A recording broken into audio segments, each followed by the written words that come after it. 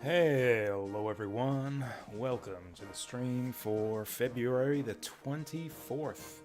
It is a Friday today, and we're doing the complete opposite of what the original plan was for today's stream.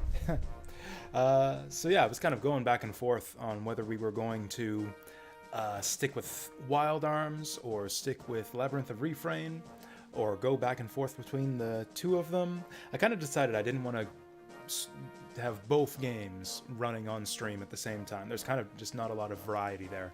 Having two JRPGs and, you know, on the schedule, playing at them at the same time.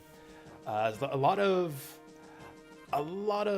kind of repetitive random battles in both of these games, where you're just kind of holding X to auto attack over and over and over again. And I don't think I want two of those types of games running on the schedule at the same time. So originally I had said, oh, let's do Labyrinth of Refrain because it's newer and people seem more interested in that one, and I'm kind of trying to break away from just replaying all my old favorite games, try new things and stuff. So just on a lark, I thought we'd play just one last session of Wild Arms to kind of like say, you know, see you next time, so long, farewell, as we stuff it into the closet until we're done with Labyrinth of Refrain. Okay, are we back on? Are we back online now? This is gonna be a problem, isn't it? I noticed that the stream went offline right before, during kind of the pre-stream section. The kind of wait for stream to begin screen. I went offline for a bit there. Oh yeah, our bitrate is crap. Oh, this is a problem. I'm having internet problems. Yeah, we've disconnected twice already in the last 10 minutes. Damn, I'm gonna have to keep an eye on that. It says the quality's good right now. It's weird, the line on Twitch is red, like, hey, you're having stream issues, but if I hover over the bitrate, it's going at 3,000 kilobits, which is normal. And I just know that it's gonna happen. It's gonna go offline and I'm not gonna notice it. Okay, I'll have to make sure I keep an eye on that. It seems to be only Twitch that's going down. YouTube's having no issue, so if you guys wanna watch the stream uninterrupted, you could maybe try YouTube. The link to my YouTube channel's down in the info boxes below the stream on Twitch. But I don't know, if we're lucky, maybe that just won't happen again. Maybe the internet just won't crap out for the rest of the day, and we'll have just a nice, casual, normal, solid stream for once in our lives. Maybe we could switch over to Death Stranding now that the internet's crapping out. It's like, hey, the game's stuttering, but no one will know the difference because you can't even see the stream, because we're cutting offline half the time. Port Timney. Oh, that's right, we were going into that tri-pillar dungeon.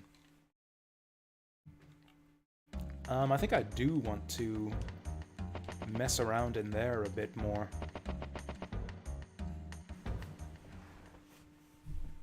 So I think what's going on at this part of the story, I think there's a couple plot beats we're gonna have to go through here. One of them is we're gonna have another encounter with one of the demons, one of the Quarter Knights. Why is the game so loud? Why is the game running so noisily? We'll turn that down just a little bit. There we go. There we go. Now I gotta find that dungeon.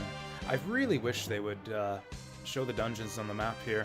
You know what? I wonder if I can find an image of like a better map for this game with all of the locations marked. That wouldn't be cheating, would it? Because if this game were sensible, it would just give me the map in the first place. In-depth guides, Force Prison game script room list. There are no maps on game FAQs. What about Google? Wild Arms map. That is way too tiny to be useful. This one's got numbers all over it. Oh well, I guess we'll just have to make do. I can't find a useful map. But we'll just have to play, you know, with our wits and our natural sense of navigation, the way God intended. Sail by the light of the new moon. That's how they do it, right? According to the sailor quiz from earlier in the game. Let's just... I might just have Cecilia block here, since those crabs can do a lot of damage to her.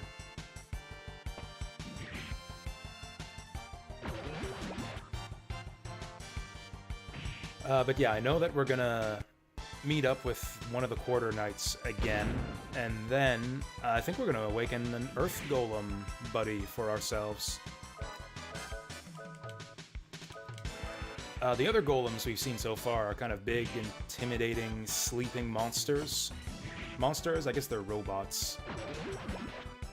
But, yeah, we're about to meet a friendly golem, which is gonna be a good time.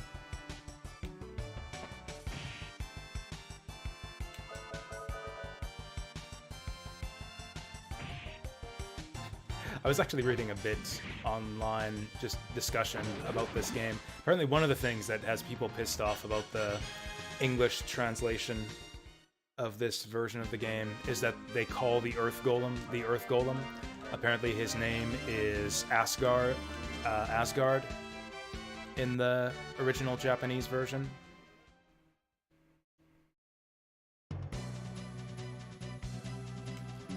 There are 3 roads, cooperation, blah blah blah.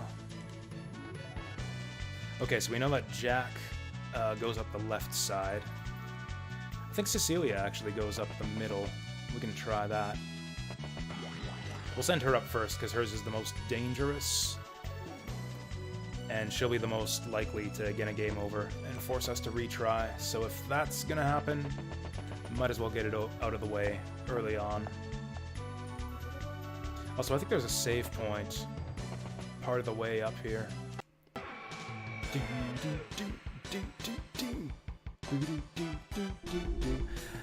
I am kind of getting a little bit sick of the battle music, to the point where I'm contemplating just playing my own music here. Okay, so he likes ice, huh? I wonder if that means that he hates fire.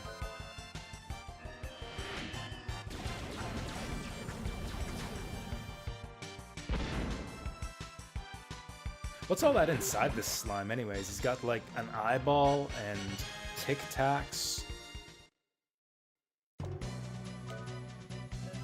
He actually does remind me of like a gelatinous cube from D&D. Do I not? Oh, there's the antidote.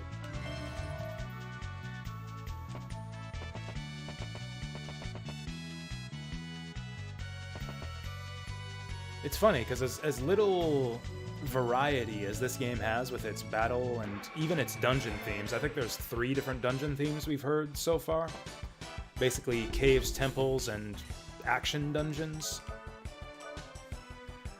They're all fine. I like all the dungeon music. It's just there's only the three dungeon songs, and there's a lot of dungeons in this game. I know that a lot of the late game dungeons actually have unique music.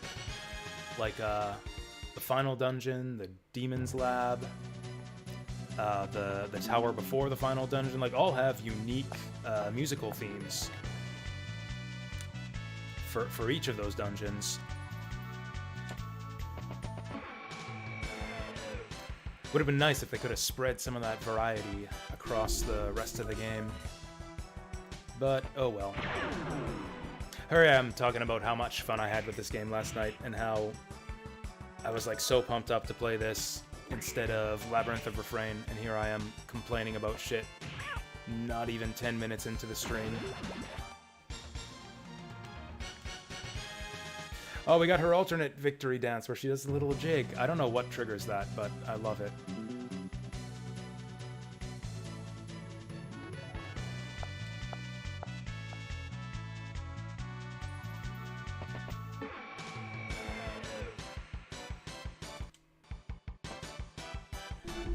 Maybe I could have gotten away with doing some more sailing and exploring.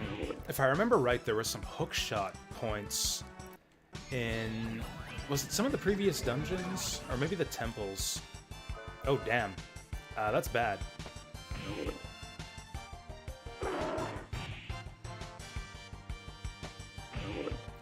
Okay, we're gonna have to heal Cecilia after that. I don't know, I just vaguely remember that we saw some hook... I think it was in some of the previous dungeons. That would actually be kind of terrible if I had to go back and re-explore old dungeons looking for a hookshot treasure. So I think we'll wait here for the rest of the team. And yeah, let's send Jack up next.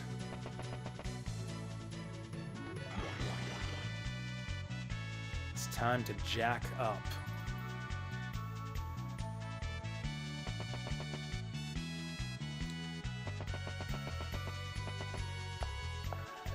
So I guess maybe one idea I have, maybe we could keep Labyrinth of Refrain and Wild Arms going at the same time. And maybe I could just switch back and forth between them while I play something else. So it's like we'll have Wild Arms, Refrain on one track, and then like Resident Evil or Dark Souls on the other. It's like once I get tired of Wild Arms, we switch back to Refrain. Once I get tired of Refrain, we switch back to Wild Arms and go back and forth like that. Because both games kind of have their strengths. I like the kind of complicated party management and the whole coven system in Labyrinth of Refrain. I'm also digging the story and just the fact that it's like a new game to me. A new, fresh experience. Whereas this game's kind of old and familiar. You have basically zero options in terms of party setup and customization. The battles themselves are... The battles are a little bit slower paced than Labyrinth of Refrain, but the game itself has a more brisk pace to it, I think. Like, the story moves a lot faster in Wild Arms. Like, what, we played for 3 hours yesterday? We cleared 3 dungeons and got a boat and met Calamity Jane. To be honest, if I had started a couple hours early today, like I intended to, instead we started about half an hour early, if we could have just squeezed in a few more hours in today's stream, I think there's a decent chance we could have gotten to the photosphere and defeated Mother today. Like, we could maybe make that much progress.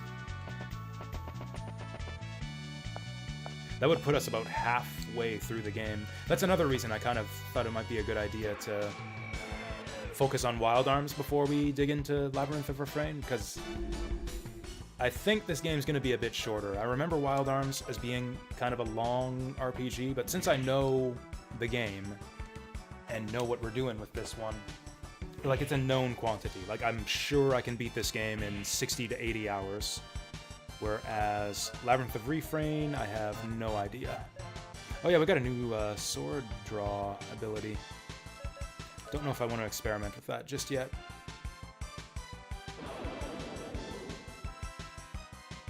Dang, Jack's the one giving us problems here.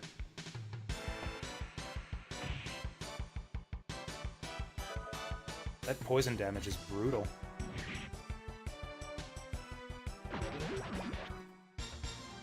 Oh, also, it looks like my laundry is ready.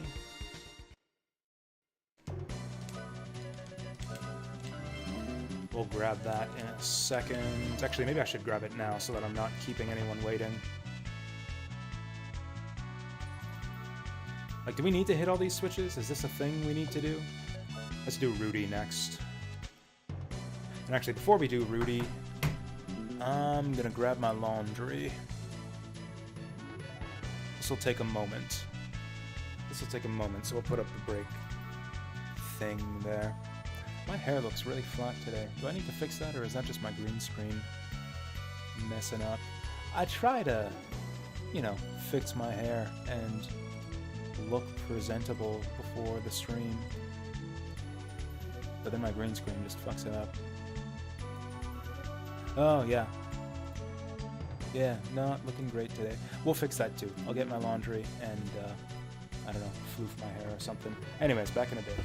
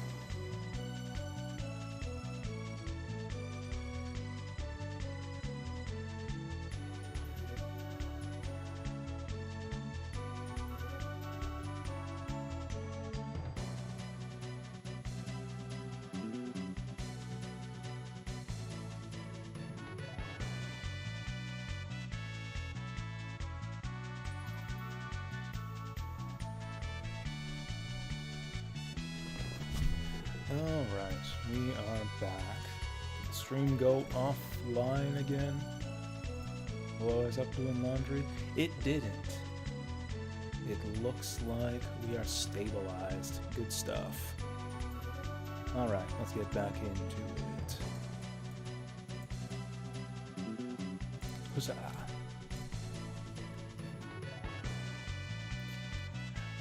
Hey there, Saturn Meteor. How's it going? Is that Pocky and Rocky thing out now? I think I'd heard about that one before. This is just a remake of the first game, or is it a new Pocky and Rocky game? Because I could get behind that in a big way.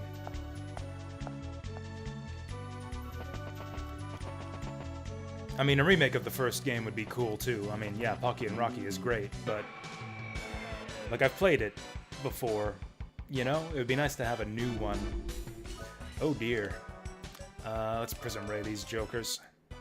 This might not even kill them. Oh, come on. First it's the internet, now it's RetroArch. This actually happens from time to time. Yeah, I knew that would recover itself. Oh yeah, that did not get him. I should have upgraded our laser ray cannon one more level. I'm gonna use another bullet. Save us a turn on these guys. Oh, come on. 90% and you do me like that? Might as well have just physical attacked. These slimes are the worst.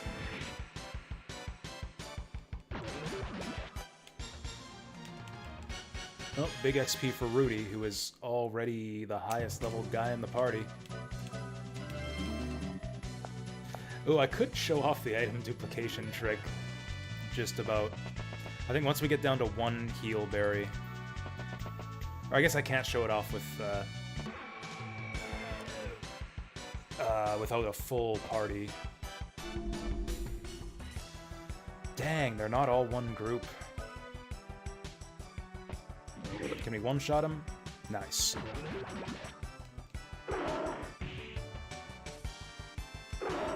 Actually, I am a little bit curious about this Pocky and Rocky thing. Like, if this were reasonably priced, I might go for it. If they're... Ugh. $40 for this shit? Yeah, I don't know. I don't know about that. This was a SNES game, wasn't it? Oh, it is? It does look rather nice, though. It's all, like, widescreen. Fancy graphics. Oh, it's a completely new game. It's a completely new game. A sequel to Pocky and Rocky. Well, that changes things. Yeah, in that case, I mean, I'll wishlist it. I'll wishlist it at the very least. I don't know if I'll jump on it right away. That's bold of them to charge $40 for a, like, top-down shooter in this style. Not saying that it's not worth it for a brand new game, but I just know that people are gonna complain about it. Pocky and Rocky Reshrined. That just came out today. 8 user reviews. Hey, nobody complaining about the price yet. Nice.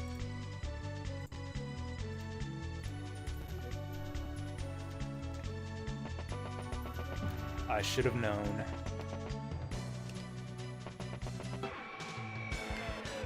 Should I just have some Rudy start running?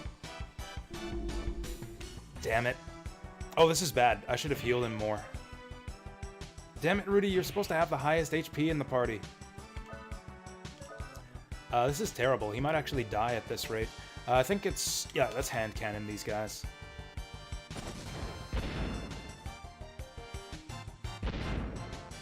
There we go. That's one down.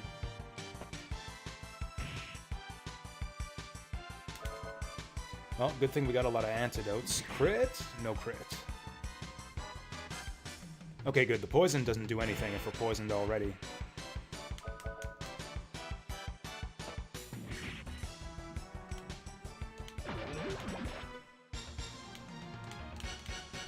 I was thinking about that that little side scene we saw in the story with the little elf girl in the village and how the village kids were all mean to her because she wanted to protect the flowers and they wanted to all ruin the flowers. That was such a dumb little side plot.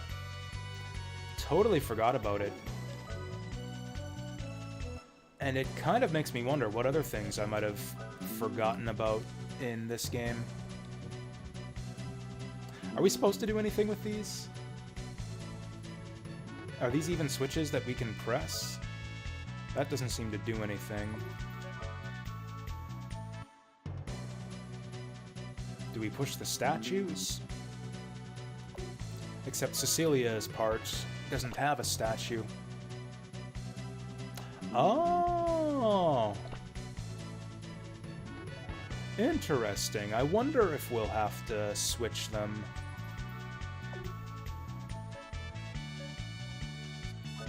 Let's have Cecilia go first, because she's the one person who doesn't have a useful tool. Oh yeah, we did go up the center already. So we kind of know what's up this way. Let's have Jack go this way. I think we saw that he had a grapple point. Yeah, right here.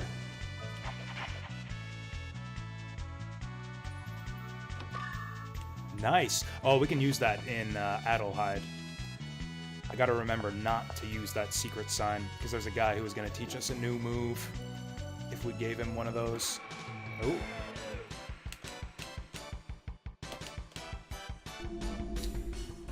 Damn! We might want to run from this one. I mean, it is Jack. He might be able to pull it off. But this is a lot of enemies. Okay, Sonic Buster should take out those two. Damn it! I was specifically hoping to kill them before this happened. We might have to run.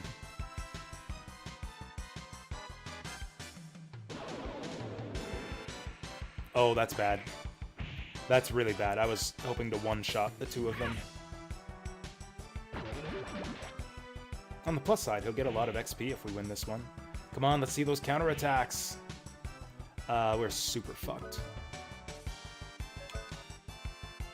If we can just kill one of them, though, we might be in a good spot. I'll actually hold off on Accelerator. Meteor Drive this guy. Hopefully this kills him in one shot. Excellent. Okay, we might get brought down to, like, less than 100 hit points. This is a little bit risky, but I think I'll Meteor Drive again. Cool, we managed to do that before we got poisoned.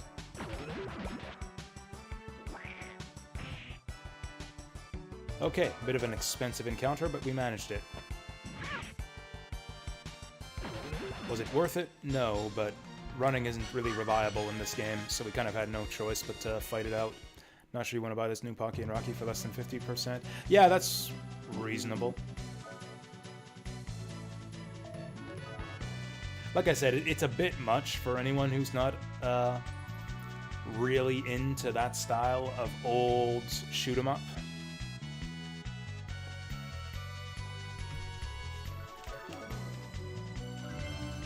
Kind of a niche sort of game, and like I'm exactly in that niche. That's the exact kind of game that I'm interested in.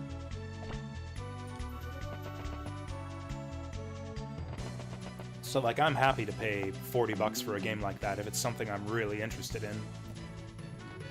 The only issue really is I don't really buy games anymore unless I'm going to play them right away. Like I don't stockpile games like I used to. Jesus.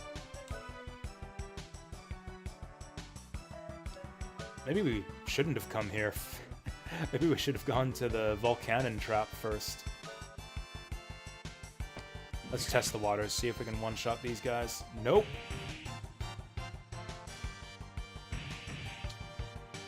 Oh, this is pretty brutal. I think we were meant to go to Volcanon trap first. Oh, they outspeed me too. They outspeed our boy Jack. Or at least they have a chance to.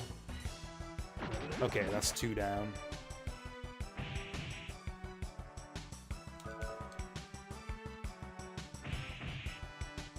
Shoop. It's a cool little monster design. It's like a spider centaur. Oh, big XP for Jack again. Zooming ahead in levels. Did we get down here yet? There we go. Actually, Handpan can hit that to save us some steps. Can he go up ledges? No.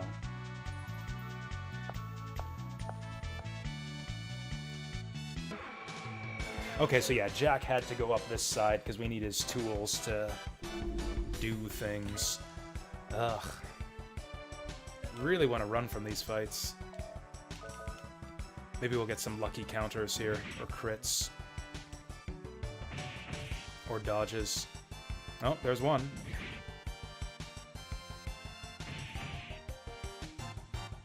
The next round maybe kills us. Okay, not anymore.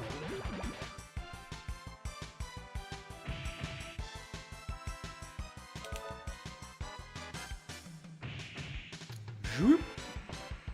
Denied. Yeah, the enemies on these upper floors are quite tough.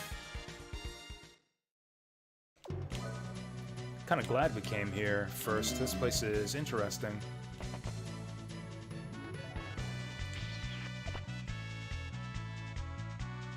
Oh yeah, also going back to that scene with the little elf girl in town. I'm not sure if that scene was a total waste of time, actually. I think that we might interact more with her later in the game.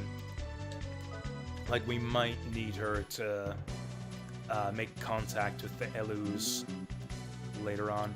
Which way? Damn it. Oh, okay, we haven't been through this one yet.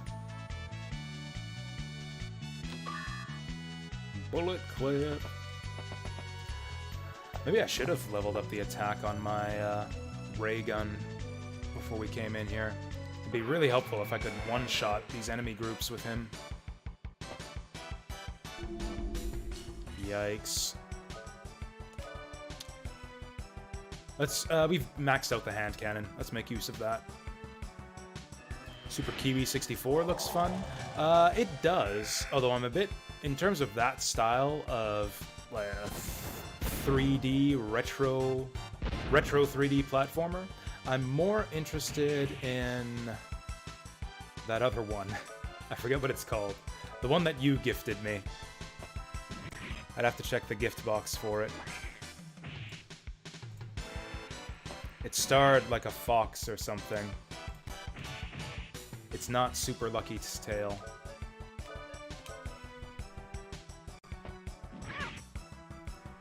I want to say that it started with an L. Looking for it on the spreadsheet here. Lunistis. Yeah, Lunistis looked really good. You think it might be better than Lunistis? Cool. I don't know, it doesn't look better than Lunistis to me, just in terms of the visuals. I like the visual style of Lunistis a lot more. Although, again, I haven't played more than a few minutes of Lunistis. I am out of heal berries. We might have to start buying heal berries in town. They're not very useful in battle. 200 healing doesn't do much for us at this stage in the game. That's less than some of the monsters do to us with one hit. But it is... heal berries are very cost-effective for out-of-battle healing. You motherfuckers.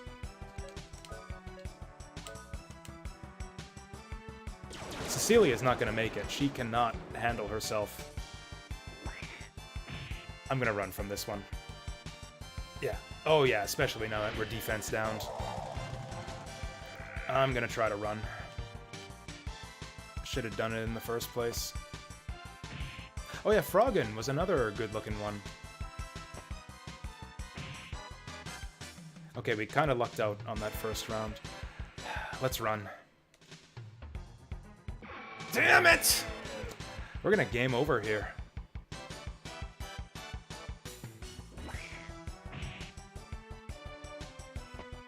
Oh, that counter might... Oh no, he was the one who dodged the ray gun. That... God, does defense down stack? If def down stacks, we're screwed. Oh, fuck. We're actually gonna die. Unless the next run succeeds, we're dead. Yeah, I can't guarantee that Rudy will get the potion berry off.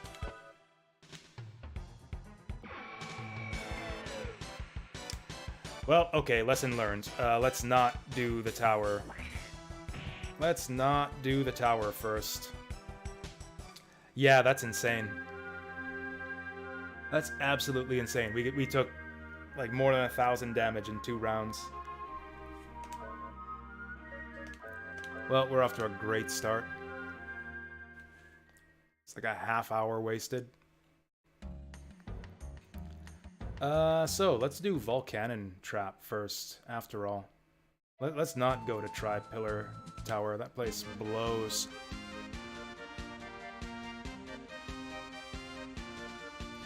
Ah! We got good stuff in the tower, too. We got that secret note or whatever. I was gonna use that in Adelheid to get a new fast draw. Shit, that sucked. Can we actually do anything in here? No. Also, I think that's our first game over in this game. These fucking guys. Demon's Turf? I don't think I actually know that one. Don't think I know Demon Turf. Is that like a golf game with demons? Oh yeah, I think I remember you showed me this one before. I don't think it looks very good, yeah.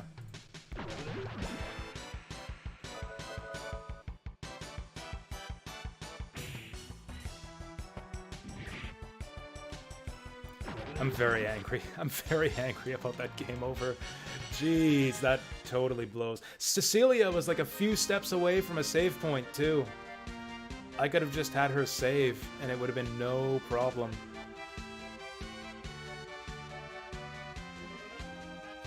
Maybe we do go wandering and backtracking a little bit. So I think there were hookshot points in the Elu temples, the teleport pyramids. I think we had easy access to one of those.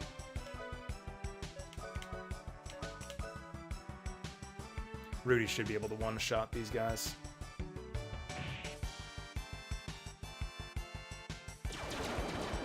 Provided he hits all of them. There we go.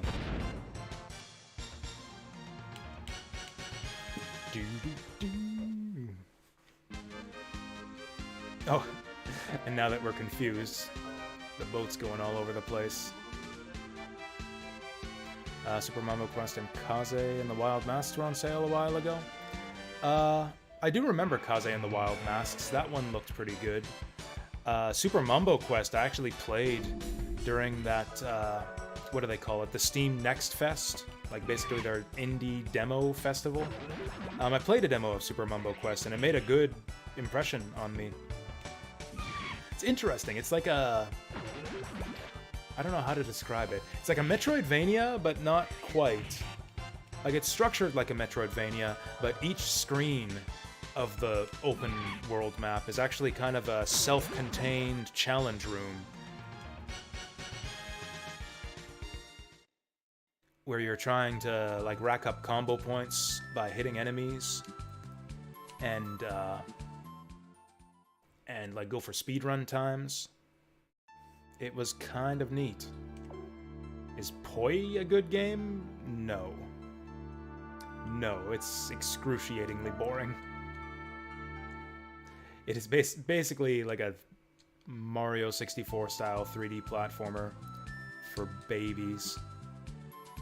I don't think there's anything else for us to do in Saint Centaur. I don't want to get too far away from my boat.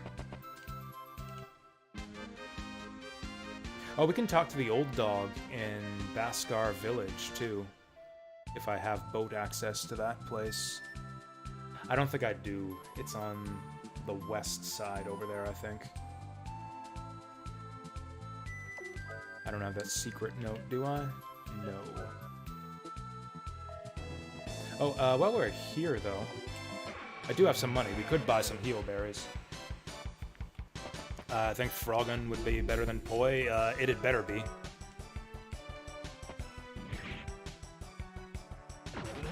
Like, it certainly looks a lot better. Like, Poi is really dull. There's basically nothing to that game. Like, it doesn't even have good aesthetics. The characters just look flat and boring. I don't know. I don't even know why I picked up that game. Did I buy that one myself? I actually can't remember. That's not in the gift box. I must have bought it on sale for like $1 or something. You get what you pay for. It's not very good. I mean, you can beat it in a few hours, so I guess there's that. I was here to buy items.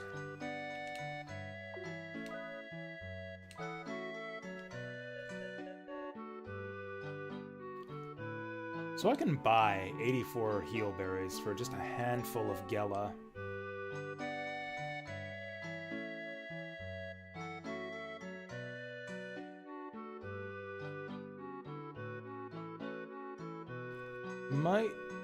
I might want to show off the item duplication trick here if I can remember how to do it. It has to do with Cecilia's mystic ability. Hey there, Zap. Froggen was pretty challenging, like in a good way, or because like the controls suck or something? I think we'll just buy all the heal berries we need. There we go, 99 heal berries. We're set for life.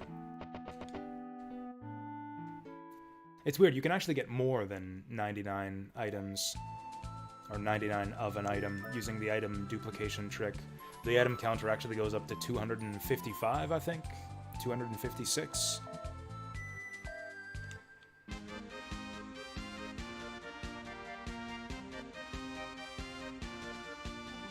Let's just do the Volcanon Trap.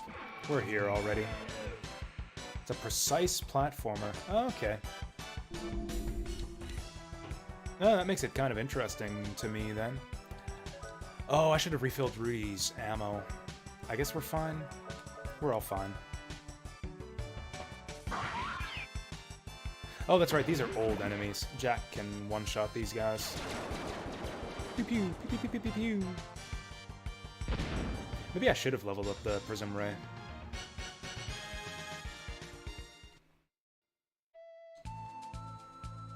Fist Forged in... How many of these games are you actually going to play, Saturn Meteor? Just out of curiosity. Seems like you have the same problem I used to have, where it's like there's just a million different games that you're interested in at any given time. I used to have the same problem.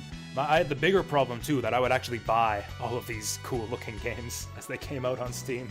I just like, oh, it's like, oh, look, a shiny new retro game, and I would just buy it and never play it. I got hundreds of games like that I just picked up on a whim. Haven't we fought these guys before? Pretty sure we fought Stangas in the past. Stangda Bangda. Yeah, this was the guy who had a mouth on his butt.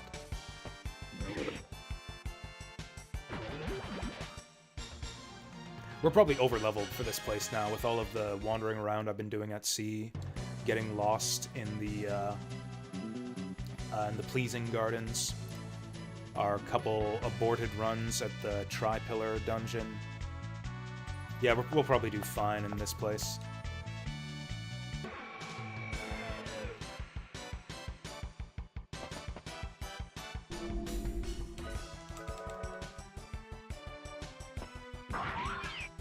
I mean, it's tough. You're always taking a chance on a new game. That's part of the reason why I kind of stuck with the familiar favorites for so many years when I started streaming.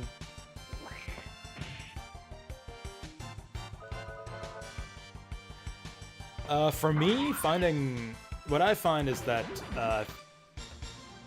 tracking games based on the developer is the best thing to do, I think, if you want to be reasonably certain that you're going to get a quality game. Like, if I play a good new game that delights me, that exceeds my expectations, I'll take note of the developer, usually follow them on Twitter, too, so I can catch wind of when their next games are coming out, and then I just jump on anything they release. Like, I follow Color Grave, I follow the guys who made Rex Rocket, Joy Masher, the guys who made Bost Baboon. The guys who made, what was their most recent one? Moon Rider, which was a bit of a disappointment, but they made Odalis too, which I really, really liked. The guy who made Astalon and Castle in the Dark. Team Cherry, guys behind Hollow Knight. Like, the main thing I look for if I'm gonna take a chance on a new game is like a proven track record of like the devs having made other quality titles that I really like.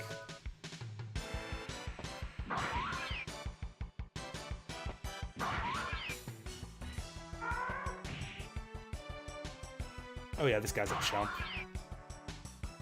Oh, she didn't even have to waste MP on the fireball.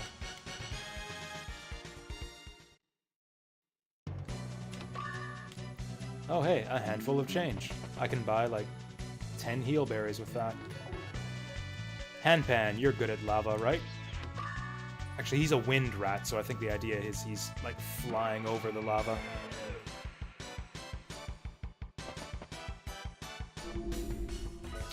Hello. Zone Maker. I can tell by the sort of, what do you call it? Whimsical stripy pattern and the umbrella on this thing that this is gonna do horrible things to me. Like, I bet you this thing has a sleep spell. Yeah, look at that. That's like a Final Fantasy Black Mage in peppermint stripes and with an umbrella. Hey, we got a new type of enemy sound. We got elephant enemies now.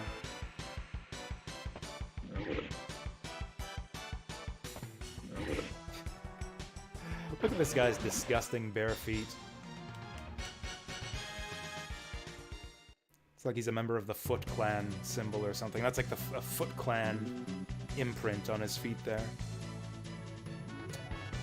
So we can hookshot that, but I think I want to get some more treasure around here first. Yo! What does that even do? Nullify silence. Does it give us stats at least? Nope. Waiting on Bushiden? I don't think I know that one.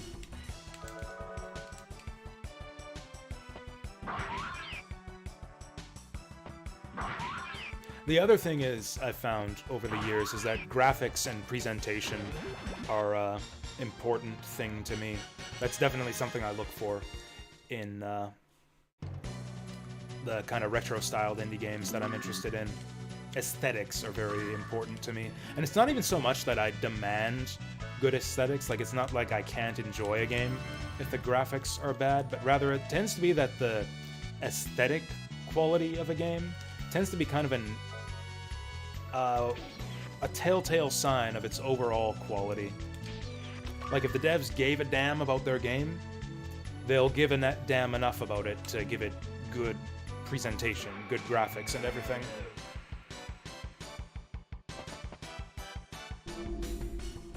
Like, bad graphics and aesthetics is kind of a sign of laziness, no matter how good the rest of the game might be.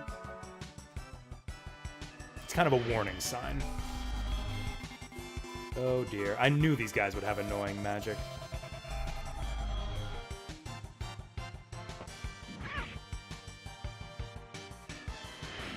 Really annoying magic. Oh, that guy healed the wrong guy. Hilarious. Good stuff. Do I have any magic that cures confusion? Oh boy. Oh boy, it's a confusion party here. Listen to that noise, though. Well, at least confused party members don't hit each other in this game. Or at least they don't very often.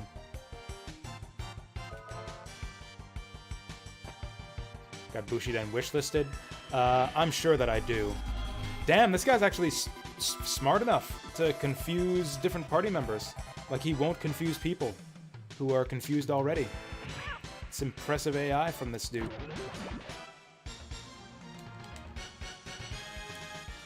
Do I gamble on this confusion going away on its own? Also, if I remember right, this lava hurts you a lot. Okay, apparently I don't remember right. Rudy's the only one confused. I think I can get away with that.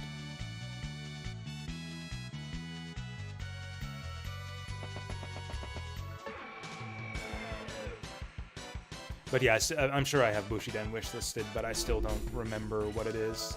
Getting a lot of preemptive strikes here. I wonder if there's a stat that influences that, or if it's just totally random. Oh, this baboon guy's got a snake for a tail. That's cool.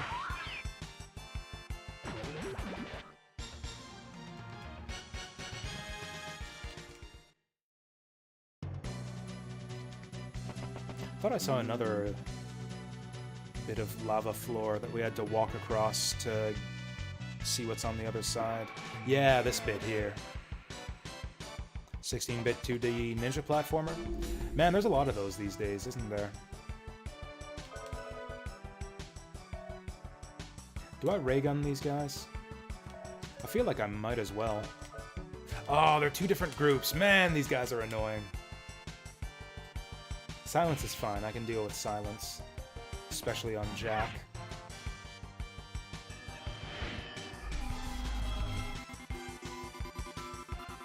God, they're speedy, too.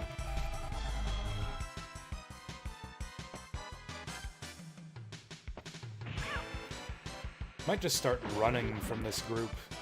These guys are really annoying. Oh, there she goes. 666. Her crits are doing the same damage as her non-crits to those things. Do we have anti-silence? Violet Rose. Won't bother using it on Jack. Oh, cool. That's just a little shortcut here. Yeah, Jack doesn't really need to use magic. Shoop, shoop. Oh, I see what's going on here. Oh, that's an arms chest. Must be able to synchronize with a... Yeah, I can synchronize with arms. Rocket launcher! Nice. It's probably not going to be very good at the start. Like, we're going to have to take it to the armsmith and get it upgraded. You know, I vaguely remember the rocket launcher being crazy good. Like, I think it might be the best arm in the game.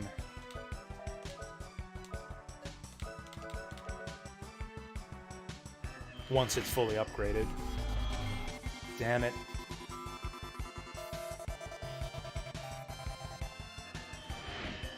Oh, hey, they missed. We can handle Cecilia getting confused. Don't think Cyber Shadow's worth getting. I heard that one was really good, actually. I think I had Cyber Shadow on my hit list.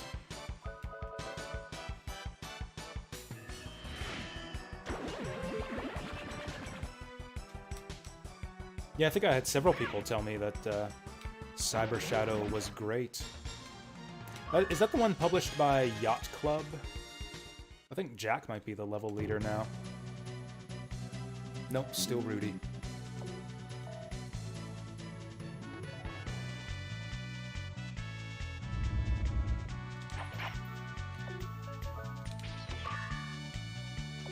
Oh yeah, I gotta be using that lucky card on boss fights. Forgot about that.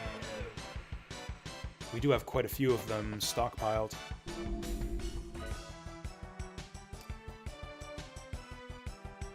These guys can inflict some kind of status effect, but I forget which one. Oh, Jack is silenced. I would have actually liked to Sonic Wave these guys. .mu released the first Metal Slug on Steam. That's been up there for a while, hasn't it?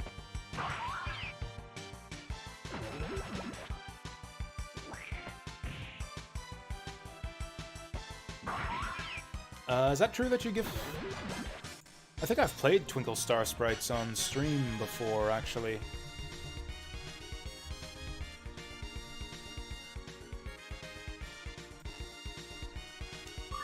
I do like that game quite a bit. I gotta grind up Cecilia a bit in that tower. She's behind everyone else.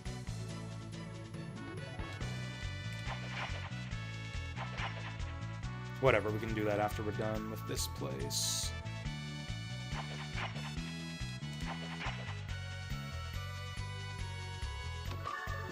Nice. Actually, that's not so nice. That's really not so nice anymore. There are no good spells left to learn on crest graphs. The only thing about Twinkle Star Sprites is that if you're playing the single player story, the last couple fights are just impossible. I mean, obviously they're not impossible, but it's pretty much down to luck. You're basically just stuck shooting and dodging forever until the AI decides that it randomly wants to let you win. Like, they're just so good at dodging, you're just totally at the AI's mercy as to whether they want to let themselves get hit or not. Becomes pretty random.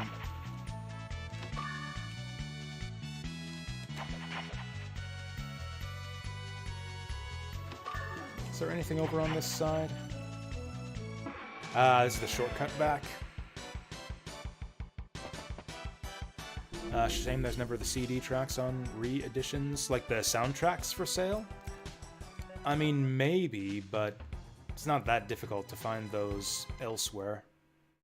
YouTube, KH Insider, you know, places you go for that kind of thing.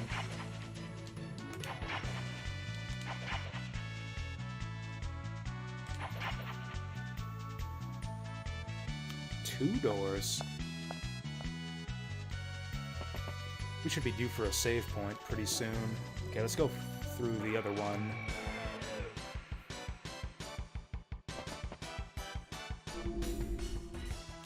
Man, screw this group. Hand cannon this one and go for the baboon. The Neo Geo CD game tracks should always be available for all games that released on it. The Neo Geo CD game tracks. Like the Neo Geo CD versions had different music? Maybe. I guess I don't know the difference, so it's never really been a factor for me when looking at those games.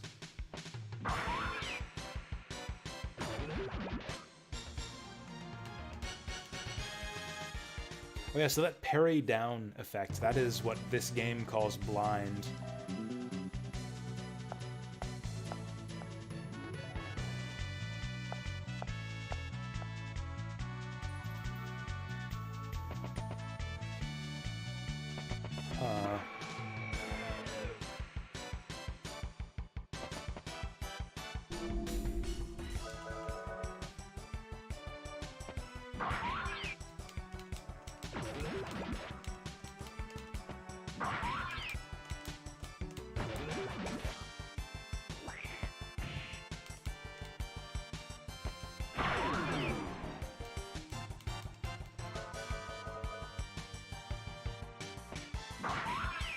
King of Fighters is one of those games where there's like a million different versions of all the different songs from that game, yeah?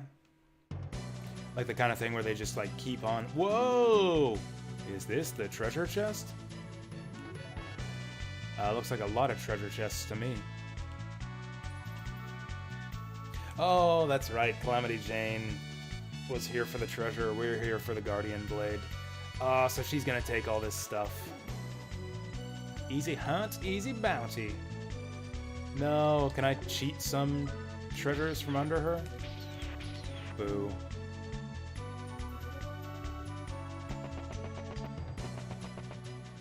Actually, you know what's a CD arranged track that I discovered fairly recently that's really cool? Is Final Fight CD. Like, it's not perfect, and I wouldn't say that every track in that version of the game is an improvement or anything. But there are some really interesting choices with the arrangements. Are you kidding me? Just none of the enemies are grouped together here. This stinks.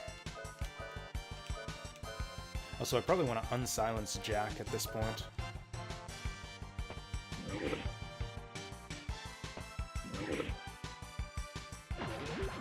Like, some of the songs on Final Fight CD are like pretty much completely rearranged from the originals. Like, they're just done in completely different styles and sound totally different from the originals.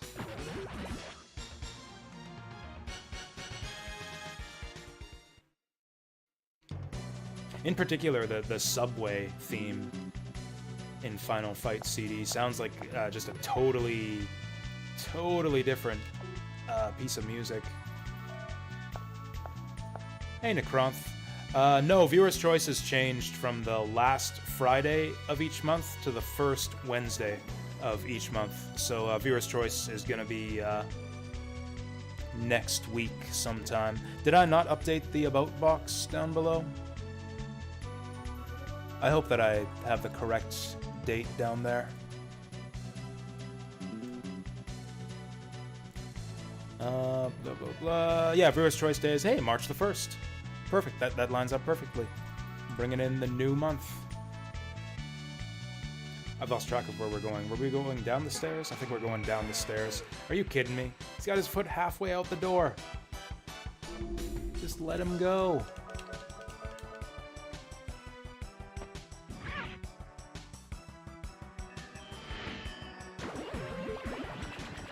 Oh yeah, Samurai Showdown's got great music too. I actually have the soundtracks for a few of those games on my computer.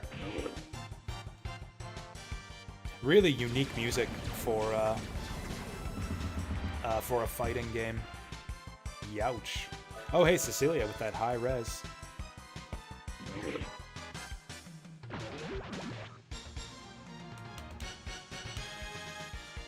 I think it's about time to heal Jack's status effects. Yeah, I got lots of violet roses. What's the one that heals? Cures Flash. Might as well. Not that Flash hurts us that much, but I might as well. We must have a boss fight coming up.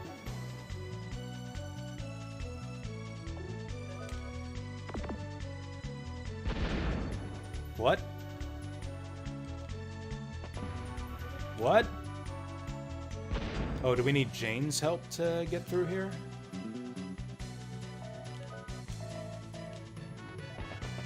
Because if so, that kind of blows. She's got that big bomb of hers. Do I think I'll do any more Japanese roguelikes this year? I don't have any scheduled. Kind of my go-tos for that style of game are Azure Dreams and Shiren the Wanderer is a series I really like too. I actually had my eye on the Shiren game on Nintendo 64. I think it was Shiren 3 or 4? No, I think it was Shiren 3. I could also just go back and play Shiren and the extremely long title. What was it called? Tower of... Dice of Fate and Tower of Fortune? Something like that. Because that game had literally hundreds of new side dungeons. And, like, just extra content to explore in the post-game. We beat the main game of Tower of Fortune and Dice and Fate, but I didn't clear any of the extra dungeons.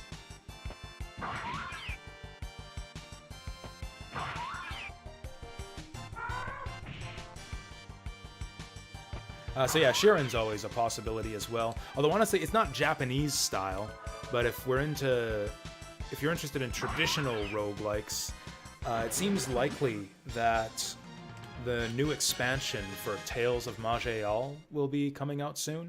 I will... Oh, fuck, he's confused. Oh, Jesus. Oh, God. Well, good thing I brought my heal berries. Damn it, Rudy. Okay, Jack's driving now.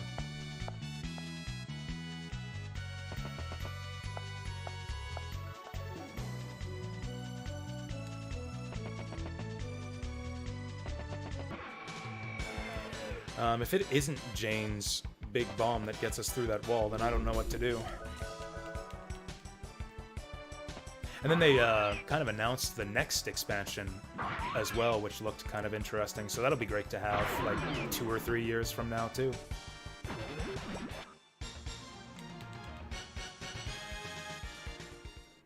Although a large portion of the new content in the upcoming expansion seems to be those class evolutions, which are cool and all, but they're kind of hard to unlock and make use of.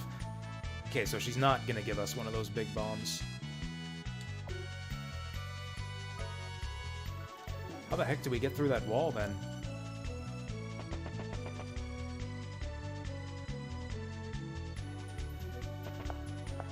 Maybe more bombs? Oh, yeah. You're a Tome fan. Yeah, they've updated the Necromancer a couple times. Yeah, I remember on one of those updates, I did a Necromancer run. I didn't make it very far, as I remember. I mean, I'm still not very good at Tome, but I was even worse at it back then. To be honest, I don't even know if I've gotten any better at Tome since, like, what, 4 years ago or whenever I uploaded those videos. I don't know if I've actually gotten any better at the game. I think the early to mid game has just gotten easier through patches and such.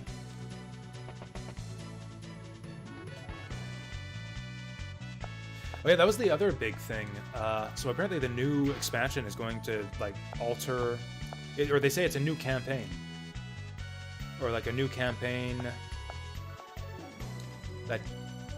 I don't know, it was weird how they described it. It sounded like they're altering the way the first half of the campaign works. Like, you'll have 2 options for where the first half of the campaign takes place.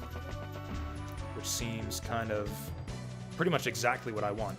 Because part of the problem I have with the game right now is just how repetitive it is to... Oh, we had to examine the wall. Scratching sound, what is it? Hey! Zed lariats through the wall. Yeah, so, like, the Orc one was totally different, where it's like a totally different continent, totally different storyline and bosses and everything. Or actually, can I find that update? Tales of Maj'Al. Shit, what's the new expansion called?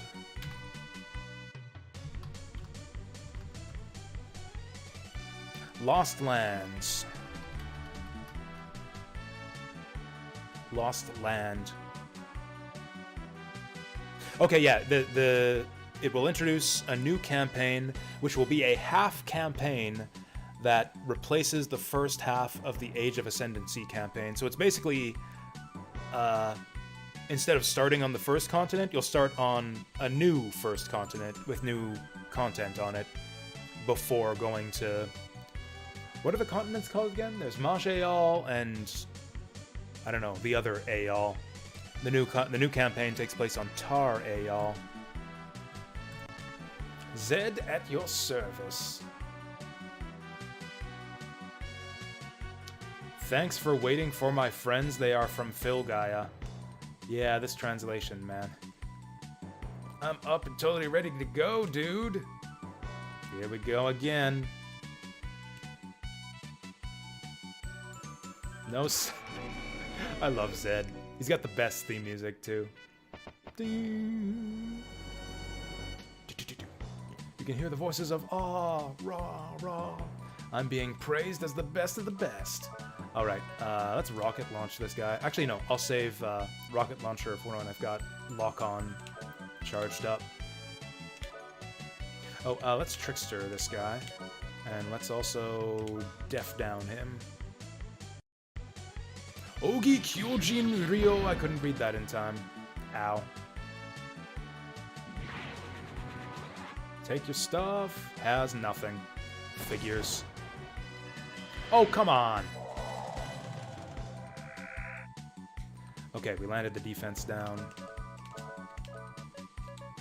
Let's try out that new skill we've got. We can put Cecilia on heal duty. Ooh, this might take a few tries. Garyu Ichimongiri.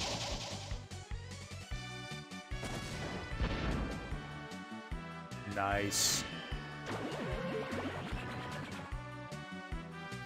What do I like about this game? I mean, mostly that I played it as a kid. It's a pretty bog standard RPG. Kind of goes down easy. I don't know. It's got kind of uneven pacing. It's definitely not quite as good as I remembered. Just coming back to... I haven't played this game since I was a little kid. I remember liking the story a lot.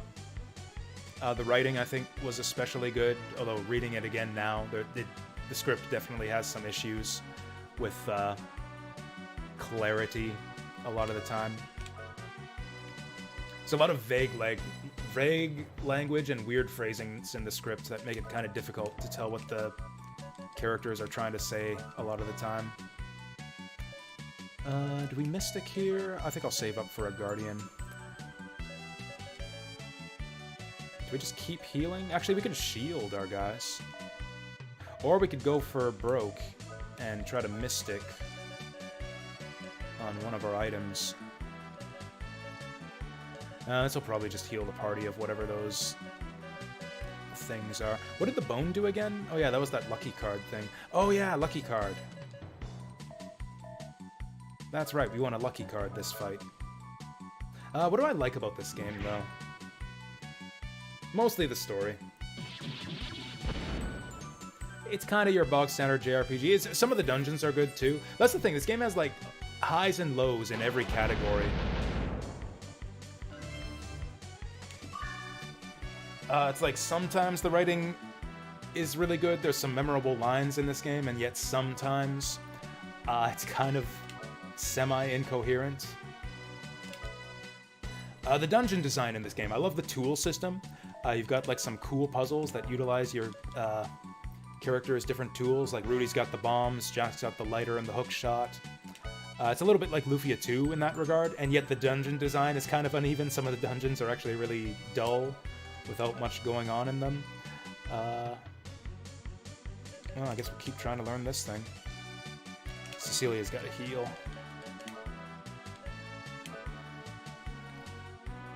The story as well is like mostly well-paced and has good like forward momentum through the story. It doesn't waste a lot of your time, except in a few places where there's some lulls and filler along the way periodically. Oh, that's worse than his hand cannon. Why am I even using that? The main thing I remember is that the game kind of gets better and better as you go along. The end game is really cool. There's all kinds of like bonuses and extra dungeons and super bosses to fight in the end game. So I remember that all being really fun.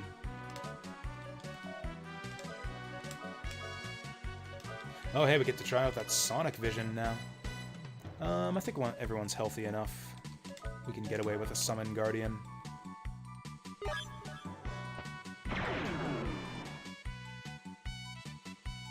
Again, though, even the endgame content is kind of uneven, because I remember some of the endgame bosses are kind of bullshit, where they're just spamming instant death attacks on you. Ragu Ragula is the worst. He's like the game's ultimate super boss. He's got insane attacks that just... You fucking kidding me? He's got insane attacks that just wipe out your entire party. I actually don't know how to fight Ragula legitimately, unless you're going to just spam sacrificial goats to re-raise your party. You just farm sacrifice goats and keep re-equipping them so that your party members just keep coming back to life when they die. Wonder if this guy's got an elemental weakness. Probably not. Let's just keep up the healing. It's kind of your bog standard JRPG of the time. It feels like a SNES RPG, like Lufia. If you like Lufia, there's a good chance you'll like this game. Although I don't think it's quite as good as Lufia 2.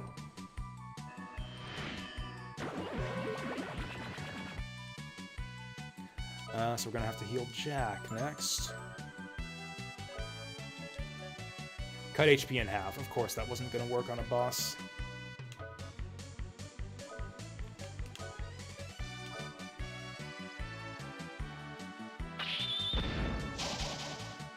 Yikes.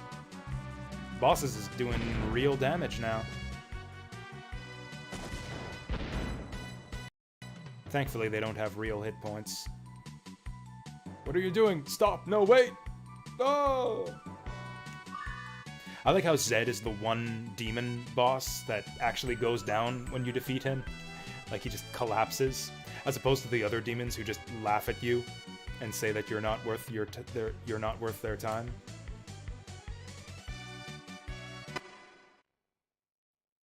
Like when we defeated Belselk for the first time, he's just like, "Go ho ho! You're like tiny little gnats. You're not even worth my time."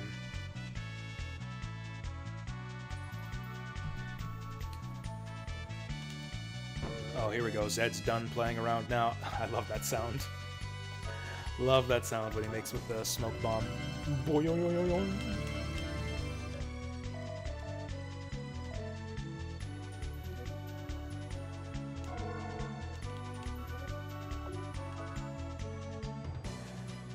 Yeah, the problem I have the same problem with modern JRPGs. The issue is they get so bogged down in just small talk and, like, I guess what people call character writing, where it's just irrelevant side scenes between the characters to show off their personalities and develop character relationships. And that's all a good thing to have in an RPG, but it shouldn't take a million words to do all that stuff. Like, I feel like the older RPGs did a great job of establishing character personalities and establishing their relationships with each other in very few words. Very, very few words. Like, there's a great scene in Final Fantasy VI. It's when you first get the party all together. It's like after the split, you get kind of like a three-way party split in the middle. You kind of regroup with all your party members in Narsh. And some of them have met new friends along the way. Like, Locke brings Celis into the group, and she meets everyone else for the first time. That kind of thing. And you get a brief scene where there's just walking up the mountain, and then, like, some of the party members who are meeting each other for the first time have a few lines of dialogue. Like, Terra has a conversation with Celis that lasts for, like, 3 or 4 dialogue boxes, and then that's it. They kind of have a bit in common, where they're both former Imperials, but they also have their differences. And, like, they do a great job just establishing the commonality and relationship between the two in, like, 3 or 4 lines of dialogue. It's great. I think Cyan has a good conversation with Celis, too, where he's very distrustful of her because she's a former Imperial. Again, like, 2 or 3 lines, and it's great. It's all it takes. Oh, fuck, we got a double header. I remembered that this boss fight was in this dungeon, but I didn't think it would be this fast. I should have recovered our MP.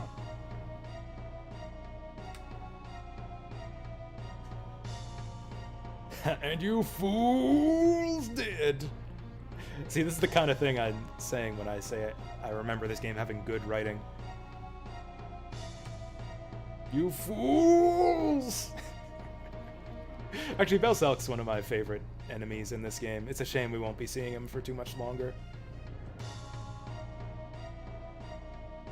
Yeah, we did hear earlier on that the Guardian Blade was lost in the ocean of sand.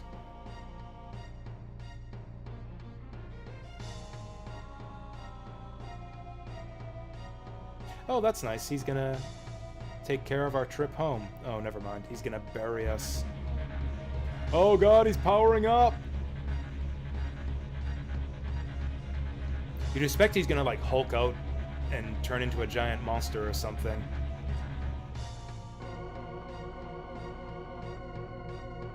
But, surprised Belselk face. My powers are being drained!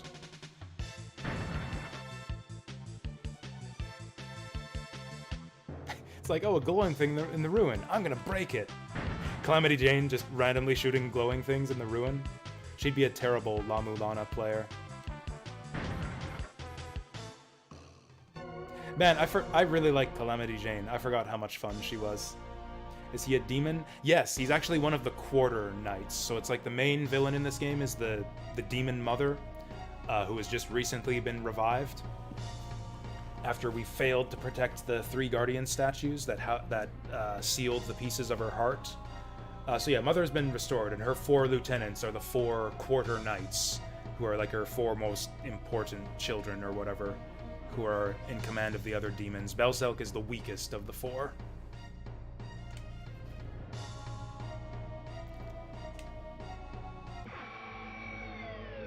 And yeah, this is pretty much the boss music for the Quarter Knights. Getting weak, but I'll never yield to a human. I love his outfit too, with the bandana. He looks like a Ninja Turtles villain. With like the purple bandana and gloves, the leather vest, ball and chain and everything. It's great. Might as well Trickster this guy. Might as well Def down as well.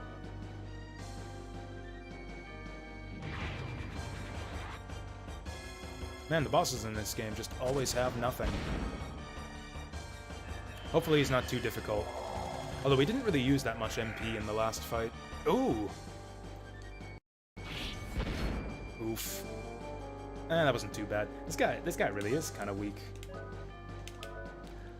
I think the defense down just kind of whiffed there. I think I'm gonna try it again. If it fails a second time, I'll assume he's immune.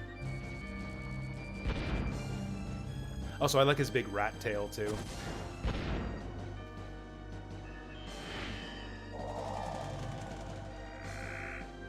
Nice. Okay. Got him defense debuffed. Belselk Breaker! Oh, yikes. Okay, we're gonna have to Potion Berry that one. I might even have to get Jack to do it. He does seem slow. I'm pretty confident that Cecilia will get the Potion Berry off first. She's been outspeeding him so far this fight. Damn it! Actually, she still might die if he hits her with that Belselk Breaker again. Now might be a good time for a Mystic.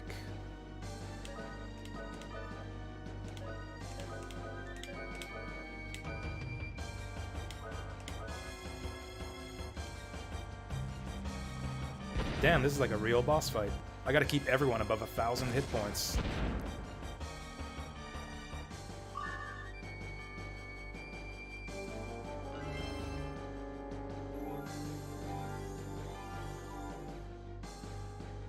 Blaster Howling. Oh shit, that's a paralysis. We can have Cecilia recover that, but that still kind of sucks. Heat Salve, I think? Yeah. Radio menu reminds you of Breath of Fire 3. We actually didn't finish Breath of Fire 3. I was kind of commenting on that earlier. It's a bit weird that I basically replaced like this fun, breezy, casual PS1 RPG with another very similar PS1 RPG that's kind of just not as good.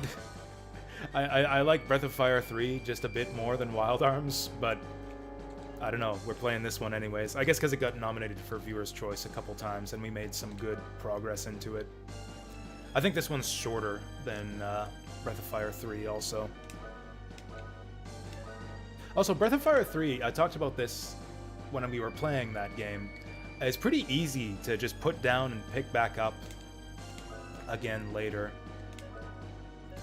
Whereas Wild Arms has a lot of forward momentum through the story, where it's like just one thing, then the next, then the next, then the next, without a lot of downtime or filler. Breath of Fire 3 is pretty much nothing but filler. There isn't much of a main story in that game. It's very episodic. the way that game is structured, which means it's really easy to just stop playing it and then come back to it later, and then you don't have the problem where it's like, oh, I forget what was going on. Who's this guy? What was going on in the story? Nothing was going on in the story. You are pretty much up to speed as soon as you the instant you get back into that game. Okay, let's try the Summon Guardian on this guy.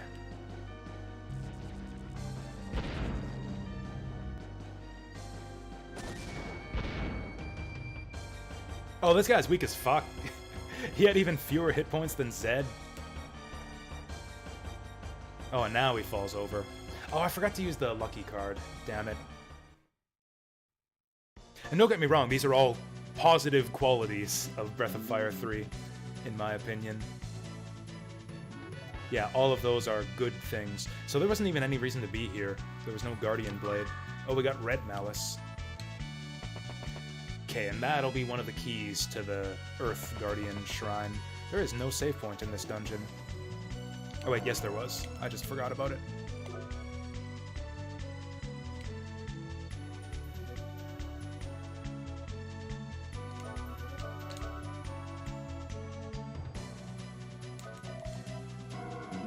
Are the Wild Arms Pro Tags just teens with guns and rocket launchers?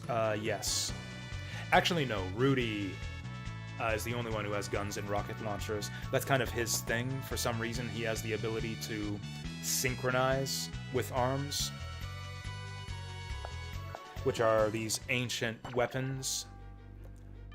Basically, the backstory to this game is there was a big war. The demons invaded the land of Filgaia, and there was a big war to dispel them.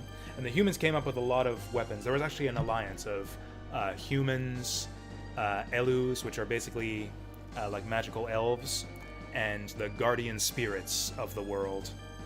They all kind of combined their forces together to fight off the demons. In the course of the battle, though, the humans came up with a bunch of weapons, powerful weapons, to fight the war for them. And in the end, the destructive power of these weapons ended up laying waste to Filgaia and ruined the land to drive off the demons.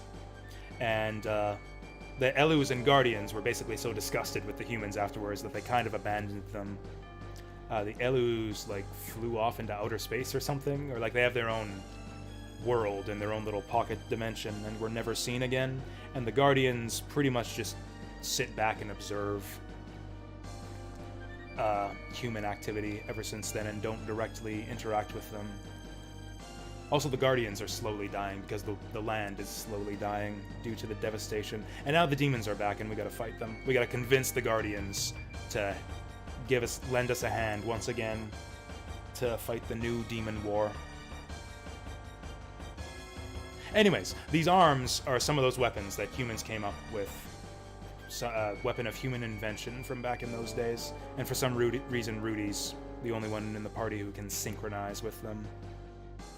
Also, Belzelk's not dead yet. I'll get you next time! Oh, an echoing voice. Talking shit about Belzelk here.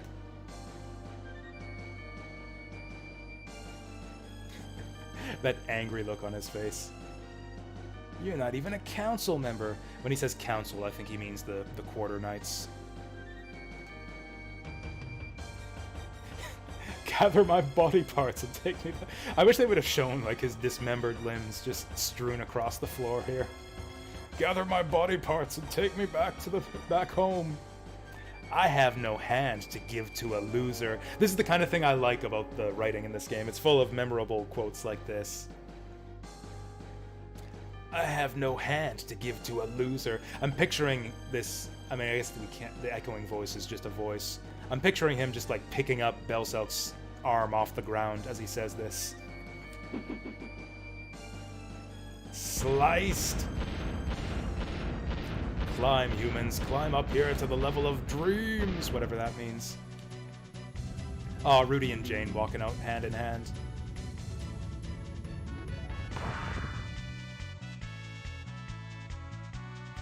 Lewd.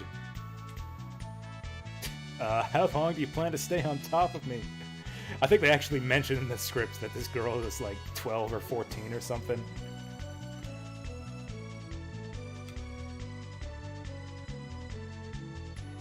Oh, Rudy actually has a spoken line here. I think it's because he was in the lead of the party. I think whoever is the party leader does this scene with her. Usually Rudy doesn't speak.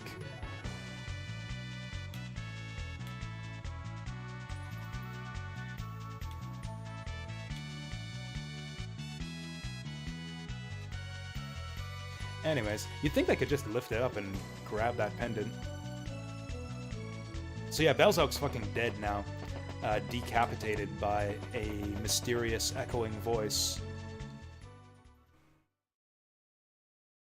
The nice thing about the story in this game is that it has a lot of lore and backstory, but it's all optional. It's all hidden away in like NPC conversations and like books on library shelves and that kind of thing.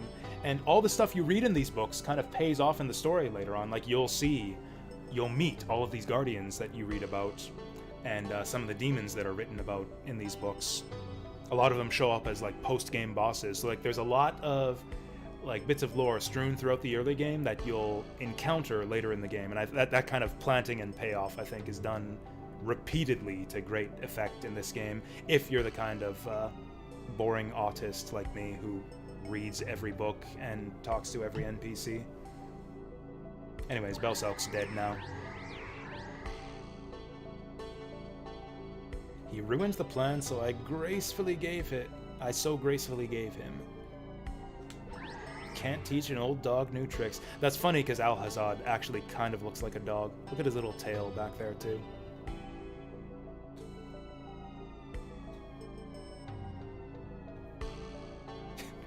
But with him gone, we can't call ourselves the Quarter Knights.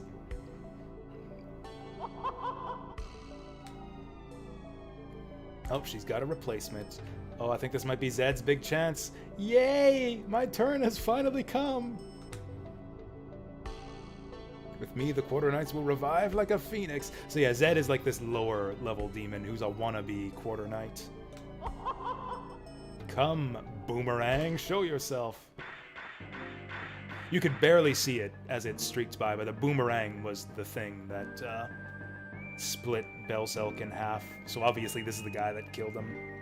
It can't be. Oh, Boomerang's got such good theme music too. Second only to Zed's. I'll actually let this play out a bit while I go make some coffee.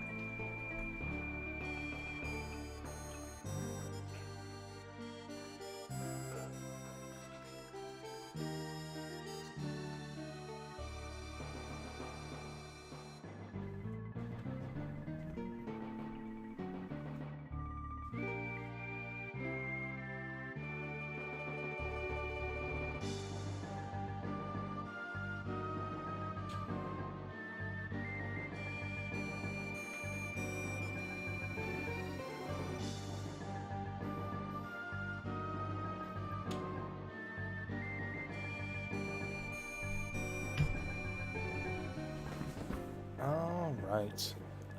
What kind of coffee?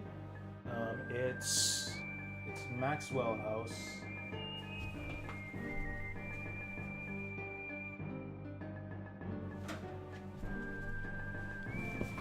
Maxwell House Dark Roast Keurig Pods. I've got that and Folgers Colombian Roast in my coffee drawers right now.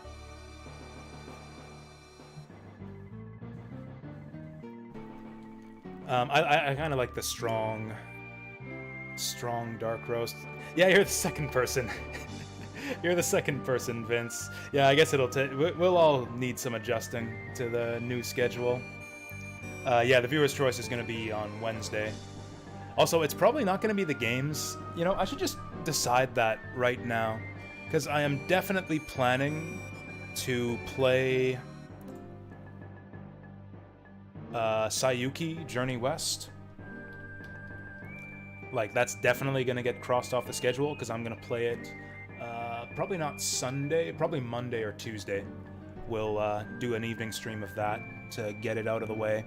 So I'm actually going to be playing some of the other stuff that we have lined up for viewer's choice. I should decide right now how we're going to rearrange the schedule. Yeah, I'm just going to move Sayuki down here on the spreadsheet as a reminder that it's basically going to get crossed off the list. Oh yeah, I have Zap down for 2 hours of East 3, but I think that might be a typo. I looked back in the redemption history, and it looks like he only redeemed 1 hour. I'll have to double check that. But for now, well, tentatively, I guess that frees up 2 hours, which means I can move 2 hours from April into March. Now, Deep Fry said he's not going to be here for March, so I'm not going to move his games. Actually, the next ones I have here are Mario and Luigi Dream Team and Game & Watch Gallery. So I guess we'll do those two. Oh no, Padoka's got one for March already. Padoka's only got 1 hour in March. Buy yourself some Fireball whiskey? Nice. Yeah, they had it on sale around here. It's dangerous stuff, right? It's so easy to just go hard on and just chug a lug. Oh, that's right. Okay, I remember now. Okay, so we'll leave that at 2 hours. In that case, we've only got 1 hour to spare. Thanks for clearing that up. I couldn't remember. I was going to go with what's on the spreadsheet, because I assumed the spreadsheet was accurate. 1, 2, 3, 4, 5, 6, 7, 8, 9, 10... Okay. Mario and Luigi Dream Team is... Yeah, or no, Padoka's only got 1 hour worth of nominations right now. So we'll actually, yeah. We'll move Padoka's Mario and Luigi Dream Team to this month. Okay, so that's the new schedule. We're going to take out Sayuki, and we're going to add Mario and Luigi Dream Team.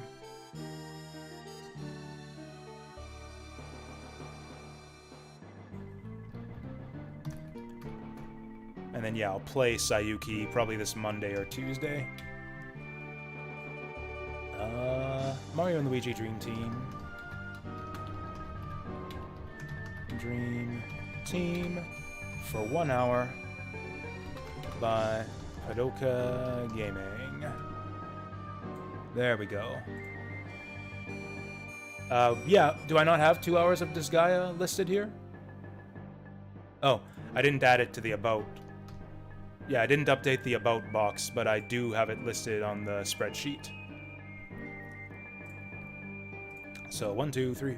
So that's 2 hours of Disgaea 6, 2 hours of Trapped, 1 hour of Otogi Myth of Demons, 3 hours of Zelda Link Between Worlds. Oh no, that's right, then that's 2 hours of East 3. So actually we don't have a spare slot here. We don't have a spare slot. I guess I'll move Mario and Luigi Dream Team back to next month. Which is fine by me.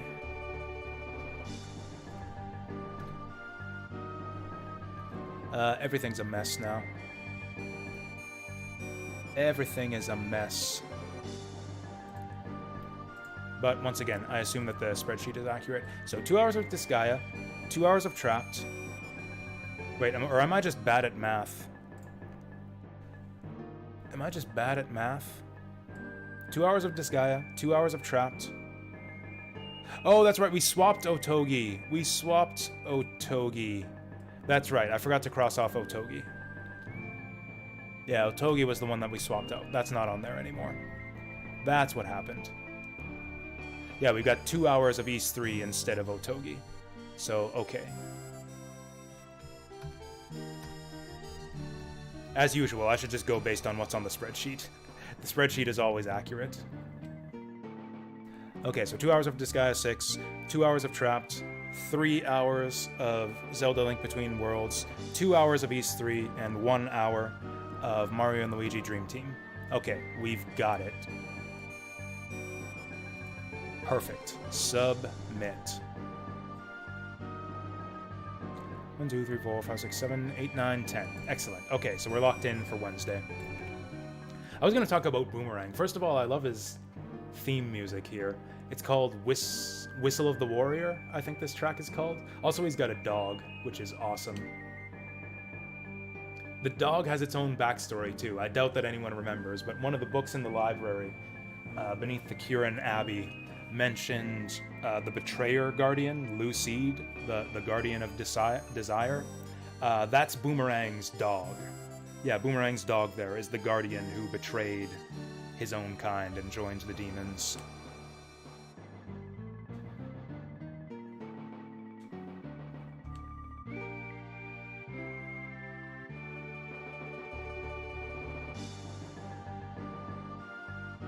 Oh, I've told Boomerang to eliminate. So yeah, Boomerang is basically a demon assassin. And that's all he really cares about. He just wants to kill people because he's looking for a good fight.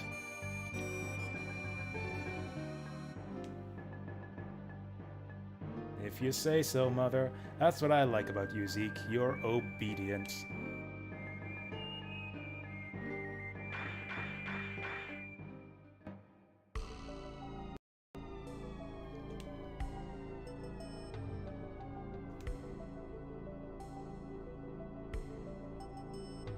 Oh, dang. Oh, they're gonna launch a major attack. That went badly for us the last time they did that. He's gonna activate the Soldatita, or whatever.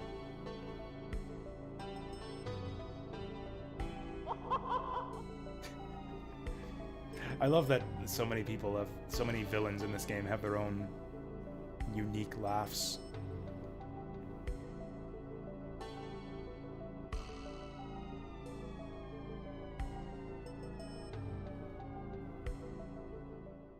And then she's promising us chaos and destruction.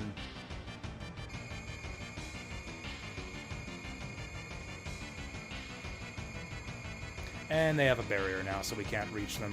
Not like we could reach them anyways, because our boat can't sail that far. Now they're double protected. Protected by the mountains, and the water, and this barrier.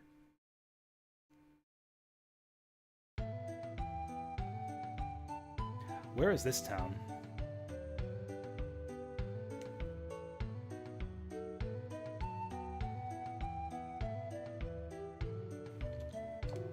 Oh, we got a lot of money now, too. Okay, let's get Rudy's ammo stocked back up. Oh, let's upgrade this rocket launcher. Or do we have another town? No, there are no other towns. Oh yeah, this is the town full of douchebags. This is the town full of douchebag racists. Also, how many crest graphs do we have to spend? Just the one.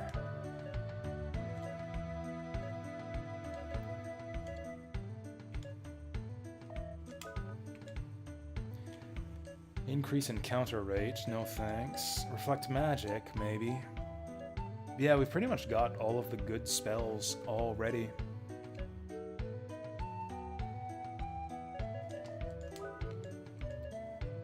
Prevent magic use group, nullify magic spell, enemy.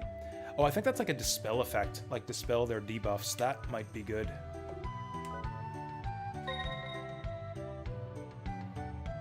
Yeah, dispel. There we go.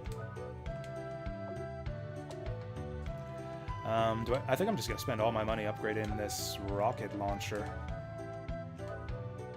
Cost me 1,000 Gela. By 25 attack! Okay, we're going to keep jacking this thing up. We're going to keep jacking that rocket launcher. Up to 80. One more and it'll be above the hand cannon. It's keep it going. Keep the rocket launcher party going. Rocket launcher! 10,000. I'll pay it for 10,000. I've already spent more money on this rocket launcher than I have on repairing our kingdom. Oh, Labyrinth of Galeria, nice. Have you played much of that one yet?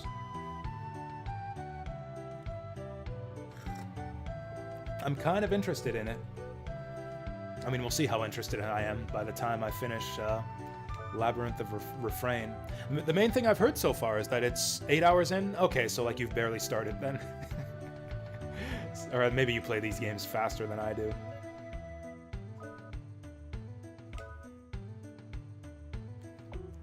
That's a lot of ATP.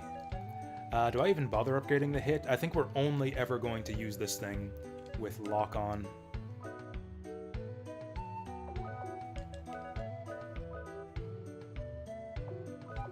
Can anything even survive this many rocket launcher bullets? Alright, I'm a poor fuck now. I guess we might use it sometimes in emergencies.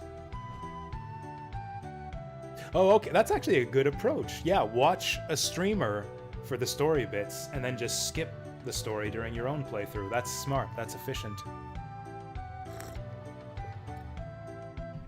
In fact, that's essentially what I'll probably end up doing with Fire Emblem Engage, because I've experienced most of the story just through half-watching Choops' streams. So I can just skip all the story scenes when I eventually play Fire Emblem Engage. 2% hit. That's not a very good deal. Oh well, and that's all my money. That's all my money. Oh, that means I don't have enough money to refill those 2 bullets I added to its clip. Oh, never mind, we're good. Oh yeah, that is true that the items are, I think the original game, the items are randomized as well in most of the treasure chests. Dang. This girl's a hardcore racist. Most of the people in town are warming up to the Elus after that last event where the little Elu girl healed the mayor.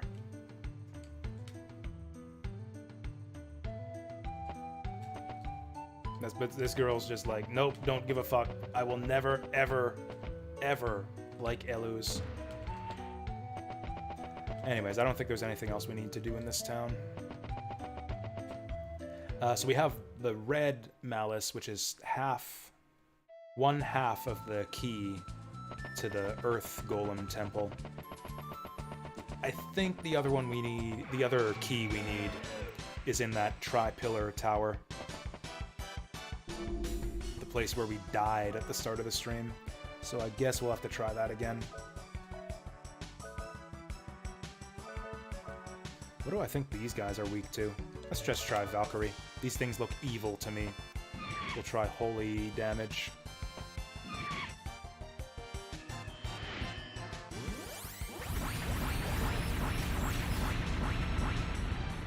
Yeah, it looks like an even split there.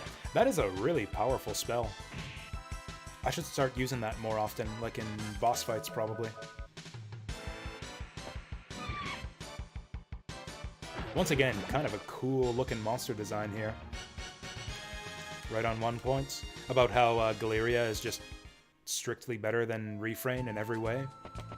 That's what people are saying about it. Oh, the random battles are still completely pointless? Yeah, that's the biggest issue I have with Labyrinth of Refrain. The random fights are just a total waste of time. Like, they're not a waste of time because you gain levels and mana like pretty efficiently for how quick they are, but there's nothing to them. You just auto battle your way through and take no damage. Madangler. Actually, we'll get Rudy to prism these guys and get these two. Actually, I think we established that fish are weak to spark. So actually, let's get these two to kill him, and she can spark these guys.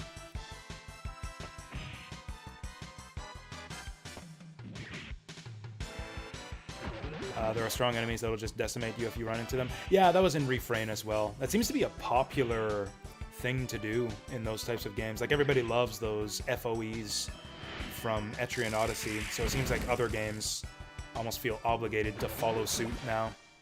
Yeah, just like Etrian Odyssey, exactly.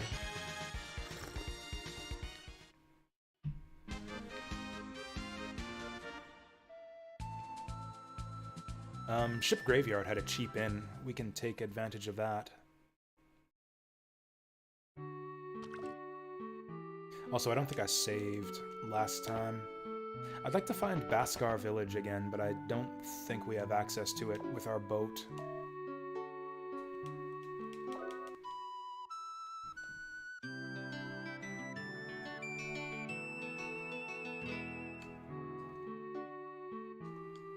But yeah, after playing this with Labyrinth of Refrain back-to-back last night, like, I kind of... Yeah, I had a better time with Wild Arms. Just feels like we're making forward progress at a much faster rate than this one. Whereas, yeah, Labyrinth of Refrain definitely moves a lot more slowly. In fact, I was just about to say the same thing. Navigating the maps and, like, going through the labyrinth outside of the random battles is probably the most interesting part of the game so far. Like, choosing where to spend your reinforcement, finding all the treasure and deciding how to kit out your party. It's like everything outside of the battles is probably the best part of that game.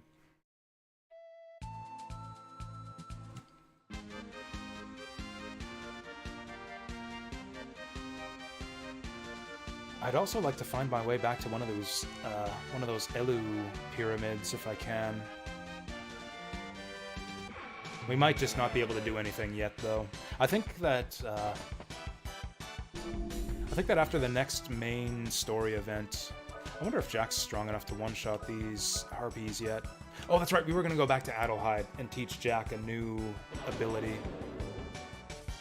Oh, he's got it. Nice. He's fast enough to outspeed them, too. Cool, we can easily win the Harpy fight now. That's a Kirin Abbey down there, I think. So yeah, this is Adelheid right here.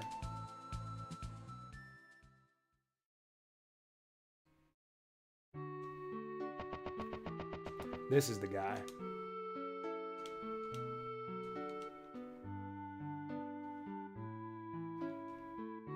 Will I spare the secret sign? This had better be worth it. These secret signs are super valuable. There is a soul in everything that exists. You can defeat an enemy by damaging its soul. Oh, this is an instant death attack. This is gonna be totally useless.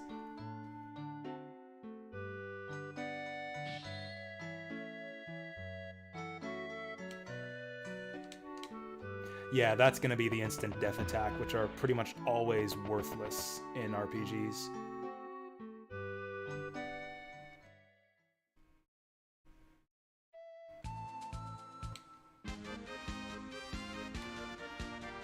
Okay, so that's the Kirin Abbey down there. Baskar, I think, is in the far west. Yeah, I think we're not going to have to get our upgraded boat before we do too much more backtracking. What's up here? Oh, this is Saint Centaur, isn't it? Oh, 12 members already, only 8 hours in. I guess if you've been skipping story scenes, that's about right. I've got, what is it? Like 12 people in my party. Actually, I guess including supporters, it's more like 15, I think. I think I got 15 in my party, 25 hours into the first game. Ah, that's Saint Centaur. Although there should be an Elu pyramid around here somewhere.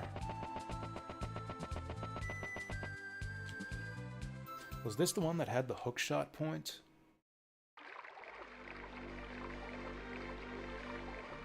There she is. I knew it. Oh, this is exciting. What do they got for me? Nice, nice. Okay. 2 crest graphs, not bad.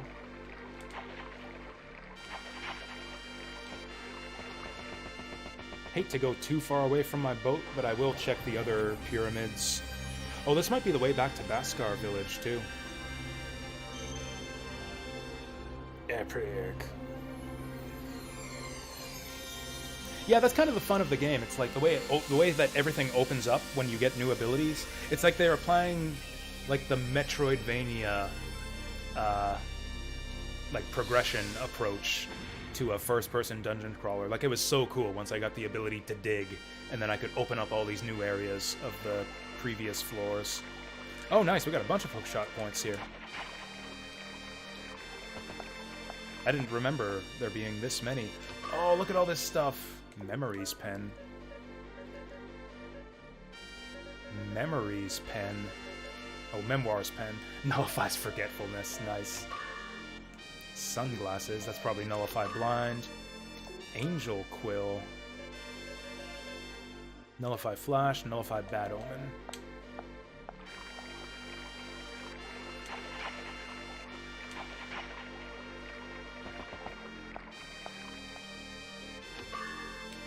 Nice. Oh shit, we got 3 crest graphs now. That's wild. Wow, we got so much good stuff out of this this backtracking excursion here. I had no idea there would be that much treasure. I thought it might be like 1 crest graph if we were lucky. Was there one in this pyramid too? Where does this pyramid even take us? Okay, no hook shot.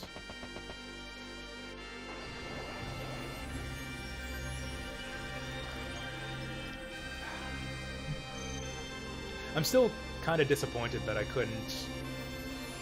Or, disappointed that Mary Skelter doesn't run on PC. The crashing issues with that game. Because from what little I played, that game showed a lot of promise. Yeah, talk about your interesting dungeon delving mechanics. Like, the way that you manage enemies on the map in that game is really interesting. You've got, like, the dungeon itself attacking you as you're navigating the dungeon. Like, not through random encounters, but, like, debuffing you and throwing damaging traps in your way. I actually saw Toya Hachijo play the final boss of Mary Skelter Nightmares, and it looked really interesting, the stuff they did. It's like part of the boss fight takes place on the dungeon map, where you're like flipping switches, solving puzzles, messing with the boss's abilities, hacking away at different parts of him. It's like a multi-part thing, where you gotta navigate the map to his different parts. It's, yeah, really cool. This is the wrong place. Although we can talk to the animals in this town now. Maybe the animals have useful stuff to tell us.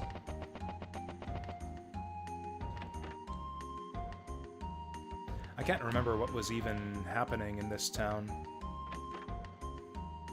Oh, apparently no pets allowed here.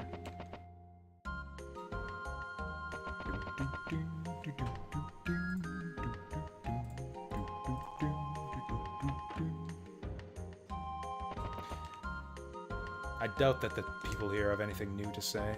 More treasure in towns. If only there was an easier way to find it. Oh, there's a dog. Maybe the dog can lead us to the treasure. We know a lot more than humans sometimes. Oh, you know what? I've totally talked to that dog before, because I remember making the same comment that I was about to make here. Where it's like, oh, well, you sure don't seem to know much more than humans, because you didn't have anything useful to tell us, you dumb dog.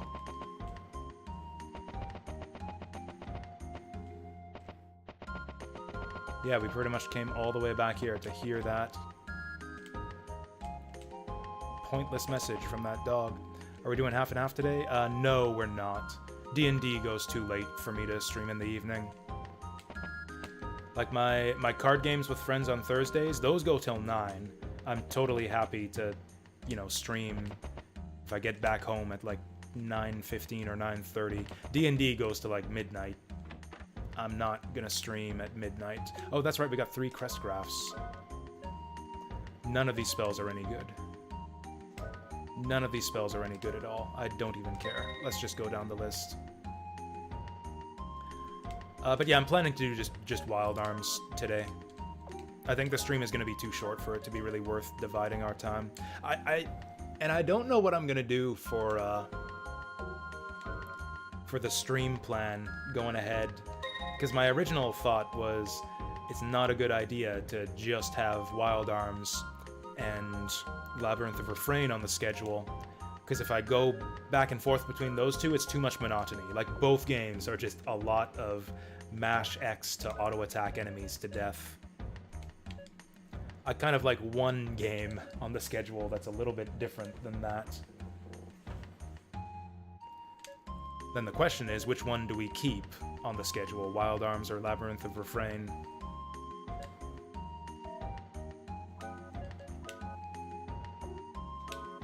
Originally, I had said we were going to put Wild Arms in storage for a while and focus exclusively on Labyrinth of Refrain, but then I went and I did the Wild Arms stream yesterday as like kind of a last send-off, play a little bit more of it before we take a break from it. And I liked it so much, I decided to play Wild Arms again today instead. And now I don't know what we're going to do. Is there a lot left to Wild Arms? I think we might be about a third of the way through the game. I know we're coming up on the halfway point relatively soon. Like, we've got the Tower Dungeon, we got the Earth Golem Dungeon, and I think we go straight from the Earth Golem to the Photosphere, and then that's the halfway point of the game. I was actually thinking we might even defeat Mother today, depending on how quickly things go. Because yeah, the first battle with Mother is pretty much the halfway point of the game. Radar! Radar is a device that looks for items in Gela around Rudy. Nice. Well, we know who we're using in town from now on. Cool. I could have had this ages ago, too. Did I miss that dog last time we were in town? Anyways, I've already scoured this town. That radar will be useful for new towns. Shadow Dragon is one under consideration. One thing I was thinking is, since I can't decide between the two of these, like, Wild Arms kind of has some spots of kind of monotony, or this game has some padding to it. There are some lulls in the story in this game where things kind of start to get a bit less interesting. So my thinking was we could just switch back and forth between Wild Arms and Labyrinth of Refrain. Or, like, how to describe this. Like, basically we have like 2 tracks on the stream here. Like, I'll do, I don't know, maybe Shadow Dragon. I have so many options here. Like, maybe an SRPG, something like a Shadow Dragon, or a Sakura Wars, or Banner of the Maid. Possibly some kind of action game, like either Dark Souls or Dark Souls 3 or Resident Evil 7. Got several options there. And then alongside whatever I choose, in the second slot on stream, I might just go back and forth between Wild Arms and Labyrinth of Refrain. Just like play Wild Arms until I get kind of tired of it, then switch to Labyrinth of Refrain and play that until I get tired of it.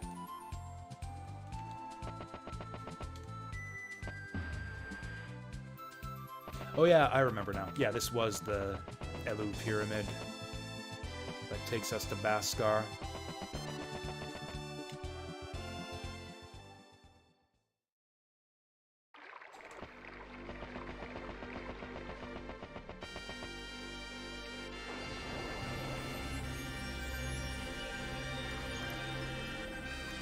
Lords of the Fallen remake this year?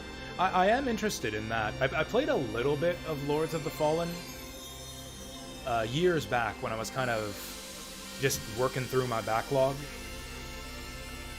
It didn't make a very strong impression on me. It seemed good, but I wasn't, like, blown away by it or anything, at least for the first couple hours or so that I played. I hear that game gets a lot better later on, though.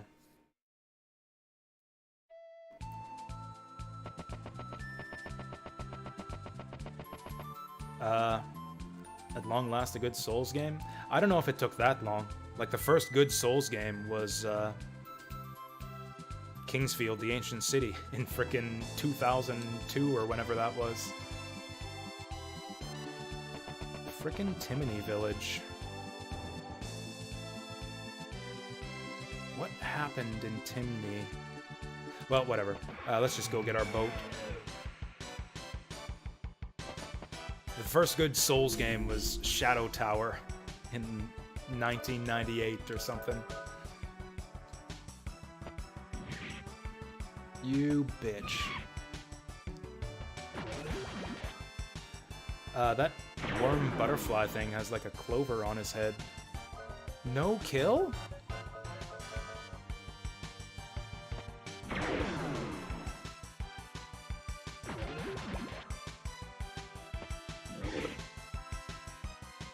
There we go. There's the kill.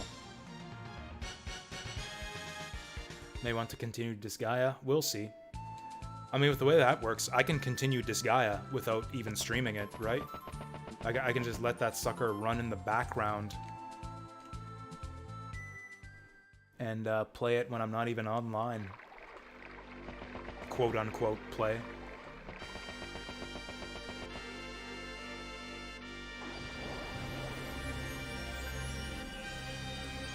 How does that work? Is it actually, like, just the game does stuff automatically just by, like, when it's not even running, or do I have to, like, leave the game running and it does stuff automatically? That could be a funny gimmick for the stream. I just, like, leave my computer on while I'm at work and stream Disgaea auto-playing itself while I'm AFK. Gotta leave the game running? That's perfect then. Yeah, I could just leave it, yeah, just have the stream up. Just do a stream where I'm at work and I just leave my computer on so you guys can watch Disgaea 6 jerk itself off. This was Saint Centaur, I think. Damn, we went through a lot of heal berries in that last dungeon.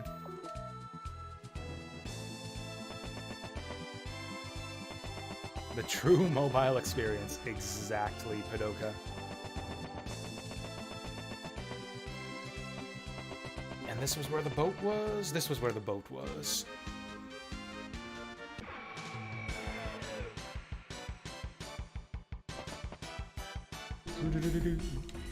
Preemptive. I might not even waste... I'm gonna waste it. Oh, we got a new move we can try to learn. Give him the death blow.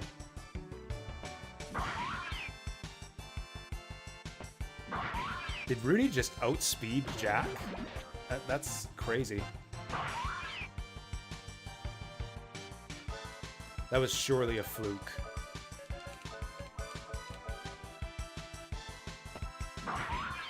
I'm a mage in your party? Nice.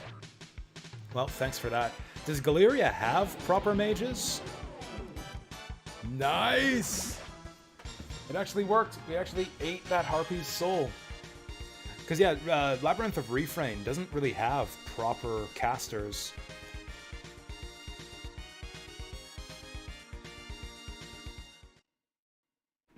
Since your spell list is determined by your coven. What's this place again? Oh yeah, Giant's Cradle. We can't go here yet.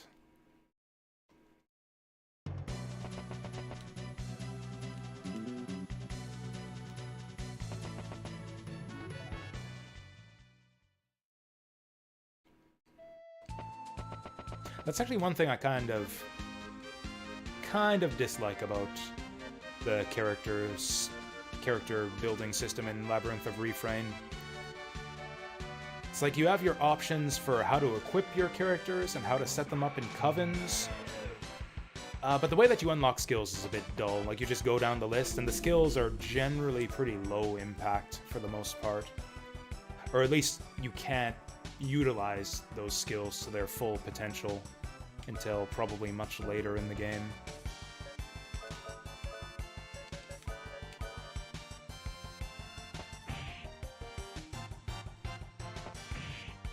Speedy fish. Yeah, Rudy is now faster than Jack.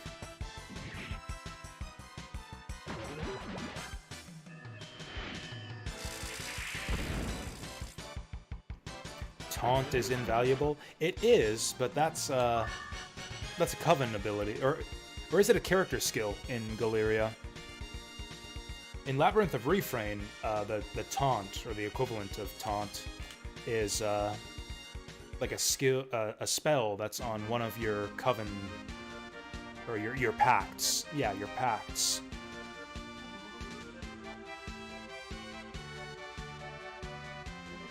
And I did use that one a lot, especially on boss fights, until I swapped out that pact with one that let me field more characters.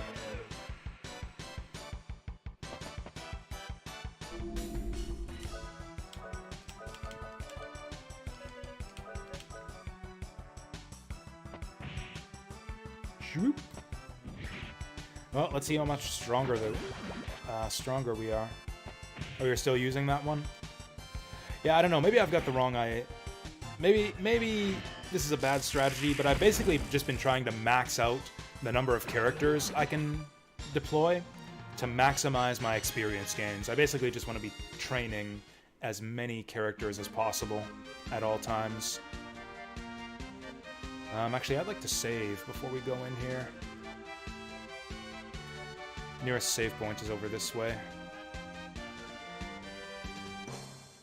No, not this way.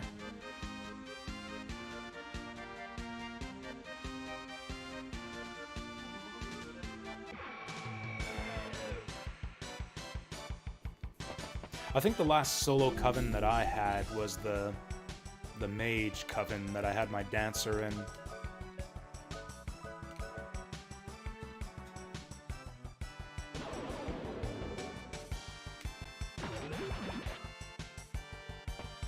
Dang, Jack still can't spank these harpies in one shot.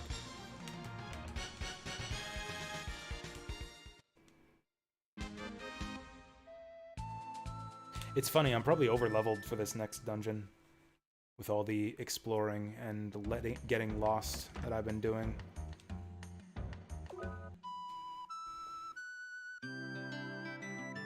Let's see if I can still find a way to mess it up. What the what? Oh, it seems like I missed something in this town.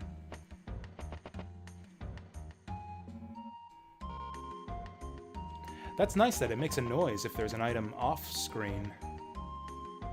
That is quite handy.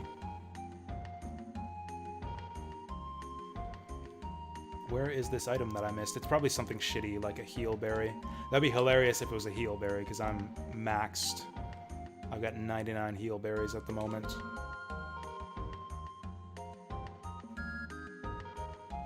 Or was it something that... Oh, there it is. How did I not grab this? Potion berry! Okay, now that's actually pretty good. Okay, so I don't have to go using this thing every few feet in town either. It'll beep if there's anything anywhere in the area. That's actually awesome. I'm loving this radar.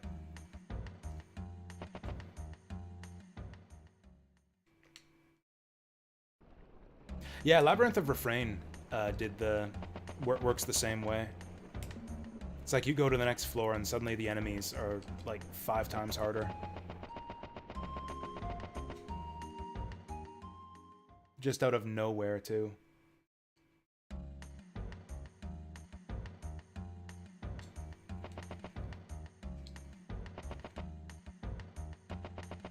Oh, we came here to save. Let's save.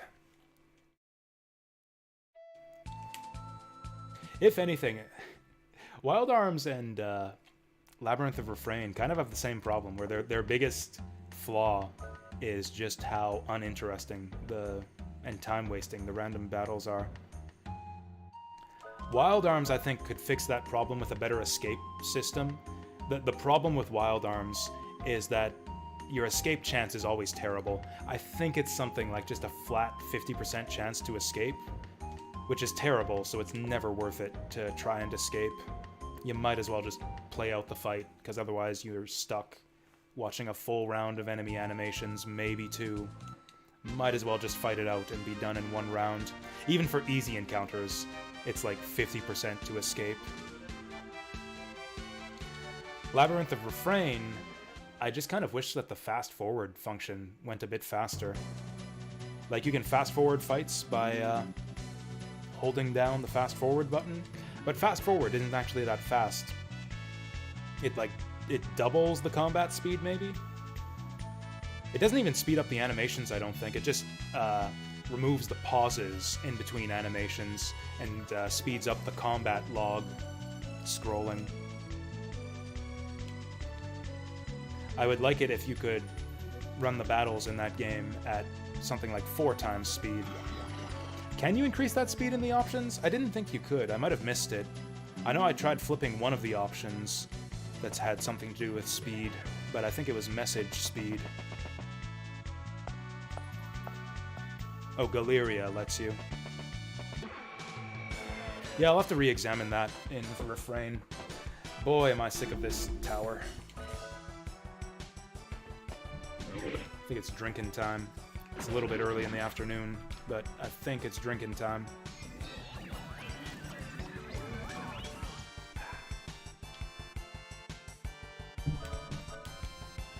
We're definitely a lot stronger coming into this dungeon this time. I don't think Rudy was able to one-shot those Panthers before. Also, I think I should spend some time leveling Cecilia here, since she's a bit behind the others.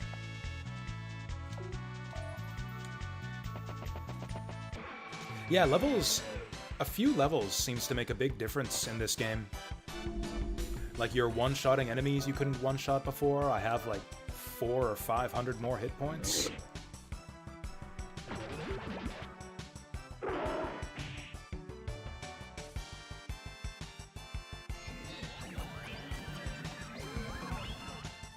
No, my body power. I still have no idea what that spell does.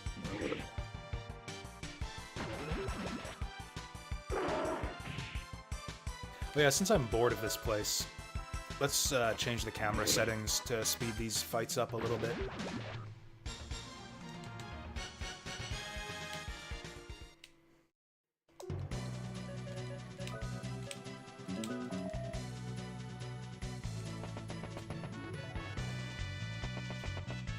Whoop. Whoop. Honestly, the main thing keeping me going forward in both Galeria and Wild Arms is the story. And actually, Wild Arms mostly because I know that the story kind of goes to neat places from here. To be honest, if I were playing Wild Arms for the first time, I would probably have dropped this game by now. There's a lot of just filler and uninteresting story beats in the early to mid game. This game's actually kind of hard to recommend, just because of how slow of a start it gets off to.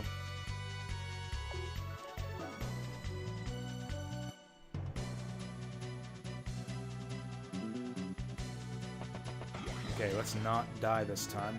In fact, let's take Cecilia. I mean, yeah, Jack can die. We'll take Cecilia, and she can camp that save point that's halfway up the tower.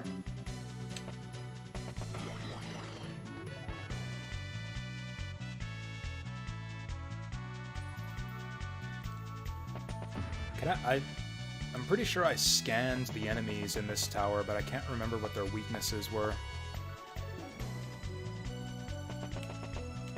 Damn it. I've been up this tower so many damn times, you'd think I'd remember which stairs to take and which not to take. Was this guy weak to fire? I think he was weak to fire. Oh, we can outspeed these guys now. That's a really good sign.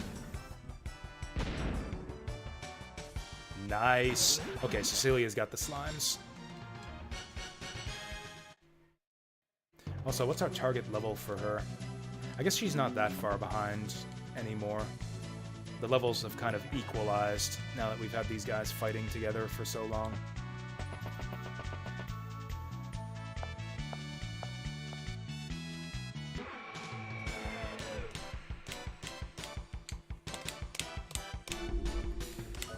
Do we fireball this guy? Oh, this guy specifically had no weaknesses.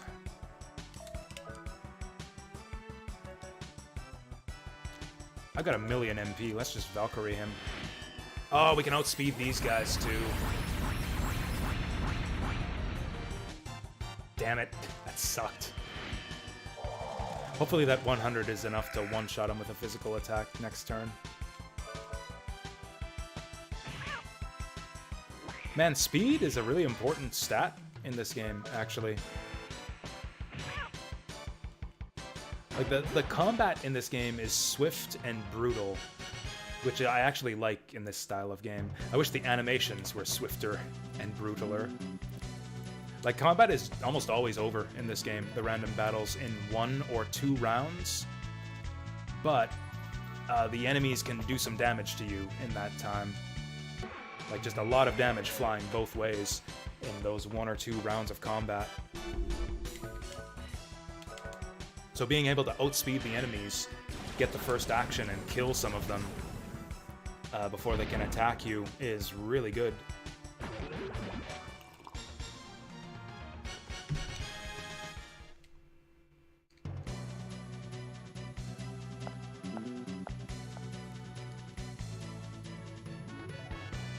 Like in some RPGs, speed is almost an irrelevant stat because the combat goes on for so long, it doesn't really matter who gets the first action in the first round.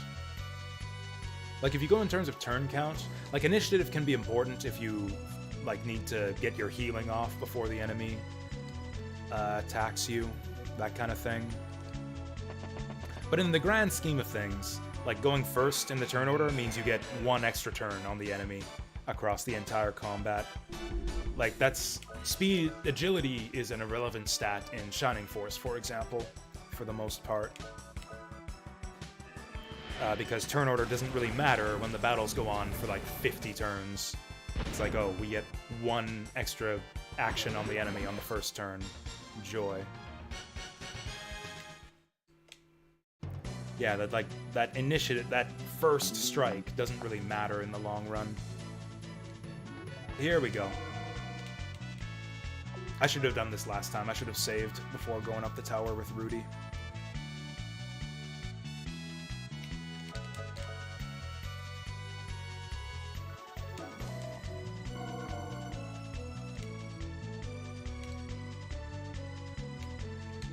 Stone Giant waits for the blue heart. We have the red heart already. The golden beast holds the song of the blue heart. Blue doors will open when the 3 lights merge. Well, that one's straightforward enough.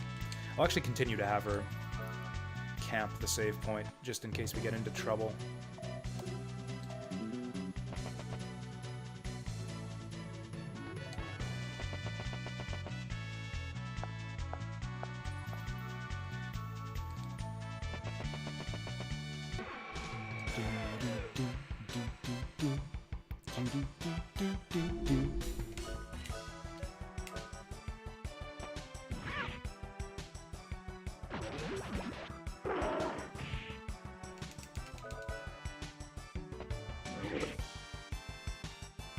I've wasted so much time in this dumb tower.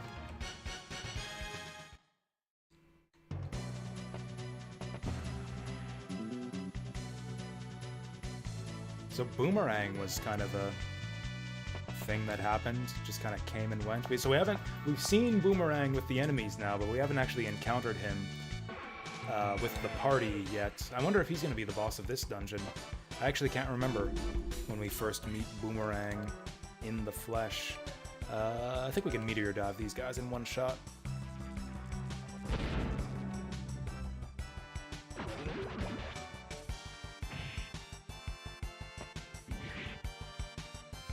Oh, Jack can one-shot these guys with basic attacks. Cool, I don't even have to waste my My MP on meteor dives.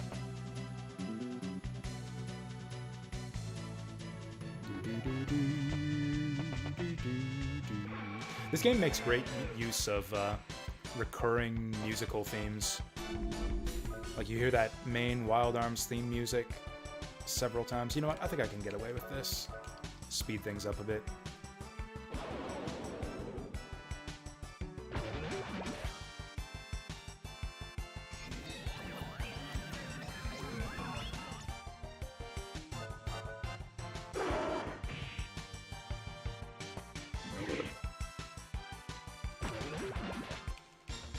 Cecilia's got some nice theme music that you hear a lot of time in association with her scenes with the Earth Golem.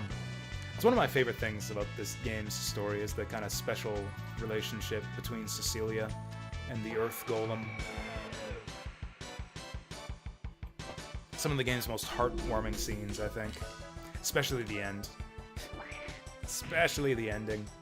I might cry when we get to Cecilia's final scene with the Earth Golem.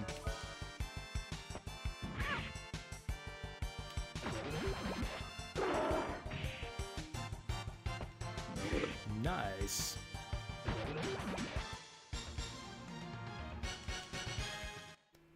We seem to get counterattacks a lot more frequently with weaker enemies. I wonder if the counterattack rate is based on something like the disparity in speed between you and the enemy. I don't know what to do with these secret signs. Later on, I can't remember if you can farm secret signs from enemies later in the game, or if I use the item duplication trick to get a bunch of these.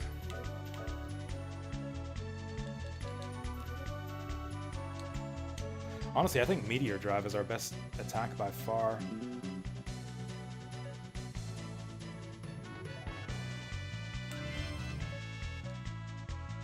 I should be spamming Trickster a lot more. We'll lower Trickster as well, and I'll try to remember to use it on the enemies here. I don't know if they have good items, but there's only one way to find out. The only problem is I think Trickster does less damage than a basic attack. Well... For starters, we'll try to take out the gremlin. Damn. Damn!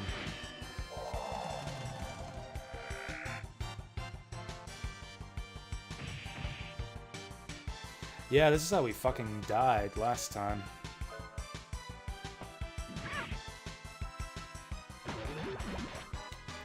Yeah, this is where this tower starts to get a bit threatening. Come on, give me a counter! This is horrible. Maybe it would have been a good idea to lower Heal Blade. Yeah, I can't really outspeed these guys reliably. I need to heal now. That doesn't even heal for that much. There we go, that's what we're waiting for.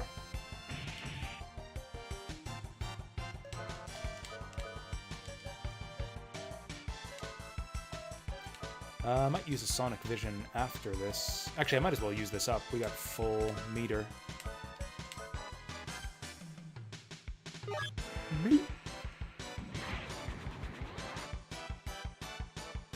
Has nothing. Well, now we know for next time.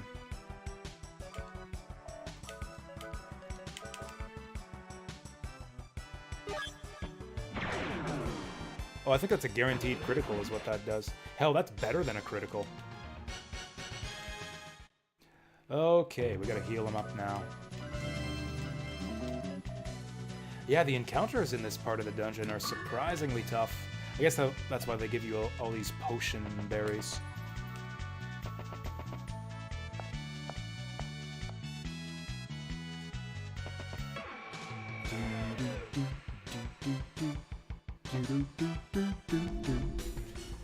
Fuck these guys.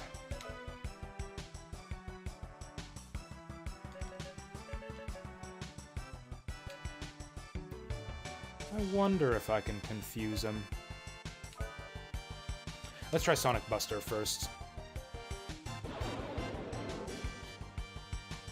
Oh, that probably won't even kill them in 2 rounds. Although I guess it's worth a shot.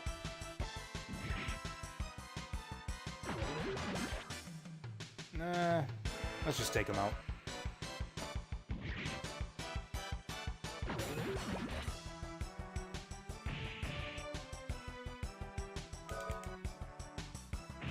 Bitch.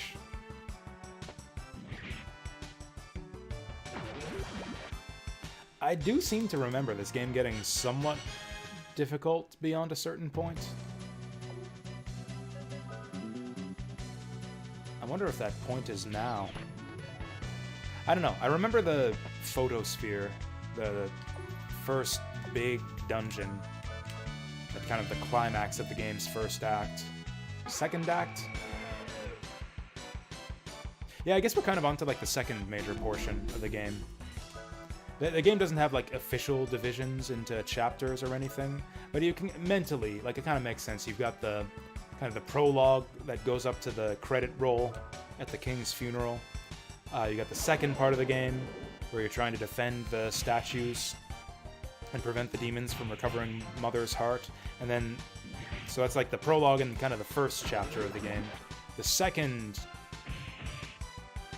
major story arc, I guess we can call them story arcs. Second major story arc is what we're doing here, where we're trying to head north to the photosphere and defeat Mother.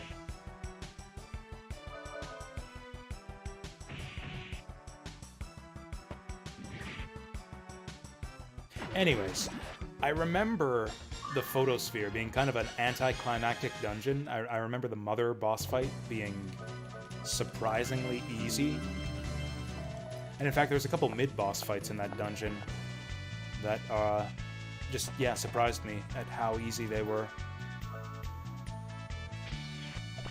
Enemies that the story builds up to sound like really intimidating and powerful end up being kind of a joke when you go to fight them. Motherfuck.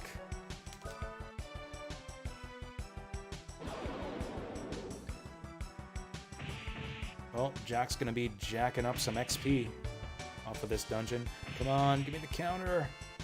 There we go.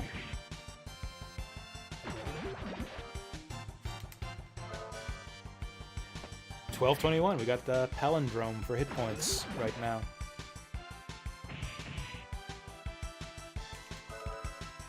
Boo, he messed it up. So much XP we get from this dungeon, though. The fights are a pain, but the XP makes it worthwhile. Alright, Ollie Ollie Oxenfree. Let's do Rudy. Actually, let's not do Rudy. Let's save. And then do Rudy.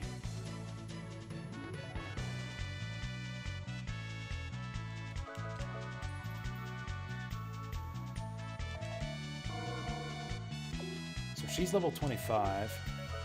Oops. Rudy's level 27. Yeah, we should grind Cecilia a bit. Jack's level 27.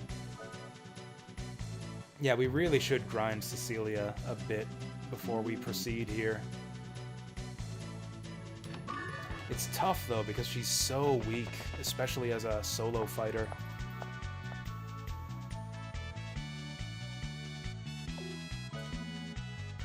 Ooh, there's treasure in there. Nice. Good thing we got that radar to point that out. Yeah, fuck this. Nice. Rudy's got nothing to prove. He's level 27 already.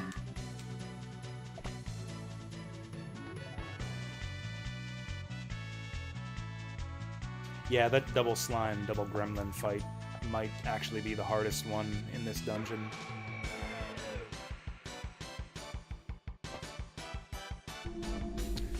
So why not see it 5 times more? Getting lucky on the escapes so far.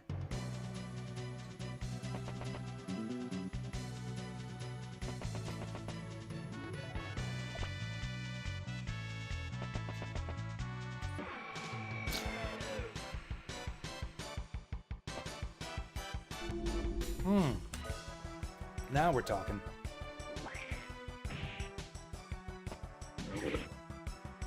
Now we're talking. Wow, Rudy's got a pretty weak attack. The thing is, when we really want damage out of him, we'll use his arms, which do damage independent of his power stat. So I think I will continue to give power apples to Jack, because all of Jack's damage, even off of his fast draw, scales off of his strength. Whereas Rudy, as pointed out by Zap earlier, scales based on money. Rudy's damage scales based on how much money you've spent upgrading his arms. Oh, right as we were about to tag home free.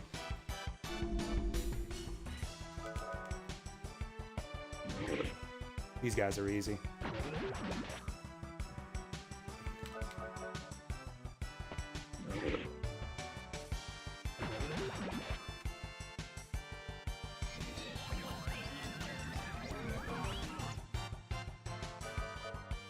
Lamb's Spiced Rum.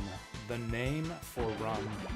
It's called Lamb's, but they've got a picture of a snake on the front. Figure that out.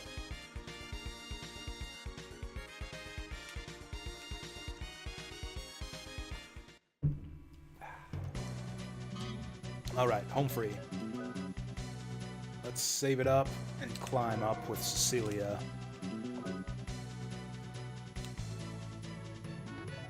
So for Cecilia, the slime group is actually the best enemy encounter we can get. The more slimes, the better, because she can one-shot them with her fireball spell. Yet she can't one-shot basically anything else in the dungeon. Anything else in the dungeon, we're screwed, because they're all weak to holy damage, which she doesn't have good access to.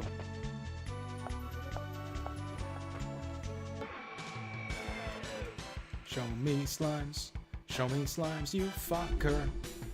This guy maybe works too. Rather than trying out 6 different elements, I think I'll just analyze him. Fiend. Damn it! Oh, that's fine. That's fine, use that on me. Holy damage, huh?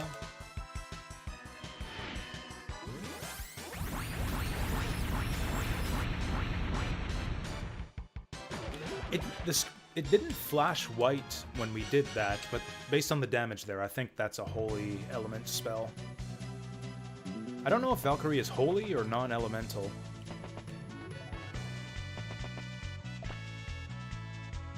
Either way, it did 1,000 damage to that guy, so I think it's the one we want. I'm gonna be out of MP by the time we get to the boss.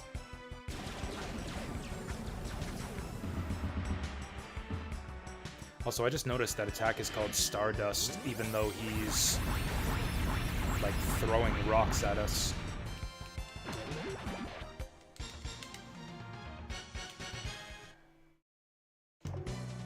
Oh yeah, we want to get Cecilia pretty much 2 full levels before we proceed here. Oh yikes, she even has less of the dungeon to go through. Man, I should have gotten that spell that ups the encounter rate. I didn't realize we'd be doing this. Surely I can't be the only person who gets this kind of OCD about RPGs, where all my characters need to be roughly the same level, or else I freak out. Like, we can't have Cecilia 2 levels behind. That's against the rules.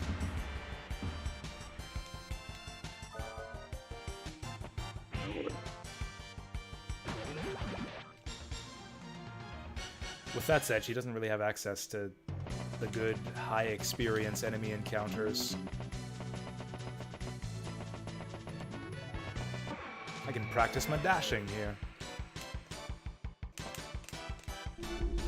This guy again.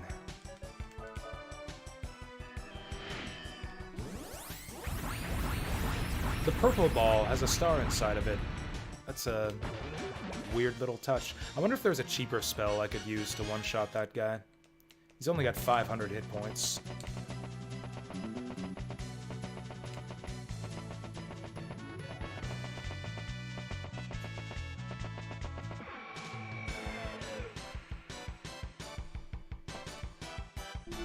Maybe try Blast. Does Blast do holy damage? Hey there, Dark Red Dove. I'm going alright. Now, I guess. I actually game overed in this dungeon earlier today. Decided to do Volcanon Trap first, but we're back here. Cecilia's lagging behind the rest of the group a bit, so I decided to grind her up a bit. Yeah, Tri-Pillar right now. Jack and Rudy have hit the top already. They got some good luck with their enemy encounters, so they've surged like 2 levels ahead of Cecilia, so I kind of want to catch her up before we join them all together. I'm sure I can't be the only person who's like this when it comes to RPGs. Like, if someone falls behind the rest of the group because they died or something in combat, or the party got split, like, that's completely unacceptable. Yeah, we have to make sure that everyone in the party is the same level, roughly the same experience. Weirdly enough, it was actually Rudy that let us down earlier. Rudy was actually the one to snuff it. There's a really nasty encounter against, it's double gremlins, double slimes. So he got poisoned in the first round, along with the defense down. And then I tried to escape, and then they all hit him the round after that for like 300 damage a pop. It was insane. I think he took like 1,500 damage in 2 rounds between the poison and the defense down and all the attacks. Anyways, I decided to not do this dungeon after that. We went and did Volcanon first, and then came back here.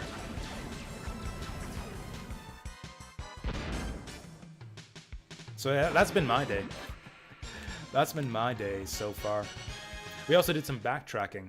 Got some goodies in the Elu Pyramids.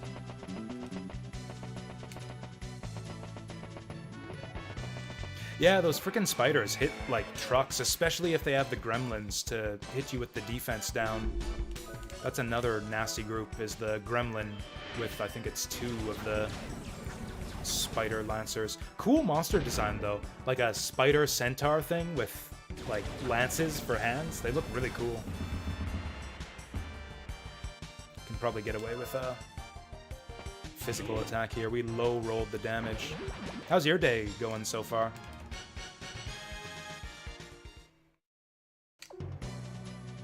How close are we to a level up here? 14,000.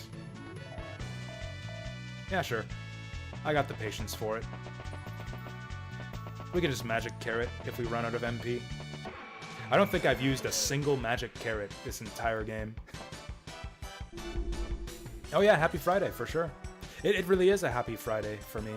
This is D&D night for me, so it's a bit of a shorter stream since my evening is occupied. But I really enjoy playing D&D. I look forward to my sessions every week. And it gives me stuff to talk about on stream for the next stream after D&D also. So that's a nice little bonus too. I'm a player in this session. I've DM'd before. I actually had the opportunity to DM recently, but I've kind of decided that I don't have the time these days between streaming and work. Those 2 things together occupy a lot of my time.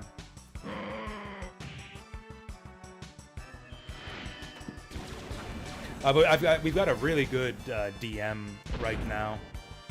My friend Lork, actually, who tunes into the stream sometimes. Says hi in chat periodically. We're actually going to fight a dragon, believe it or not. We are entering a dungeon to fight a dragon in Dungeons & Dragons with our current campaign, which I think is the first time I've ever actually done that in D&D. This is the first time we've ever done a dungeon and a dragon in the same session. Ironic.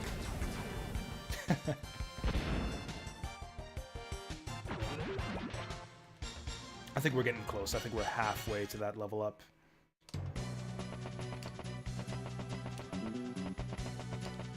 I don't know, maybe she's close enough. Maybe we can just call it here. Whatever, we're halfway there. I am stepped in Dead Fiends so far that I forget how the rest of that quote goes.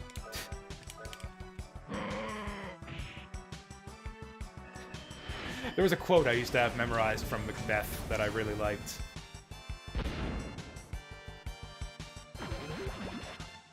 Which basically means, we're halfway there. We're halfway there already. Might as well go the rest of the way.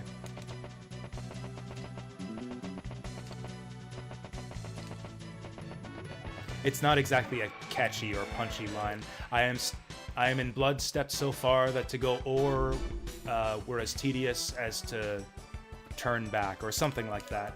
It's not exactly a punchy line, but it's a cool metaphor in the context of the play. It's like Macbeth's ascendancy to the throne is like a river of blood that he's wading across in the metaphor. And he essentially says that like we're halfway through this river of blood already. It'd be just as much effort to turn back at this point as to keep wading through.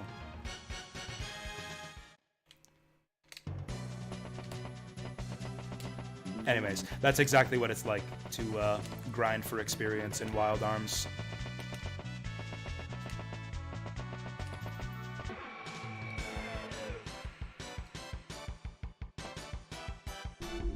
We are definitely way more powerful in this dungeon. Or actually, the flame's not doing much for us. Let's try Valkyrie. Oh, Cecilia's almost dead. Also, this guy outspeeds us. This could be bad. Yeah, Valkyrie's pretty good. Against a single target, Valkyrie is the bee's knees. Let's use those heal berries. This isn't even costing her a lot of MP. I can continue to not use magic carrots.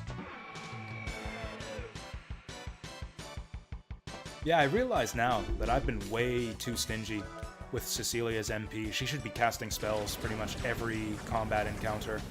She's got the MP pool to actually sustain it now.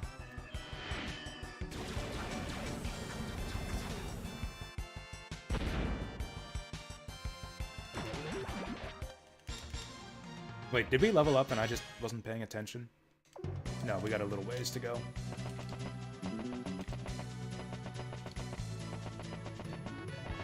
Oh, you know what? I suddenly remember who the boss of this dungeon is, too.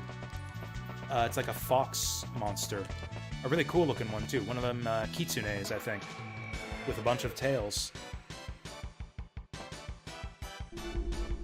Don't remember if he's actually difficult or anything, but yeah, I actually do remember the boss of this dungeon.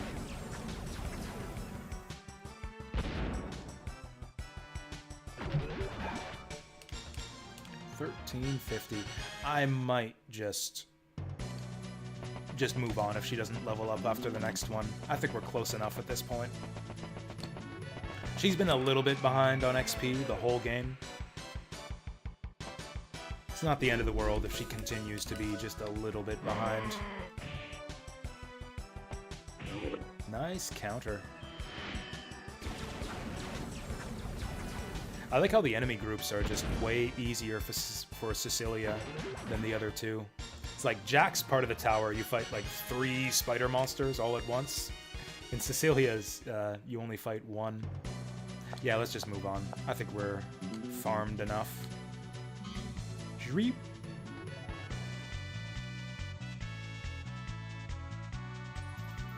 Ah, there's the door. There's the entrance. That was the entrance? Cool, we get to enter the dungeon now. Jack could use some healing. Actually, I guess I could just leave and hit an inn or something. I wonder if there's something dangerous guarding that treasure chest. I just get a bad feeling about this room. Something's a little bit off here.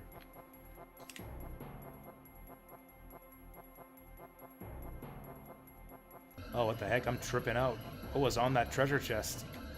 This shrine belongs to me! Yeah, we'll see who this shrine belongs to. You're like a baby Kitsune. You only got 5 tails. You got no chance. Fool. Yeah, I remember this boss, though. That's a cool enemy design. Mage Fox. Since he's a mage... Actually, to be honest, it might be worth it going for the rocket launcher, even at 80% hit. That's a lot of attack. Well, let's try to out-trick the Trickster Fox here. If he's a mage, he can surely cast Sleep on us, right?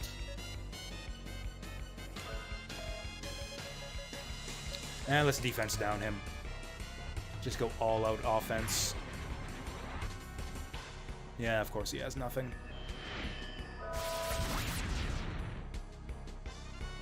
Oof. No whammy, no whammy. Nice. That's about the same damage that hand cannon does. Nice, we landed the defense down. Yeah, I know, right? They're like kind of tipping their hand there. I mean, it's not like the player isn't going to be expecting a boss without the music, you know? So it's not like they're gonna give you an item out of a giant treasure chest like that without making you work for it. Although I guess we kind of worked hard enough for it already. I'm actually not gonna use Rocket Launcher until we get enough for aim. Cecilia doesn't even have enough for Mystic. Does the Res Up spell target the whole party? No, it's only one ally. One ally. I doubt that he's weak to Valkyrie, but let's try it. Nice. Oh, he's just gonna spam this, isn't he? That's not good. I might Mystic a Potion Berry next round. Unless this Valkyrie does like 1,000 damage. Well then. You know, that means that Evil Weapon might... Or actually, you know what? This guy probably just has super high magic res. He's a fox, so he probably... He's a mage fox, so he probably resists magic. Yeah, I'm thinking we just Mystic ourselves a Potion Berry.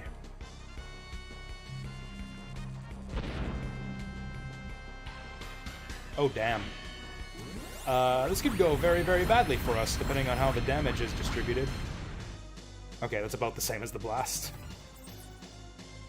Yeah, no wonder Valkyrie doesn't work on him. He's like, oh, he's like, bitch, I'll show you a Valkyrie. That's a lot of damage. Okay, I'm liking the rocket launcher.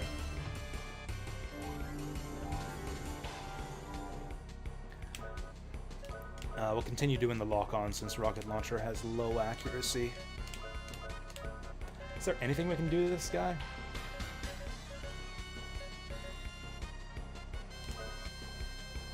Might just increase her own response here. I don't know. There's not really anything useful we can do here. Evil Weapon? Oh, I didn't give myself Evil Weapon. Absorb Magic is MP. Oh, that's a good idea. This guy uses MP. Maybe response rate up would have been better.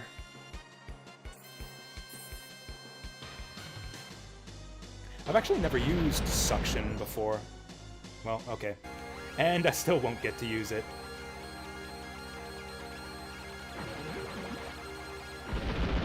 Oh, that's cute. He's like... It's like he's curling up for a nap or something. Stuffing his tail is in his face. Yeah, that's an adorable death animation. I hope he has a nice snooze after that hard fight. What do we get? Blue Virtue. Nice. We got the Virtue, we got the Malice. And pretty soon we'll get an Earth Golem. Or I guess Asgard he's called in the newer translation. I've seen some people get really upset at the Earth Golem being called Earth Golem in this version of the game. Like, they really think that Asgard is a better name. And I'm kind of inclined to agree. Like, why does Earth Golem have a name like Earth Golem when all the other golems have cool names like Lolithia and Lucifer and stuff like that?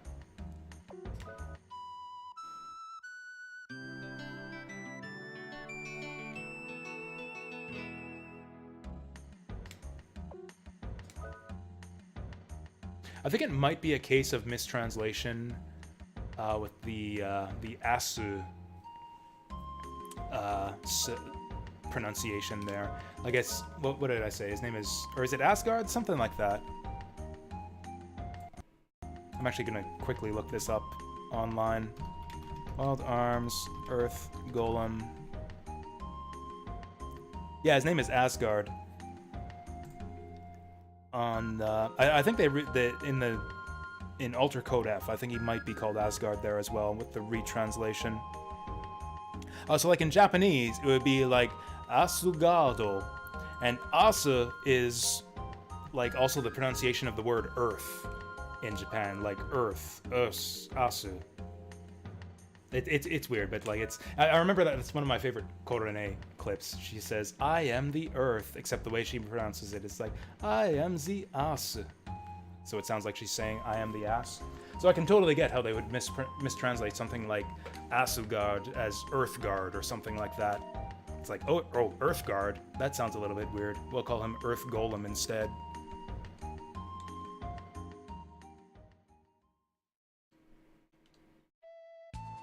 I mean, whatever you call him, that's one of my favorite elements of the plot of this game, is the relationship between Cecilia and the Earth Golem.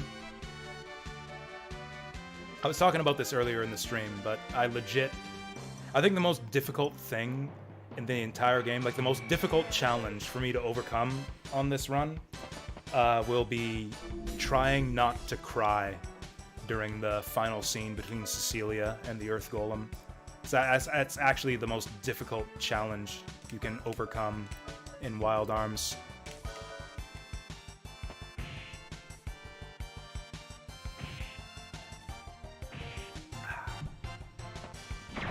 Man, these sea monsters are just junk at this stage in the game. I actually prefer the Harpy encounter now, because we can wipe them all out in one shot with Sonic Boom.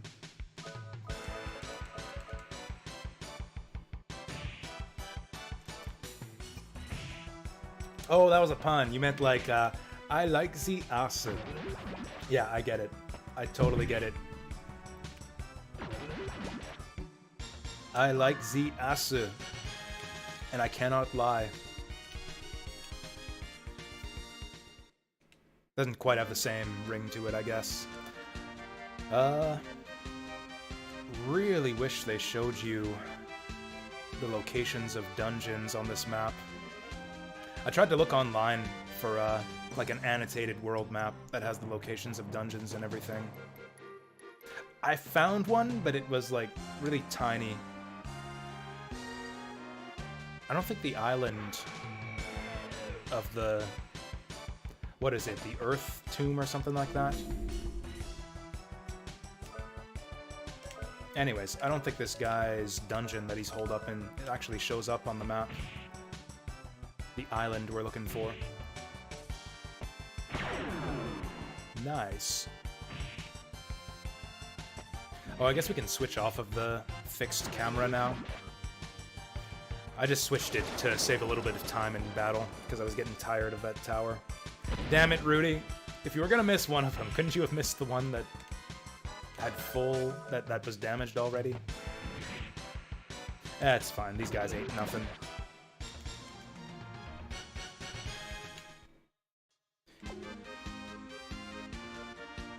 Yeah, I'm gonna do that right now.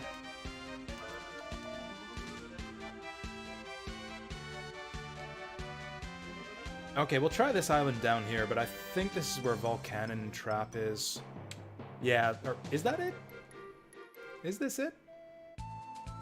No, that's Volcanon Trap. Oh yeah, the Earth Shrine is in on the continent somewhere, on one of the continents.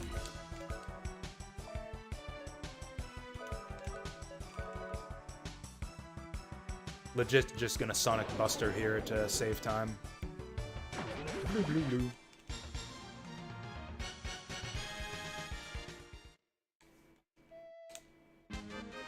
I think it was up north somewhere, maybe just east of Adelheid. It's gotta be close. Yeah, it has to be up north. Because we're gonna be riding the Earth Golem all the way to the Photosphere. This ain't it.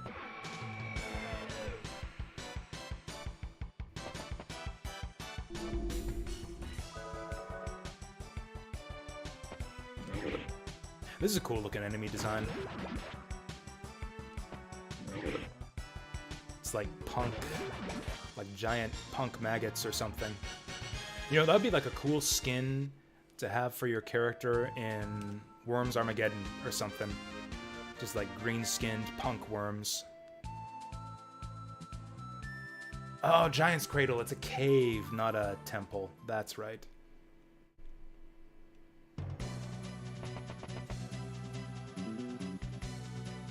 Sacrifice the innocent heart.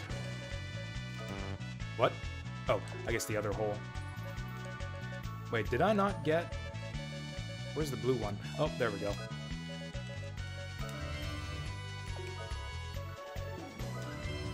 There it is. We got Virtue and Malice. Love and hate tattooed on each knuckle.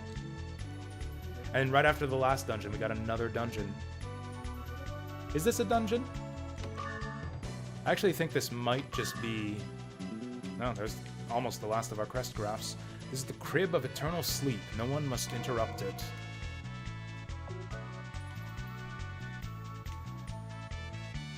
I'm actually not sure that this is a dungeon. I think we'll just find the sleeping golem and then go talk to Emma.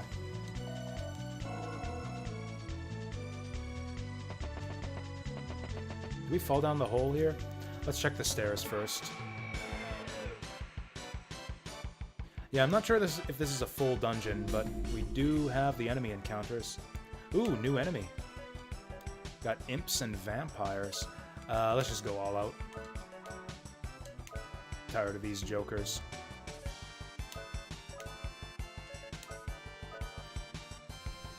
All out. All in. It's kind of funny how all out and all in kind of means the same thing. It's like, I'm going all out, guys. I'm going all in, guys. It's like, are you in? Are you out? It doesn't matter. It's the same thing either way. I just learned for the first time that I think the animation is irrelevant. Because, yeah, more orbs went into the second vampire than the first, but they did the same damage. I always thought that Valkyrie distributed the damage randomly among the enemies, but I think it actually distributes it evenly, regardless of what the animation shows. Unless I wasn't paying attention and both vampires only took one orb.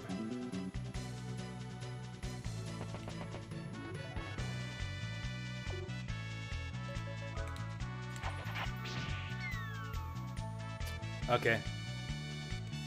Fair Fox, you got me good there, game. How do we... There we go. Outsmarted ya. Well, I stand corrected. This is a real dungeon. Huh. Okay, I think I got it this time. We'll get Jack in the lead. Dodging traps is his specialty, as we saw from his intro dungeon. Deftly avoiding spear traps and the like. Actually, you know what the intro of this game reminds me of? Or with Jack's introduction, where he's like running from boulders and dodging spike traps and stuff. It reminds me of the opening scene from Lunar, Eternal Blue. And it's an opening that I really like. It's like kind of action-packed. It's almost the exact same opening too, with like the main character running from traps, dodging monsters and all that, with with some narration over top of everything to set up the game. Actually, let's do it this way. I bet you Prism Ray kills these guys.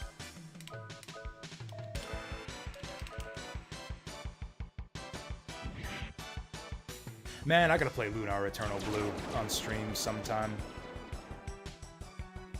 It's the same thing as last time. He missed one of them. 90% to hit with that ray gun. 90% to hit, and he's missed 2 out of 4 in this dungeon so far.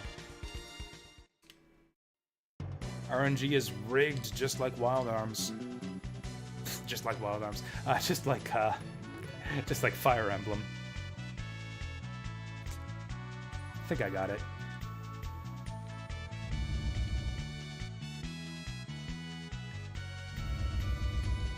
There we go.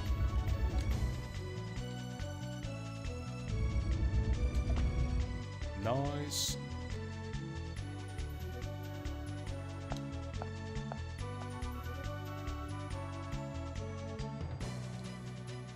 You know, the RNG on Rudy's arms is actually really weird. And like, because I play so much Fire Emblem now, I'm trying to think of it in terms of like 1 RN or 2 RN. Like in the early game, when you've got your hand cannon that starts with a hit rate of something like 80%, and yet in practice, it seems like it lands more than 80% of the time. It seems to me like the hand cannon hits at 2 RN just because like 80% almost never miss. Or at least they don't miss 1/5 of the time. And yet stuff like the ray cannon, I don't see those spear traps. Trying to outsmart me, damn it. Outsmarted myself there. I think it might be something like single target arms use 2 RN, but multi-target AoE arms use 1 RN.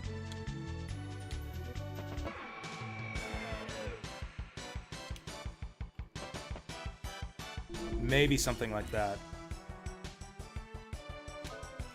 Faller. These things are horrifying. This looks like a King's Field enemy or something. This is like something out of the final... like the final nightmare zone in King's Field, the ancient city. Okay, we all just pile on together. We got him. Well, the damage isn't that horrifying, at least. What are these guys doing here, anyways? Like, did the Earth Golem make these? He's just like mashing bodies down into pulp, smashing them together like this? I don't think so. Not our Earth Golem. He's a good boy. A gentle soul.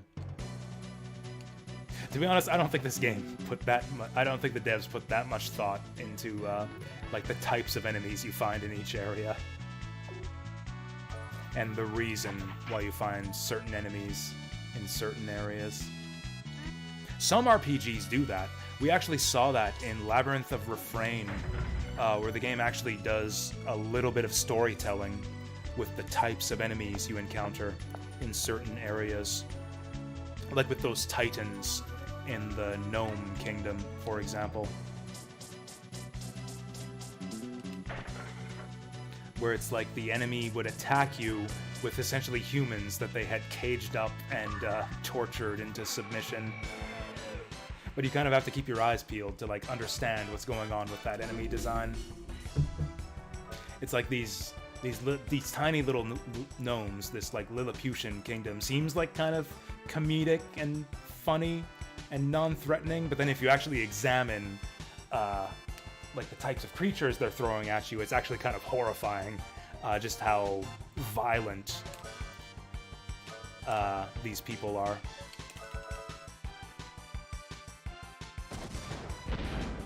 They're like basically, it's like the creatures and people that they ride into battle, they're essentially torturing into submission, but you don't really notice that unless you really examine the visuals and the enemy design.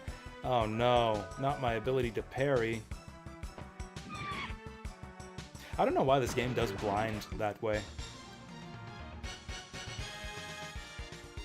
It's like we got a spell called Blind, which you'd think would lower enemy accuracy, but it actually just lowers their ability to parry, which they almost never do anyways.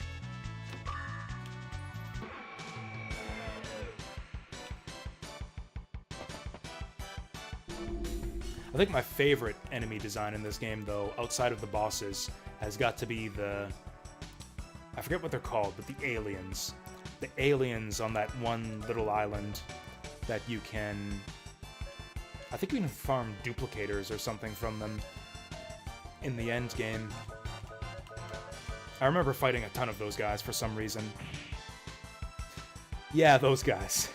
I knew there was a reason I couldn't remember their names.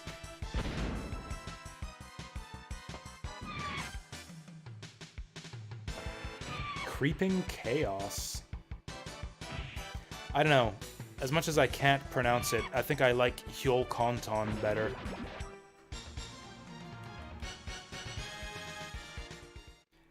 That's one of those differences that makes me kind of wonder about the translation. Like, what was the approach here? Like, was Hyolkonton just a Japanese name that they couldn't figure out how to translate, so they just kept it? Like, you see that sometimes, where you'll have, like, a very Japanese-sounding word for, like, a monster name or a spell name or something that the translators just kept in because they couldn't figure out what it means. One of my favorite examples of that is from Final Fantasy Tactics with the Wiznibus spell. Yeah, Wiznibus from Final Fantasy Tactics is my favorite example of that kind of translation slip-up. Where it's like the translator couldn't figure out what the heck it was supposed to mean, so they didn't even try to translate it. They just kept it as Wiznibus. But the actual name of the spell, it's actually English. Wiznibus is actually... it's spelled out in katakana. Like in the original Japanese, the spell is Wizunaibusu, which is katakana for with knives, like the English expression with knives. Wizunaibusu, which the translator didn't recognize, so they just kept it as Wiznibus. It's like Wiznibus? Wizunaibusu? That's a weird name for a spell. Don't know what it means, so I guess we'll just keep it. So I'm wondering if, like, Hyolkonton is an example of that, where they just didn't know what it means, so they just kept it as, like, Hyorukontonzu. Or if that actually does mean something like creeping chaos in Japanese.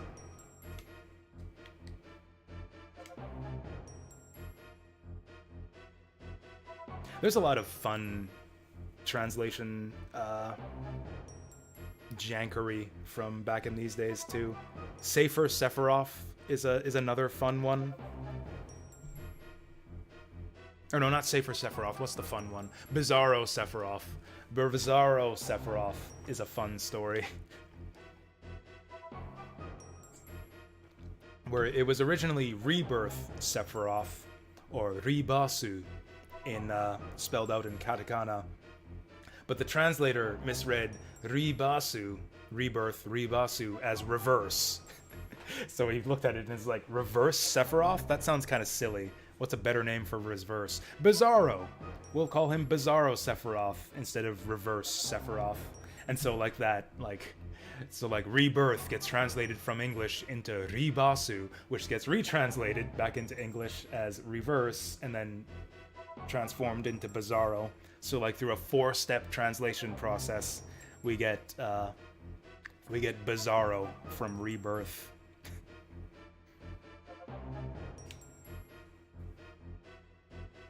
A weapon built by humans to fight the demon race. What do we do now? This thing's busted.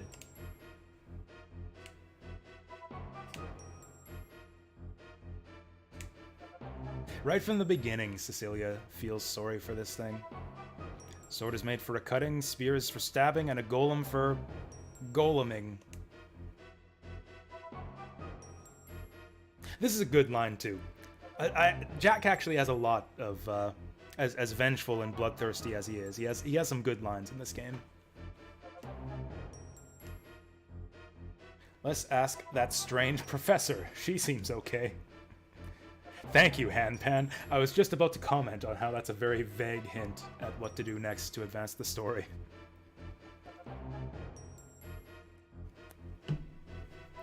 Imagine if that was all you got to go on. Hey, let's go ask that strange professor, and it's just up to the player to remember who that is.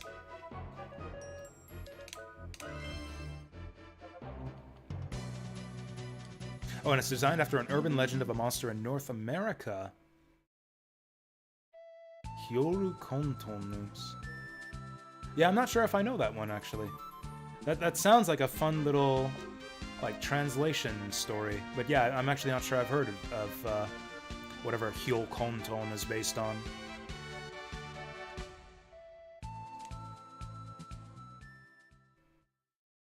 If it's something like creeping chaos, it might be like a Lovecraftian type thing, even.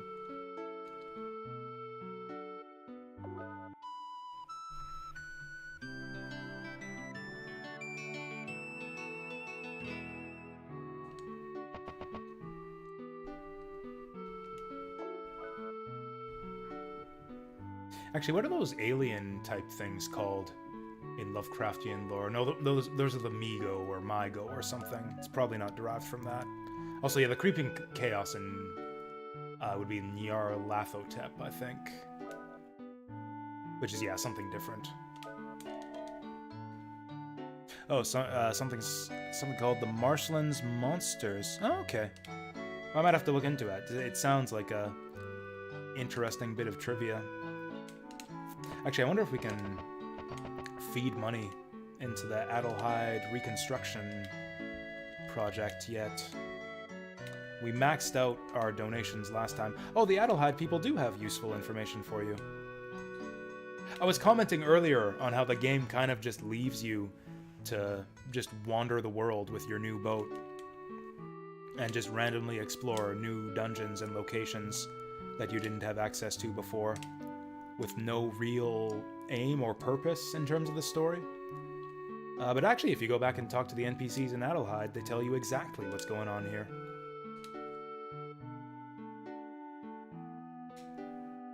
It's like, yeah, get the parts of the giant heart from the Tri-Pillar.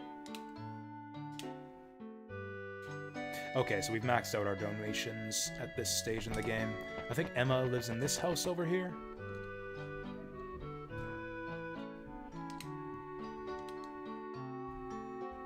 Oh, also, we got a bunch of money now. Could jack up that rocket launcher a bit further. I got 20,000 Gela. Let's do it. This does look good. 40 ATP. Probably can't afford. Nice. I mean, I don't think many bosses are going to survive more than 8 hits of this thing. Actually, I think I might want to increase the Prism Ray. We actually do use this thing a decent amount. As much as it doesn't give us much attack power, this will allow us to one-shot some enemy groups that we couldn't one-shot before. If I can get this cheaply, I might get it too, yeah. That's a bit much for one bullet. That's a bit much for one bullet. I think Rudy's good on arms for now. Rudy's good on arms and feet right now, actually. By which I mean he's got good speed. He actually outspeeds Cecilia now, thanks to that rune of his.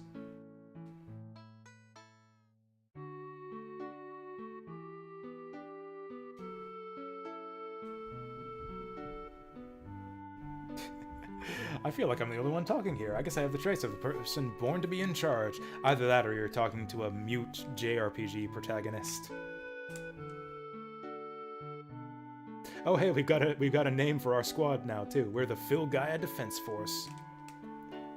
Dang it, I was hoping she would teleport me there. Maybe we'll teleport to the bottom once we enter the dungeon? I hope so.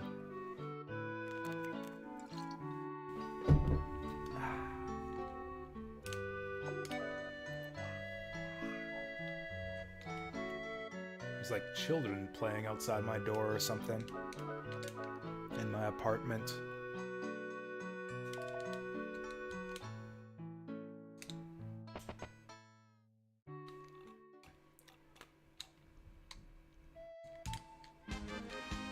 Okay, northeast, back to the Earth Cradle, Giant's Cradle, whatever. Come on, Emma, you're a science lady. You can teleport us to the bottom, can't you? Nice!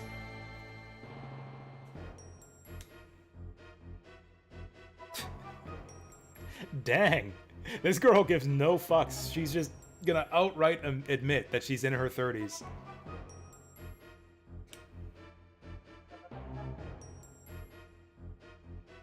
That's very, like, in character. She's not like a, I don't know, what's the word? She's not a thought. She's not a thought who would like lie about her age and say that she's like 17 or whatever. It's like, hey, damn, never thought I'd get to see this when I'm in my 30s. I like that. Emma's a classy lady. Oh, you remember? Yeah, for sure, absolutely. Go ahead and post that. Go and check it out. Hey, Mousy, give me a hand. You look like a candidate.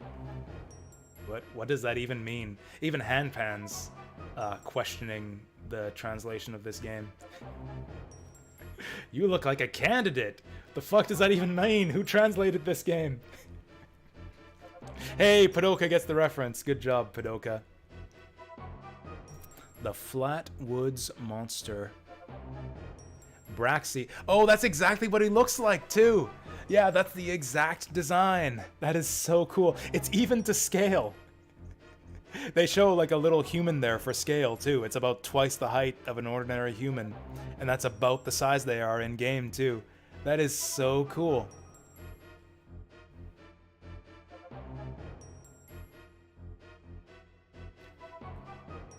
I might actually bookmark this. I might actually read this in my spare time. Thanks a lot for that. Thanks a lot for that, Dark Red Dove. Yeah, that's a cool bit of trivia. I love seeing that kind of stuff in JRPGs too. Or like, oh, what's it called? Those Hakoni, or no, what are they called? It's a specific type of like Japanese doll that you see in a lot of Japanese games. I think Hewitt-Zill or whatever his name is from Darkstalkers is named after them. I can't remember what they're called, but like that's another little thing that you see recurring through lots of Japanese games. There's one in Dynamite Heady as well in the first stage, one of the mid-bosses.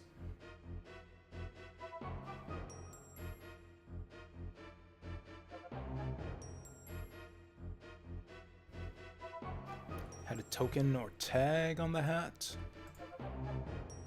Yeah, I can't wait to get to the end game of this game, of Wild Arms now, so we can actually look at the monster design and do a comparison. Oh, you're talking about the or you're thinking about the Darkstalkers guy. Yeah, what was his name?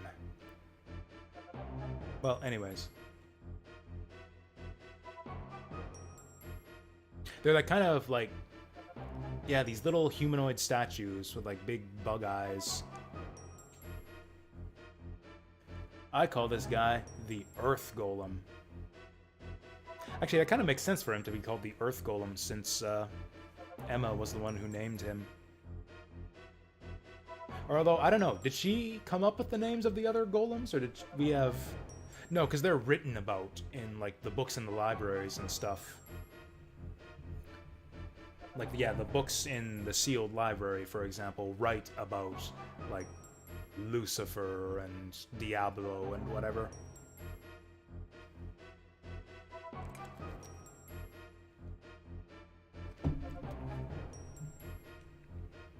Oh, also his name's on the shield mechanism on his arms. No, Seinko is, what's it called? One of those Chinese zombies. I think it's like a Jiangshi or something like that. Let me see if I can find the guy I'm talking about. I also think he was cut from the later games. Yeah, there he is. Hewitt-Zill. Yeah, I actually did get his name right. Hewitt-Zill. This guy. Yeah, he's modeled after a specific type of like Japanese doll or statue that recurs in a lot of different Japanese games. You'll see like monsters and statues that look like this. One of the earlier mid-bosses in Dynamite Heady has this kind of design as well. Yeah, with like the specifically the design of the head with like the kind of wide, almost Pepe-esque, like wide eyes on its face. Yeah, that's kind of a signature of this type of thing. The broad shoulders with like the circles as well. Or spheres, I guess I should say.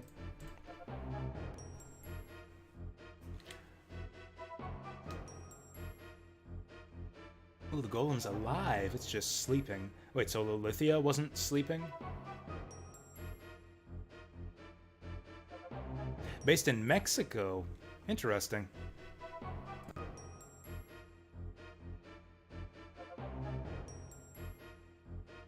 Actually, I wonder if they have on this wiki. Yeah, etymology and Aztec mythology. Well, there you go. I mean, it's not like it's uncharacteristic for JRPG and like Japanese game developers to plunder the cultures of like, yeah, plunder foreign cultures across the globe for ideas. Like you see Ifrit and Shiva in a bunch of RPGs. Or hell, Norse mythology. Yeah, I think Shin Megami Tensei has one of those as well.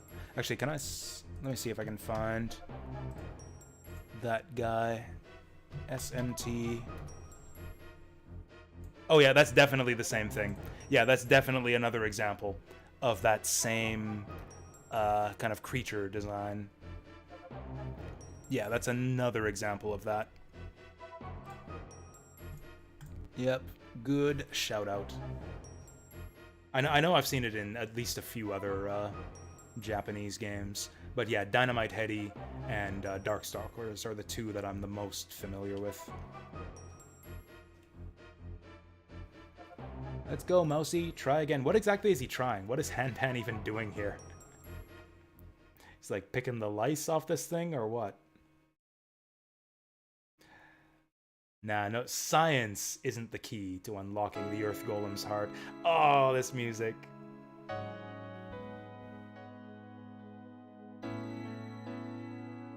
It's like love at first sight or something. I don't know what... I forgot that this started this early. I don't know what it is. Just like right from the first time she sees him, she just has like a special relationship with this golem. Oh, I forgot about this too. The Earth Golem actually speaks to her here. Yeah, I think he's mute for the rest of the game, but yeah, we actually do get to hear from him here.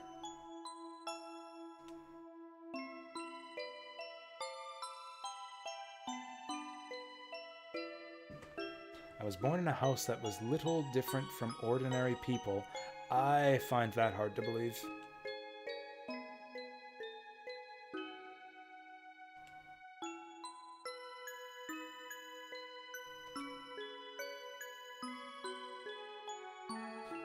This is, yeah, kind of a consistent struggle that Cecilia has been going through, where she's kind of in conflict between her duty as a princess and wanting to fulfill that, and yet that role of princess kind of keeps her separated from the outside world. Like, people treat her differently, and she doesn't have any true friends, which is the reason why she's wants to go off and kind of live the adventurer life.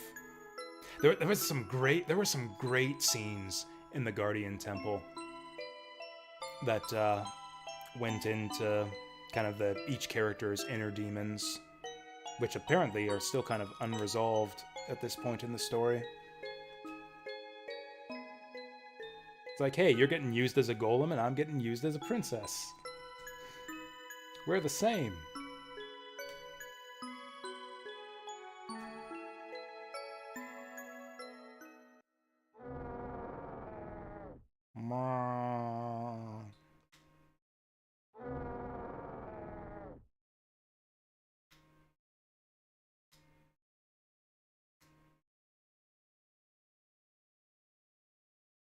If you can hear past my voices, if you can hear the cry of the people under fire, you must wait, what? Is this Cecilia speaking here? Again, the dialogue is confusing sometimes. There's some good poetic lines, but sometimes I'm a bit confused about who's speaking and sometimes about what some of the lines even mean.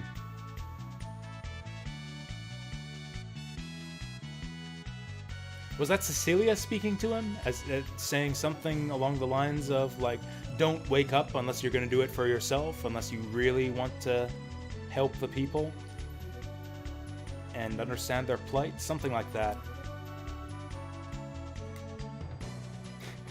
What did you do? What did you do? Yeah, that's right. Screw your science. This golem operates on love and friendship, baby. Yeah, I think the idea is that was Cecilia talking there.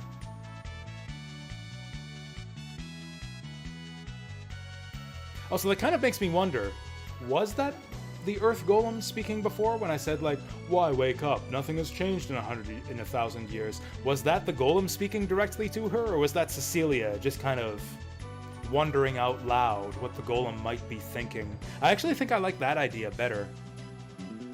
The way it's written, it kind of sounds like a back and forth conversation between her and the Earth Golem, but it also kind of works as her just musing out loud about what it might be thinking, which I actually think I like better.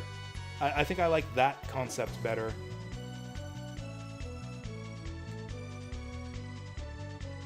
Again, the script is a little bit vague and unclear at times within the original translation in the PS1 version. Meanwhile, Jack's just like, who cares about its feelings? We got an anti-demon weapon, baby. It's joining us as a member of the group. Hey guys. Again, that's so weird that it just says hey guys all of a sudden.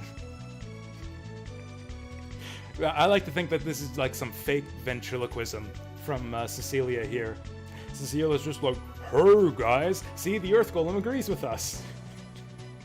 She's like pretending to talk for it. The voice pattern of the princess is now registered. Please lend me your big hand in the future.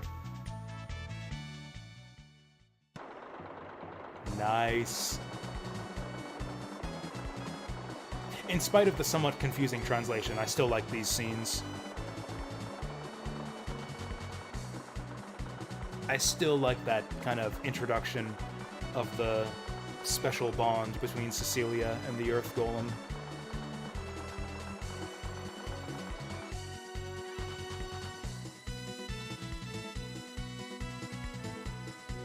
It's kind of weird, though, that the Earth Golem is the only one who gets to be special. Like, all of the other golems, spoiler alert, all of the other golems were just gonna kill. Like, the other golems are just gonna be boss fights for us to crush under our feet. For some reason, the Earth Golem is the only one who kind of gets to be special and question his role and fight for a future where weapons are not needed. To ride the Earth Golem, walk up to the golem and push the accept button.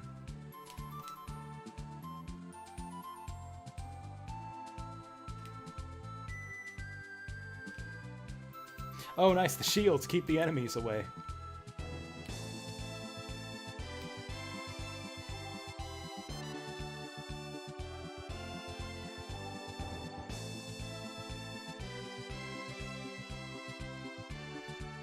Yeah, I suppose the idea is they've been brainwashed or something. Also, I love that little detail where it's like she sends the ship back to Adelheid, and they actually show it coming back. Like, they actually bothered to play out the animation. It's like, okay, boat goes away, delivers her, boat comes back. They show the whole thing. Just to keep that little bit of consistency. So the real benefit of the golem is that he can cross the shallow water here. This is a tremendous nitpick, but I think it's a real shame that they don't actually animate the golem wading through the water. I think he should, like go in up to his ankles and make a bit of a splash here. Would give a better sense of what's going on here. But it's fine. It's not a big deal. Oh, hey, we got a shop down here. I wasn't paying attention. How do I dismount? There we go. Cancel button. I've been using heal berries like crazy.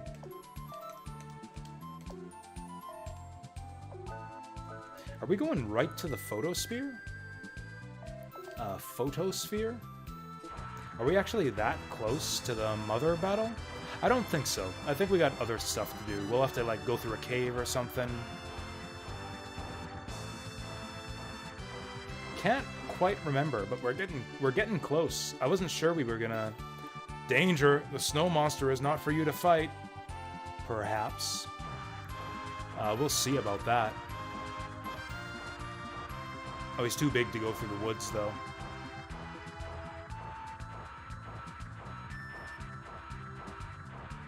I wasn't sure if we were gonna... Oh, there it is. National Treasure Photosphere Excavation Site. Off limits. I think they said that his shields weren't up to full strength or something. I think we'll have to go power up the Earth Golem so that he can break through the shield here. Even the Earth Golem can't penetrate the force field. Yet.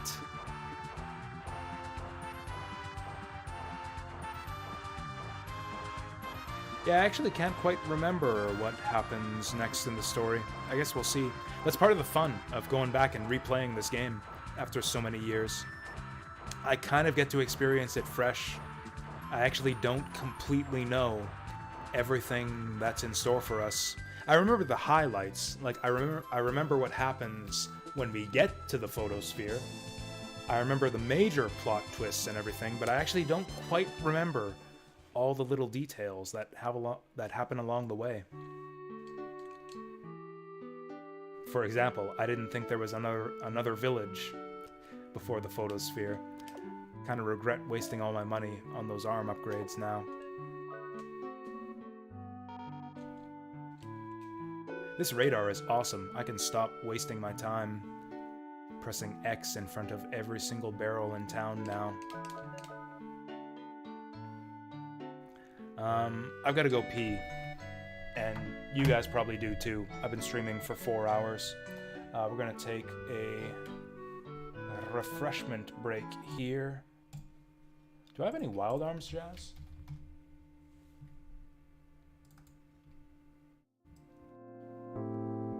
Ooh. Yeah, this is appropriate. This works for the game we're playing.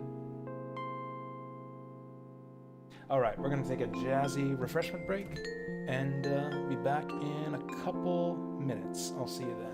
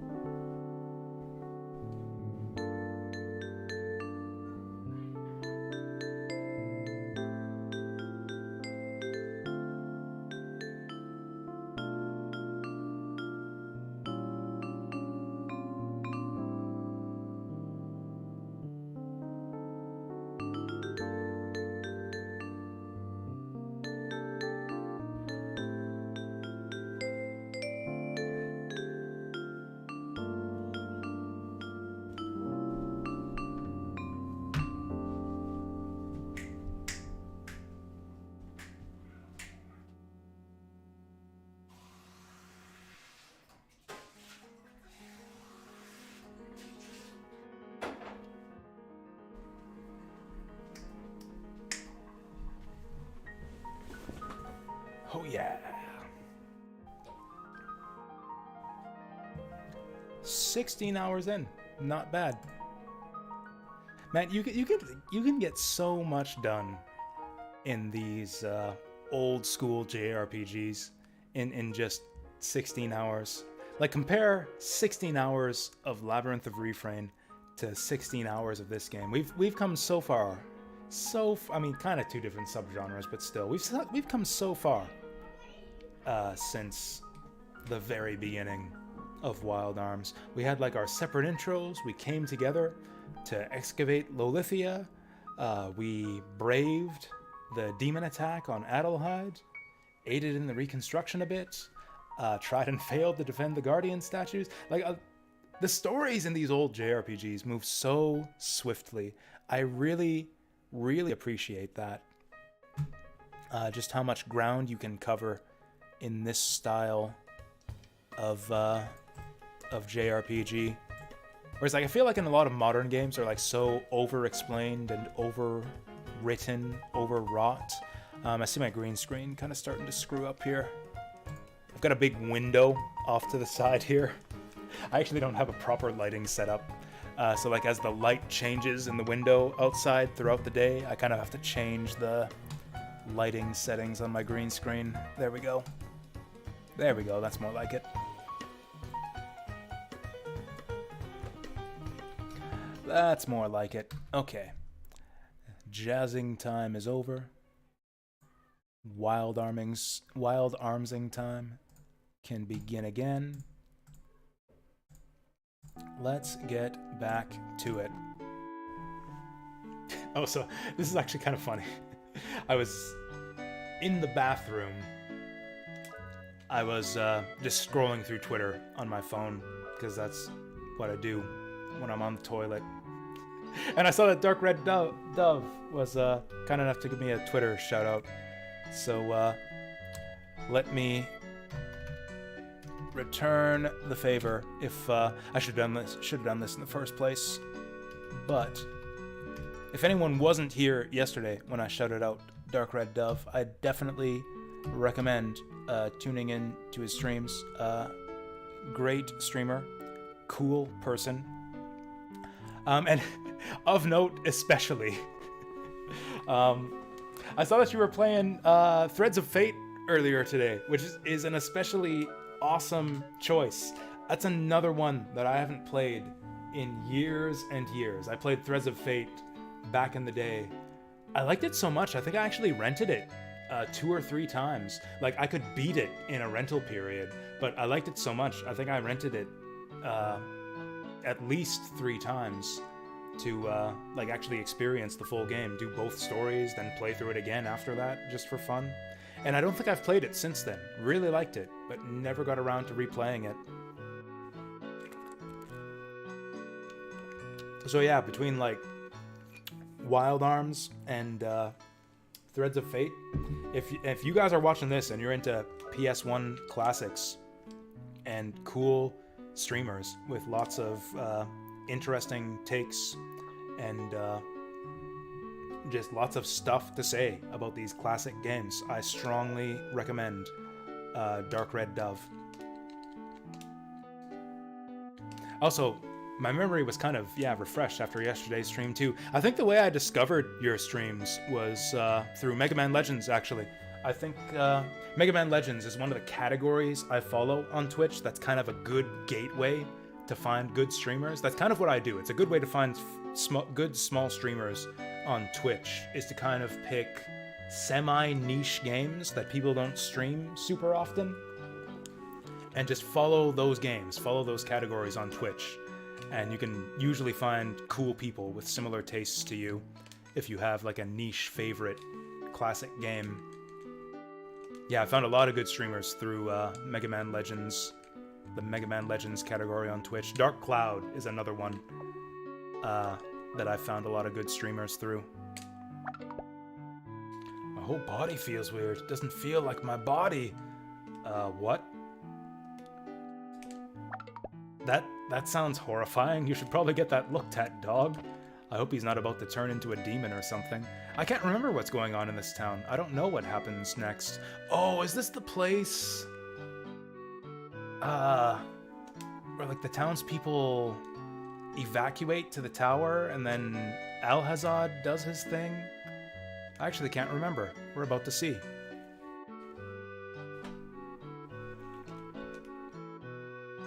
Do I have a favorite game?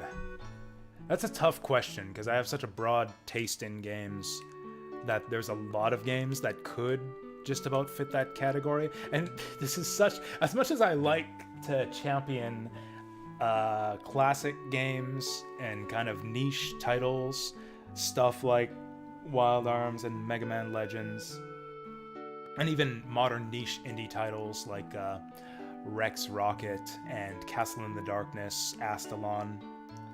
This is such a pleb take, but I think my favorite game is actually Dark Souls. I've thought about this a lot, and there's just, especially my first playthrough of that game was just so magical.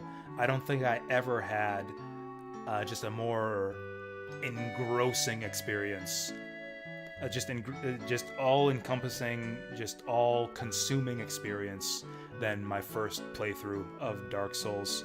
And the game has like so much more to give on subsequent replays as well, with all the different builds, all the depth to be extracted out of the lore and item descriptions and everything in that game. The way the game is so amenable to so many different types of challenge runs.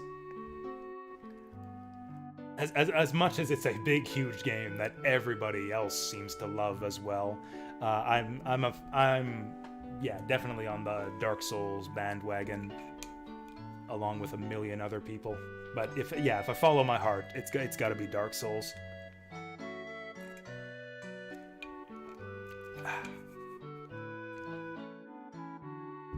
I love Mega Man. Mega Man Legends is such a cozy little game. And like that doesn't even express all of that. Sounds diminutive, but like it's, I don't know. It's one of those games that I just keep on coming back to over and over and over again, and just keep finding new little details to like about it. Like it's, for me personally, I know there are arguments in favor of the sequel over the original. Actually, if I remember right, I think you, Dark Red Dove, expressed a preference for Mega Man Legends 2 over the original. And they're both great games. Like it's, I'm not gonna begrudge anyone for liking Mega Man Legends 2 over Legends 1, but for me personally, it's Legends 1. Not by a ton, but like, and the sequel has its advantages, the expanded scope, the more epic story,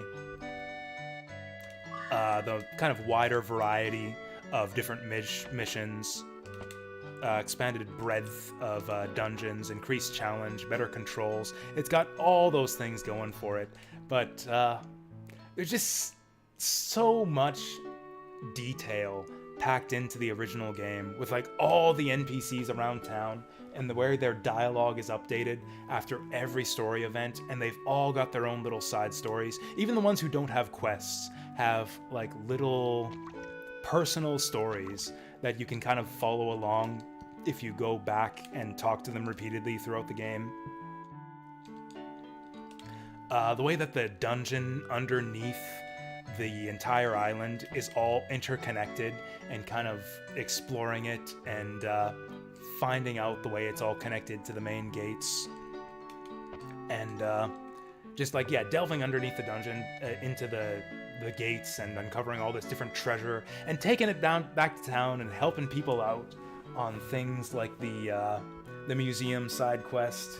The way the NPCs are characterized so nicely, like a lot of the major ones have their own voices as well. There's like so much love and care and attention to detail packed into every nook and cranny of the world of that game. You've got like the CD shop where you can listen to the CDs, and it's not even music that's in the game, it's like new compositions that they wrote for this CD shop. It's like, if you blitz through it, it's like on a first playthrough, it's an 8 to 10 hour game. If you know what you're doing, it's like a 4-hour game.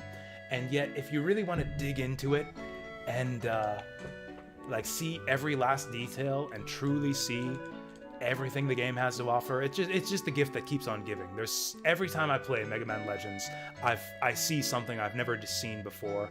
A new, unique NPC side story, a new connection in the lore, or like the NPC side stories that I've never noticed before. A little detail in the story scenes that never caught my attention. There's so many little quirks and details in that game that it's painful how much I love that game.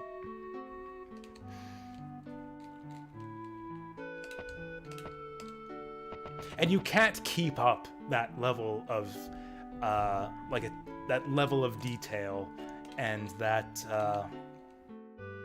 this like dense level of interconnection with the towns and NPCs and the storyline and everything in a world that's so much bigger, like you have in Mega Man Legends 2. Power! I just took a break from playing this game to ramble about Mega Man Legends for like 5 minutes, because that's what I do. Jack's got enough strength. Let's give some of that to Rudy. He's been failing to make his kill thresholds a little bit lately.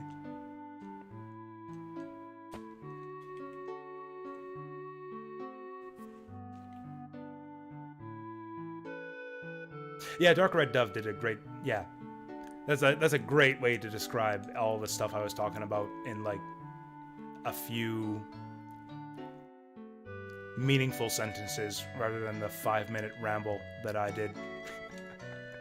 Organic Hub World, city life. Yeah, the sense of being a local hero. Yeah, all that stuff. All that stuff.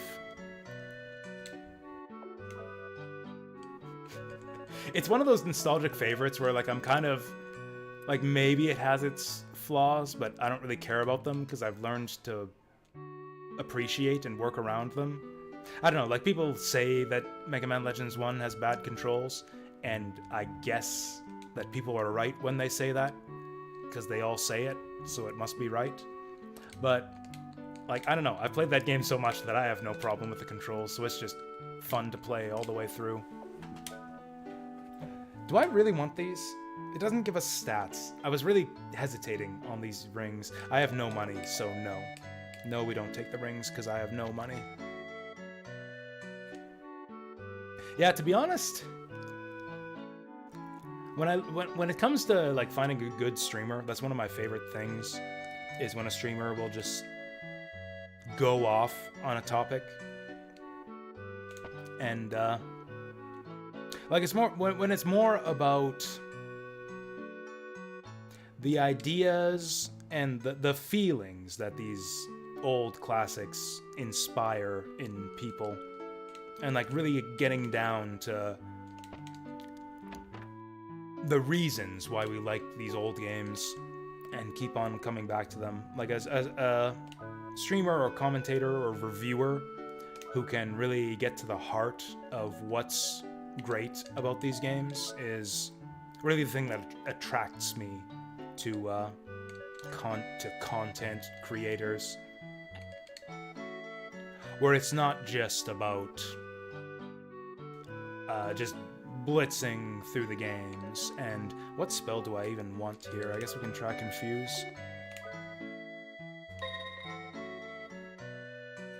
It's not just about like playing the games just to see them and just to get through them, where it's about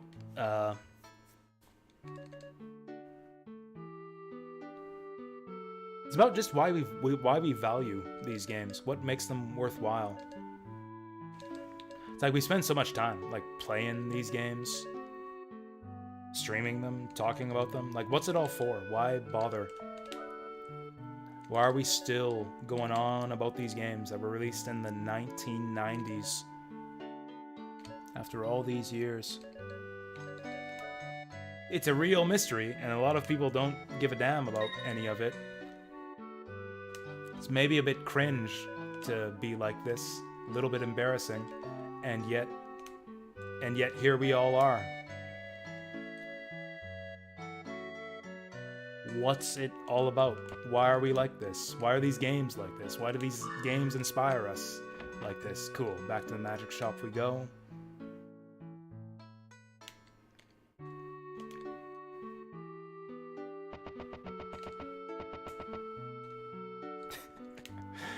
We're exploring the mysteries of the human condition right here on the Jasu stream. I enjoyed Wild Arms, our little excursion through Wild Arms yesterday so much that I decided we would really enjoy this game today by dipping deep into the lamb spiced rum. I'm kind of committed to finishing this bottle today.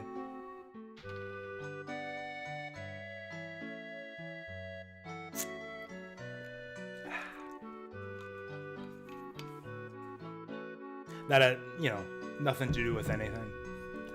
Nothing to do with anything, but I kind of decided before the stream that I was going to finish this bottle today. I actually did lament my lack of increase encounter rate in the last dungeon, so I am actually going to get this. I don't care about any of these remaining spells. I will probably unbind all of these spells when we get to the advanced spell list, but we've got these crests right now, so we might as well use them.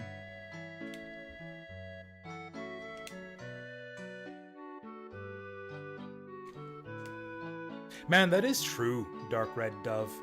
Just how much these old SNES and PS1 games influenced who I am as a person.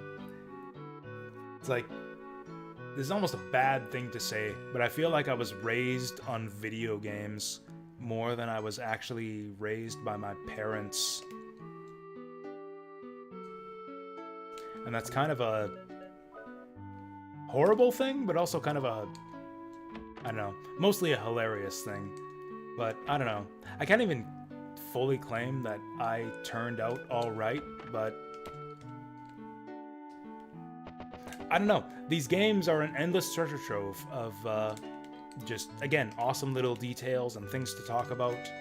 And I guess that's true of pretty much all creative endeavors. Like, all art has this level. Like, if I'm this interested and passionate about things like Mega Man Legends and Wild Arms, like, imagine how much more thought and care and attention must have gone into the creation of games like this.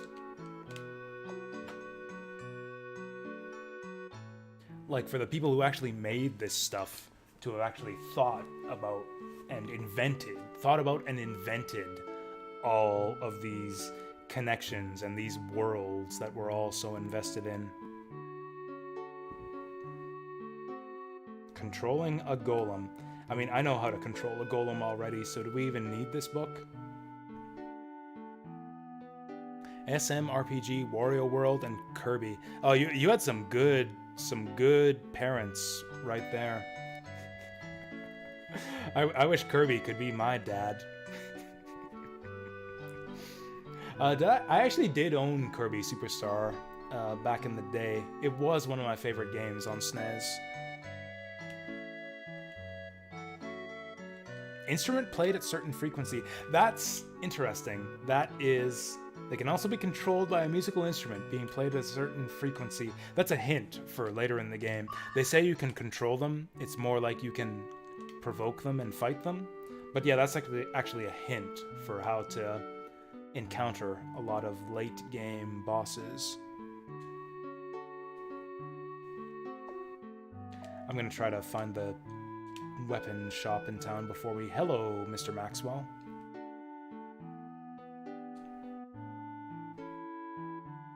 You know, the game that really kind of influenced my... kind of the path I took in life, I would say, or at least as a gamer.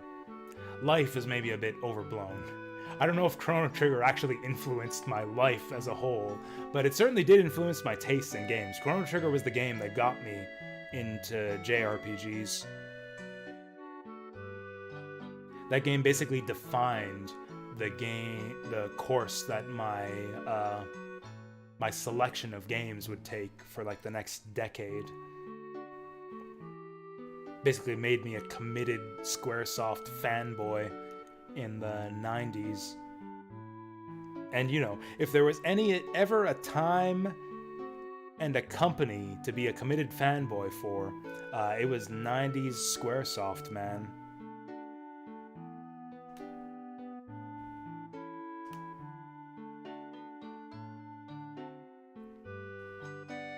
The Zeppet Rough Night Laboratory.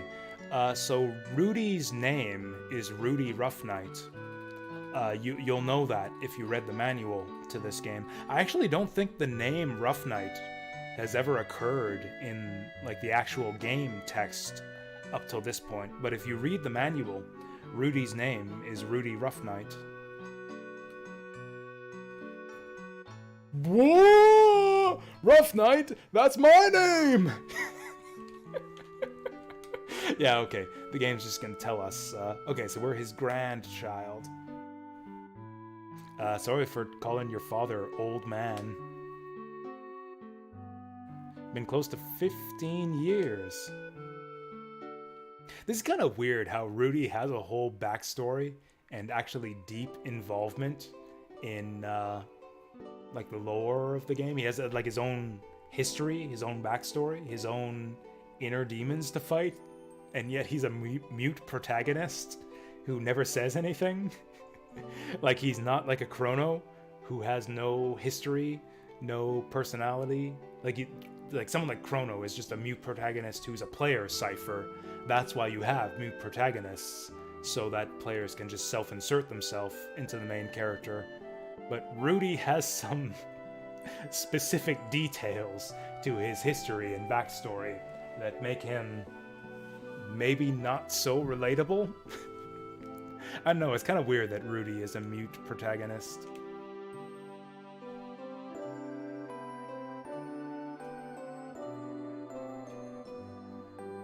Collection really shot off when you got a PS1. PS2 were kind of the days when I started to, I mean, really, PS2 era was when I was old enough to work.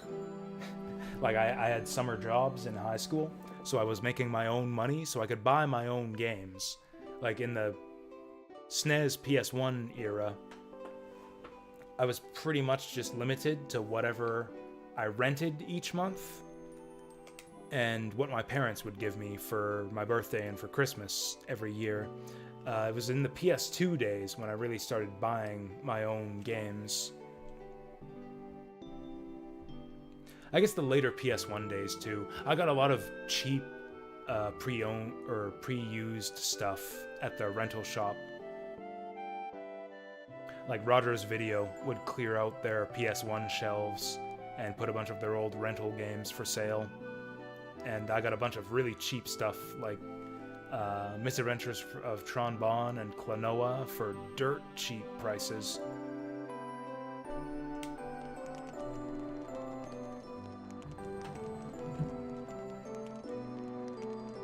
This is a neat little scene here. To flash on screen for less than a second. Someone went through the effort of drawing that entire forest background there to be flashed on screen for less than a second. This is the kind of stuff I love about video games.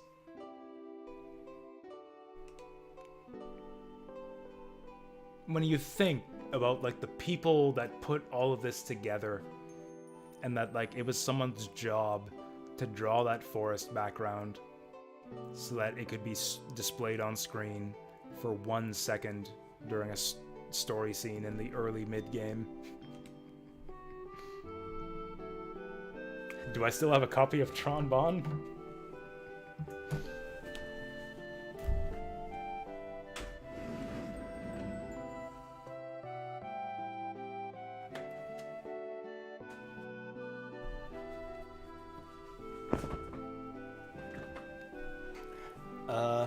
Can you guys see this on the camera here? There it is. There's Misadventures of Tronbon. A little bit of sticker residue in the top. Also, I love this. I love this. Check it out. Can you guys see that? Pre-owned $10. I love that. That sticker is a treasure. That sticker is a treasure. That sticker is what like makes the whole package just all the more funny to show off. I think I've got the whole thing here too. It's got yeah, we got the Tronbon disc, which is mostly green, so my green screen's gonna mess that up. We got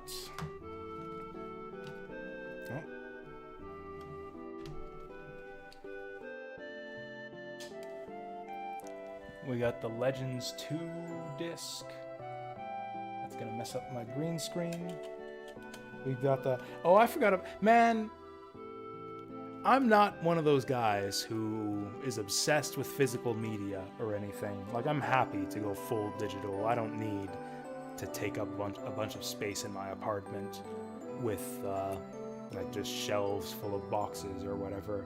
But look at this artwork. Look at this artwork, just in the middle of the whole package. Like, there's the disc, there's the manual, there's the other disc on the side of this, and here's just some filler artwork that they put in the middle of all of it. The salutes, the Servbots just cheerfully saluting as Miss Tron loses her shit at all of them. It's just... I love the way that these old games are just crammed full of artwork and fun little details and all that stuff. I chose not to get rid of this one, actually. I've sold most of my physical game collection, mostly stuff that wasn't worth much, although I did sell it all for a lot less than it was worth. In particular, I didn't realize how valuable GBA games were these days. I had a lot of loose carts on the GBA, like stuff that I bought for like $10 a pop in like a discount bin at EB Games back in those days. Those carts have appreciated in value since those days. I did not, like, I kind of valued my old GBA games at $5 to $10 a pop because that's what I paid for them. A lot of those games are going for like $20 to $40 just for the loose carts. I sold my GBA collection for a lot less than it was worth. I have Legends 1 and 2 as well, but yeah. Oh, this is the intro right here. This is, yeah, Rudy's grandfather's grave. We know the significance of that cross with the pendant now in the intro animation. On the hill that the old man was fond of. Oh, you're at work right now. Nice. I also watch streams at work. Yeah, thanks for stopping by and chatting, Dark Red Dove. Have a good rest of your evening. Enjoy being off work for the next bit. We'll catch you later. Rudy buried the remains of the old Dream Chaser on the hill. Yeah, we read that. I also watch streams at work, yeah. Used to be one of the main places for me to watch streams, except that work has been busy lately, so I don't have a lot of time to do that anymore. So this is really the first deep dive that we've gotten into Rudy's backstory here.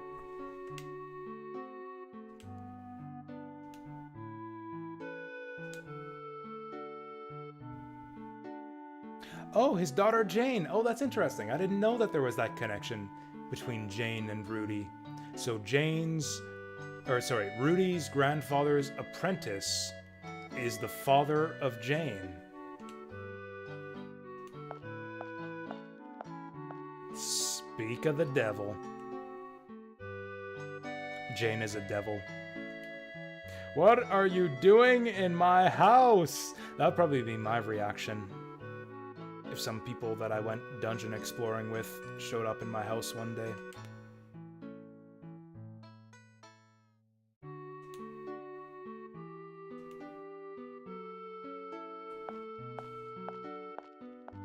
Jane has more of a role in the story than I remembered, actually. I remembered her being just a side character that only shows up in a couple scenes. Go southeast across the shallow water. There you will find the epitaph of the sea wind. Flight machine? I didn't think we would get that early in the game.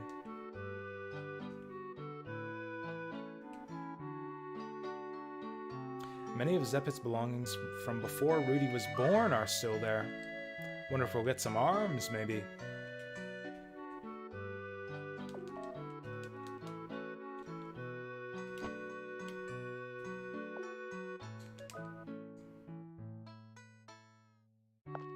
This vanilla rum is dangerous. I've been drinking that stuff too fast today. McDullen. Oh, that's Jane's manservant. A humble banquet. Nice. I can go for a banquet right now.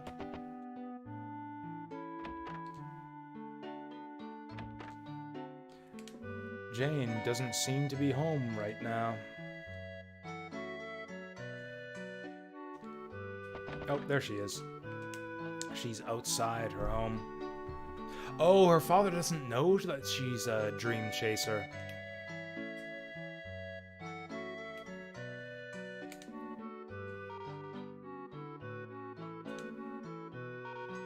Oh, what do we got? Agile apple. I think we'll give that to Cecilia at this point.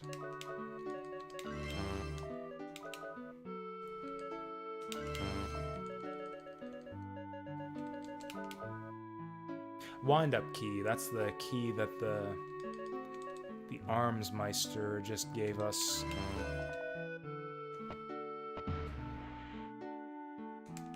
Southeast, I think he said.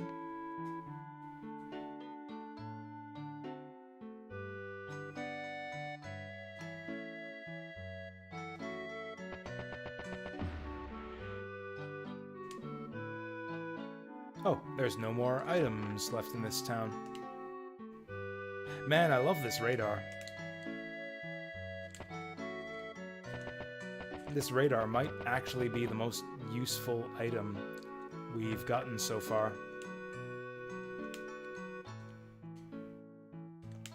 Oh, is there not a weapon shop in town? If not, then I might as well go ahead and upgrade my arms. Oh, we got a new crest graph, too. Is it even... Oh, never mind. We spent it already.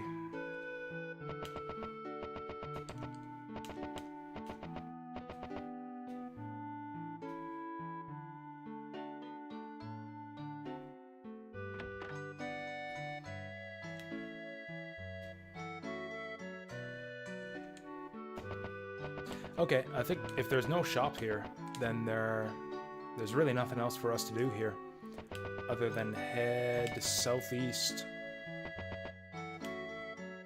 I kind of getting embarrassed about my dumb tangent about retro games, and I don't know where to go from here.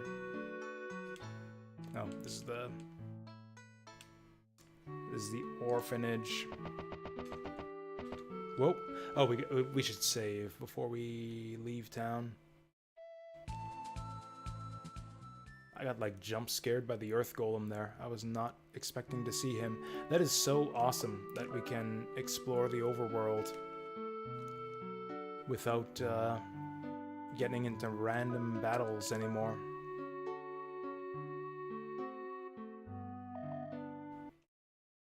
Uh-oh. Uh-oh. See?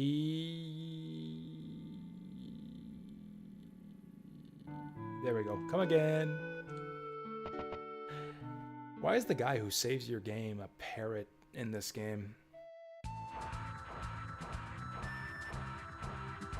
Oh, that looks suspicious. Sacred Shrine. Oh. Oh?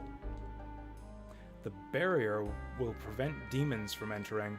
That means there's got to be no monsters here, right? If the barrier prevents demons, then there should be no monsters in this place.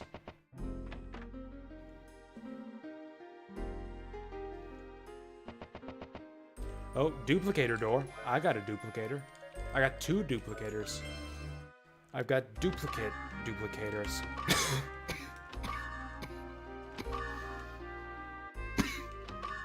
Excuse me. Oh, almost missed that one. Oh, that was just a free door. Got a duplicator behind the duplicator door. What do I want to spend my secret sign on? Probably Sonic Buster, since I use it a lot.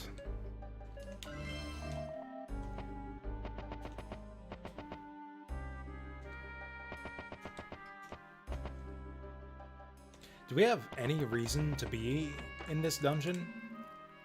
In terms of the main story? There's a lot more side content and side dungeons in the early game than I remembered.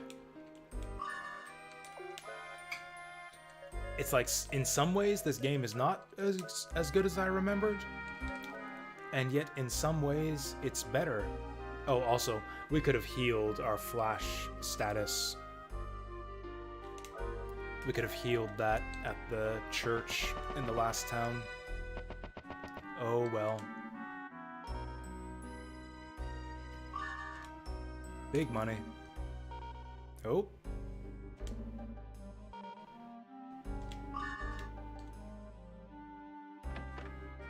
In spite of the music, that barrier actually works. I thought this would be a full dungeon, but it looks like there are actually no monsters here.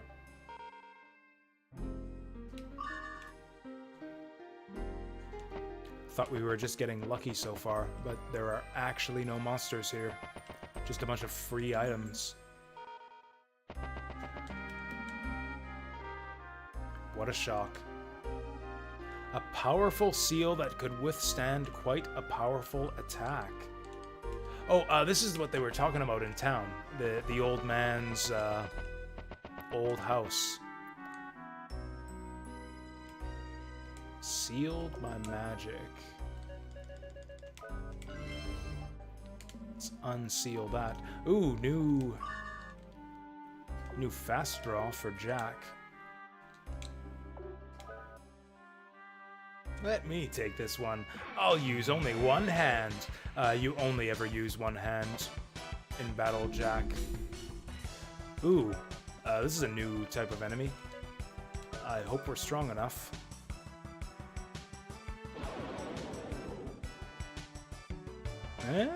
Can't one-shot him. We're fine.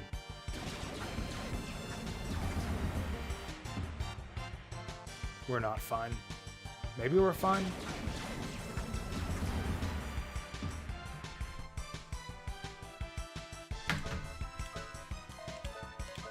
Don't mean to be rude to you guys, but since today is D&D night, I do have to be checking Discord for updates. There's always that dreaded period before a D&D session where you gotta be like checking your messages constantly to see if anyone's gonna cancel at the last minute. All too easy. Okay, we got a new fast draw to try out.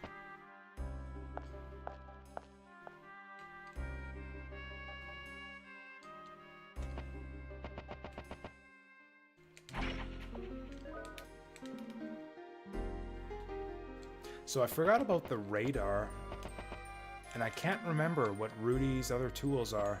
Also, we've apparently been here before?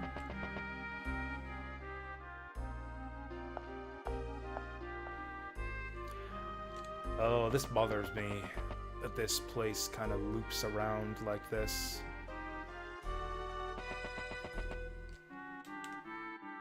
Okay, so I'm guessing that's an arm in that chest there. I'll have to make a mental note that there's a locked chest in this. I guess it's not a dungeon, in spite of the music.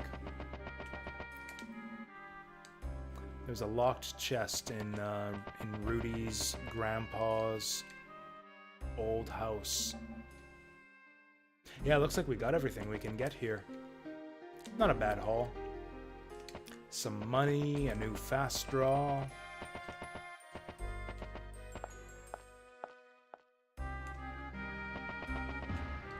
And then off we go.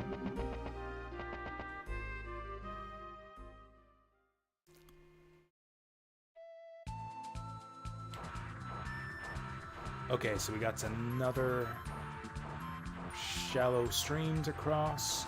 Oh, we got a tower to investigate here. And a sign.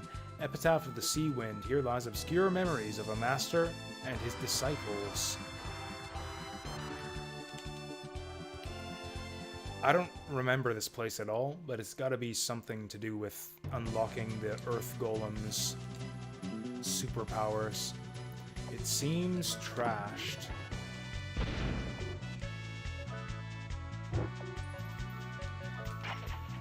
Gonna have to get a tool to interact with these things.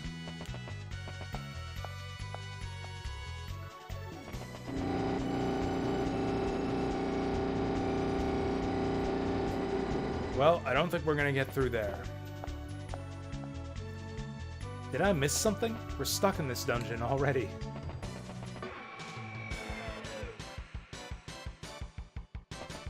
Maybe I missed something from the old man's. Well, these guys are looking familiar.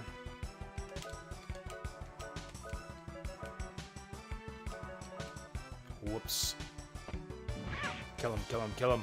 Damn. Nice. The silence missed. Oh, baller. That's amazing. I was not expecting that to one-shot those guys. Okay, so Rudy's Prism Ray has arrived. We can do good things with that weapon now.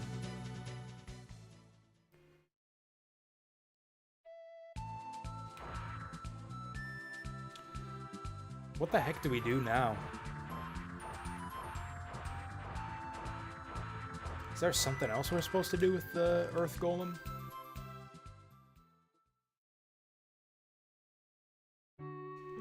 We don't have a tool that could get past that conveyor belt, do we?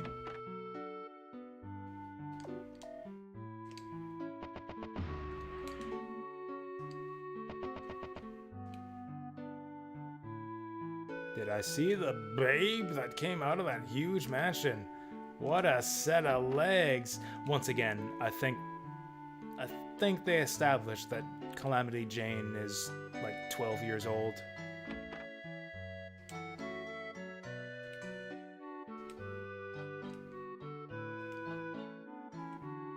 And yeah, that's the only person he could be talking about here.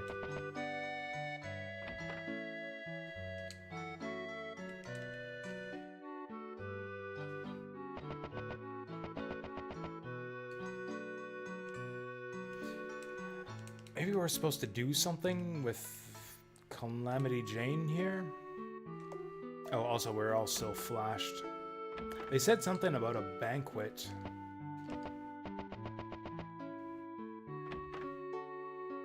Also, Jane is nowhere to be seen here.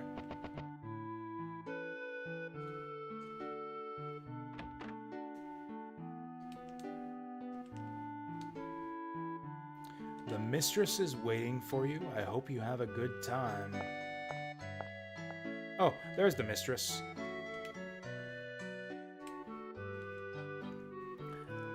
She's saying the same thing she said last time.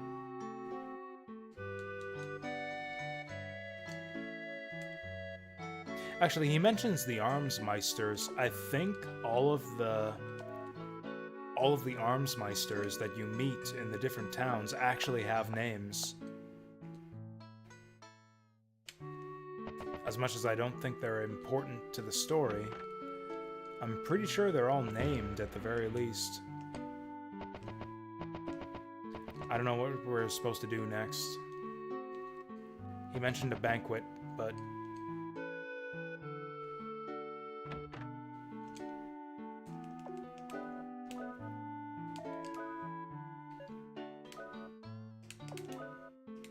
Spells don't matter at all at this point in the game. We've taken all of the good spells.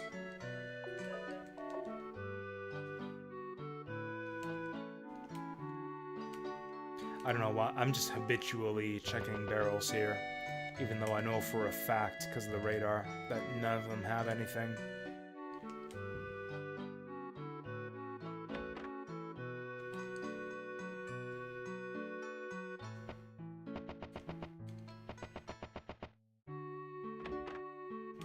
Maybe something down the well?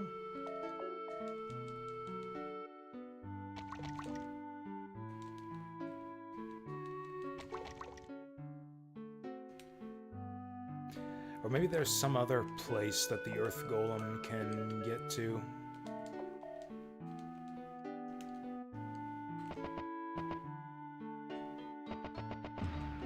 Doi.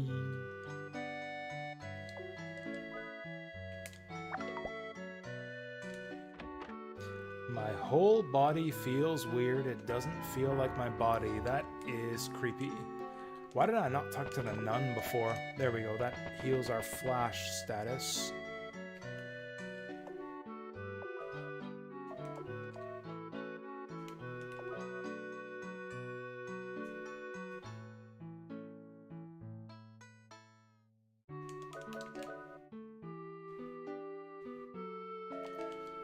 What else could we do here? What else could we possibly be missing?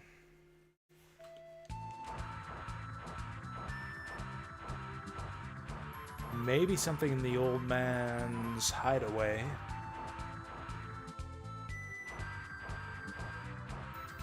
We've been up here, haven't we?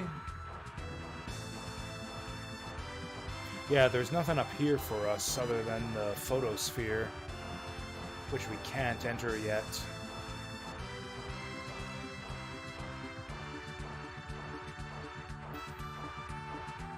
Oh, is this where we go to Arctica Castle? No.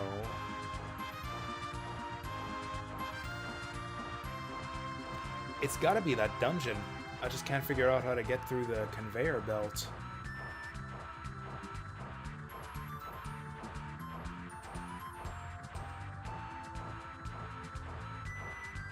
You know what this golem reminds me of? The Earth Golem here that we're riding around in?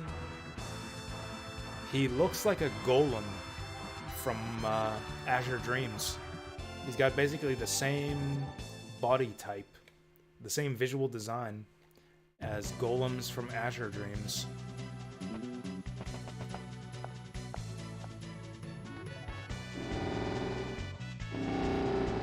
What the fuck?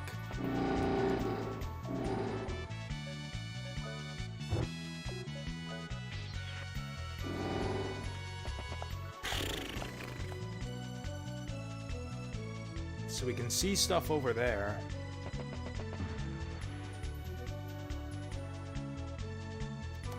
It's trashed. I don't know what to do here. Are we supposed to do something with that busted robot?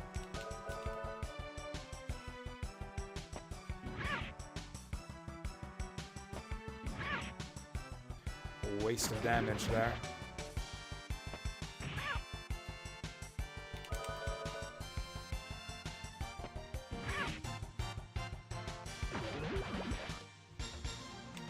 Okay, this is embarrassing, but I've got to go to the bathroom again. I got to take another bathroom break. We will take a jazz break here, mainly because I saw another piece of Wild Arms jazz on my playlist here, and I'm kind of curious to hear it.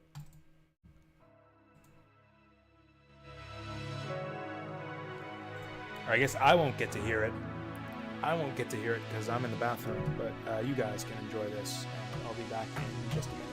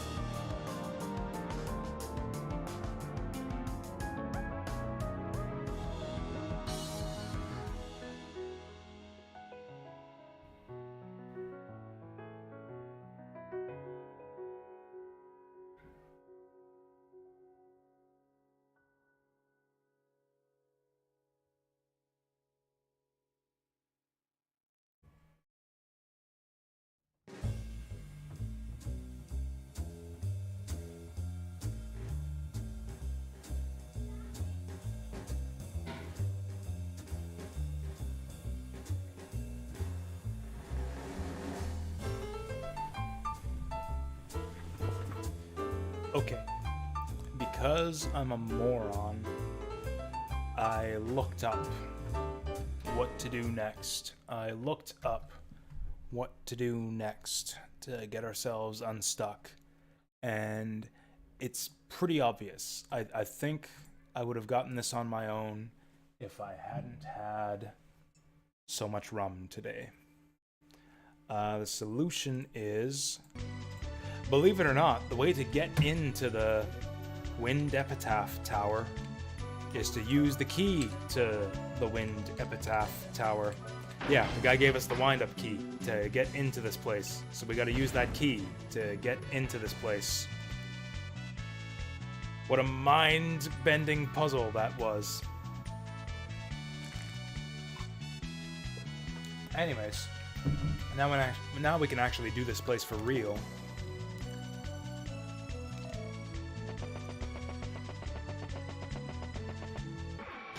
Once again, this is one of those plot beats that's a little bit... what's the word? Unmotivated? We don't really have much reason to be here in terms of the story. It's like the reason we're climbing this tower is because it's the only place we can get to with our new golem. We don't know what we're gonna find here. Do we have like higher confuse resistance or something, or am I just getting lucky? I think we're just getting lucky here, but that's 2 failed confuses for us. This guy's still faster than us.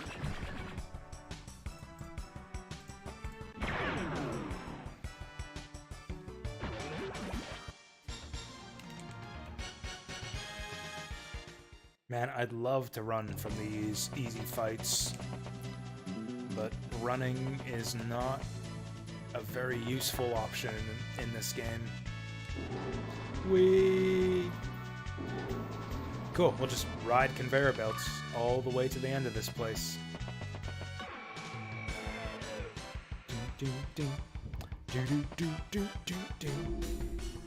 I'm just gonna run. Even though it's dumb, I'm gonna run. Worst case scenario, they confuse us, and then I just run again. These guys can't do much damage to us.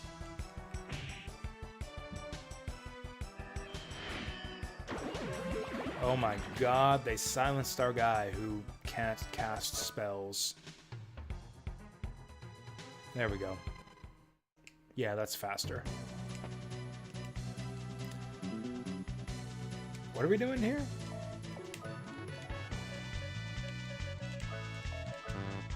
Huh.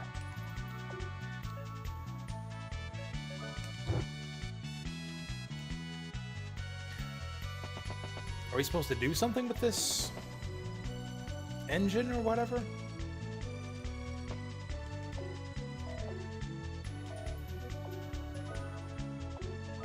Maybe I should have kept that guide open. Actually, I think I still do have it open on my phone here.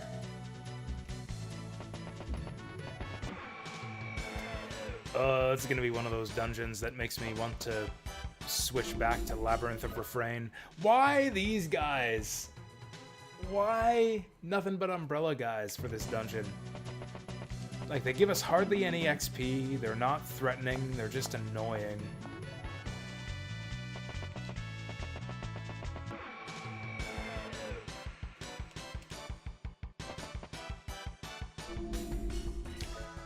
Well, okay, those guys we can deal with. The slimes are worth our time. The slimes give us XP.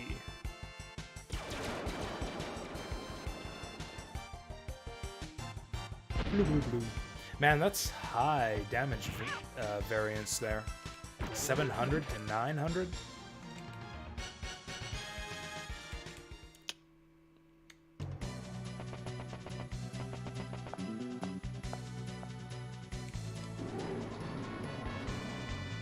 Fuck, I fucked it up. We went the wrong way.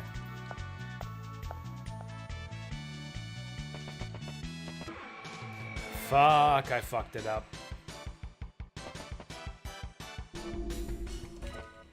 I will always run from double umbrella enemy group.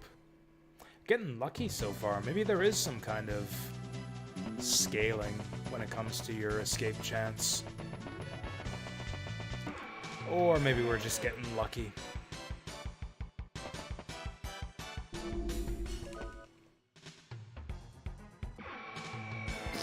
Yeah, we just got lucky.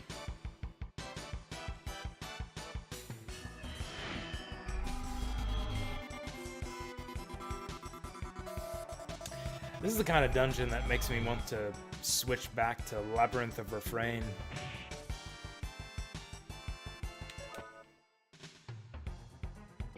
Oh my god, fuck off.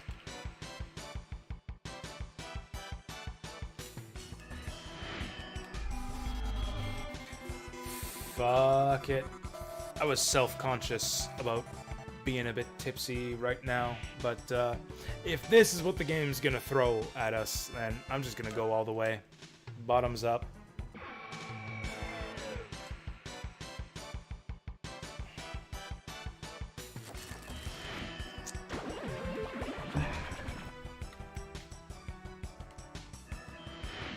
And they waste their extra ambush round on healing themselves when they're at full HP. There we go. Do it, swap. I'm only on for like another 40 minutes anyways before I gotta go for D&D. Might as well progress through Wild Arms here. There's gotta be something that we do with that generator.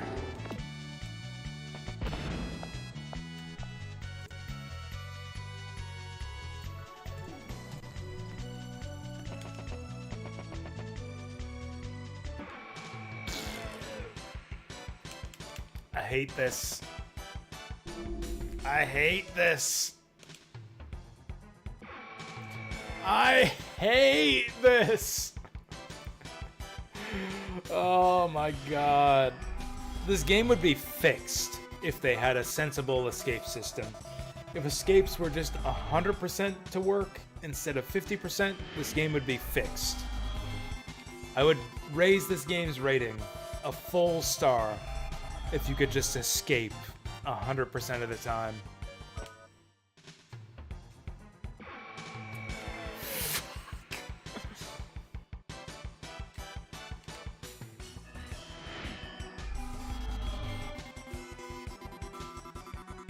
You know, we're in RetroArch. We're in RetroArch. I could just switch to another retro game. It's no big deal.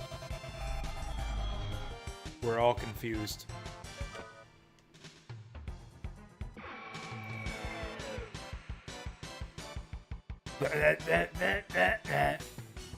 I love that they play that repetitive ass battle intro every time you fail to escape too. Add insult to injury.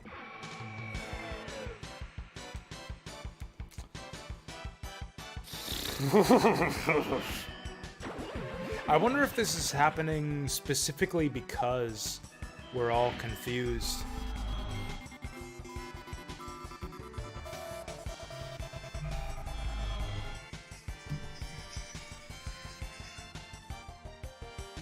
Hello?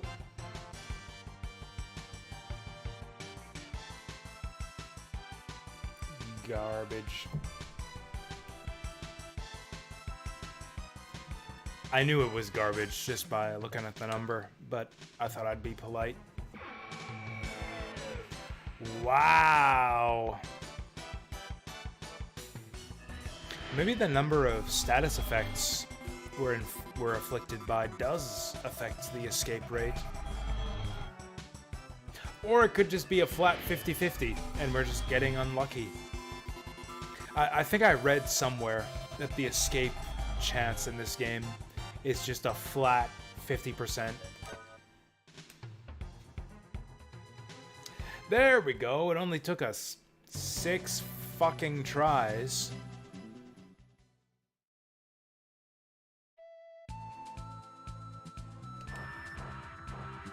I don't have it in me. I don't have it in me to figure out what's up with this dungeon right now. I'm too drunk. What are we gonna do instead? Like, I've still got 40 minutes to stream today. What do we do for 40 minutes instead of play Wild Arms?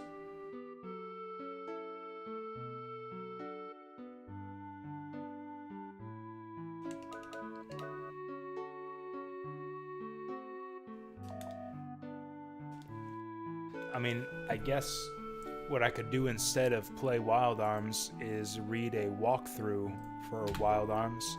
What's the name of this town? So I can control F it. That's what we're gonna do. We're gonna F it. We're gonna control F it. Court same.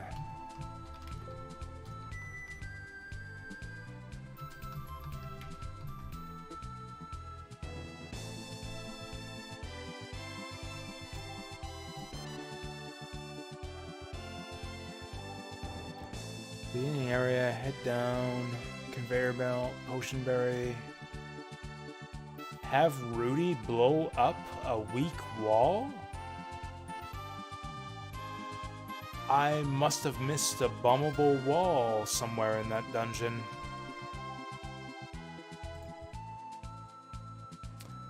Okay.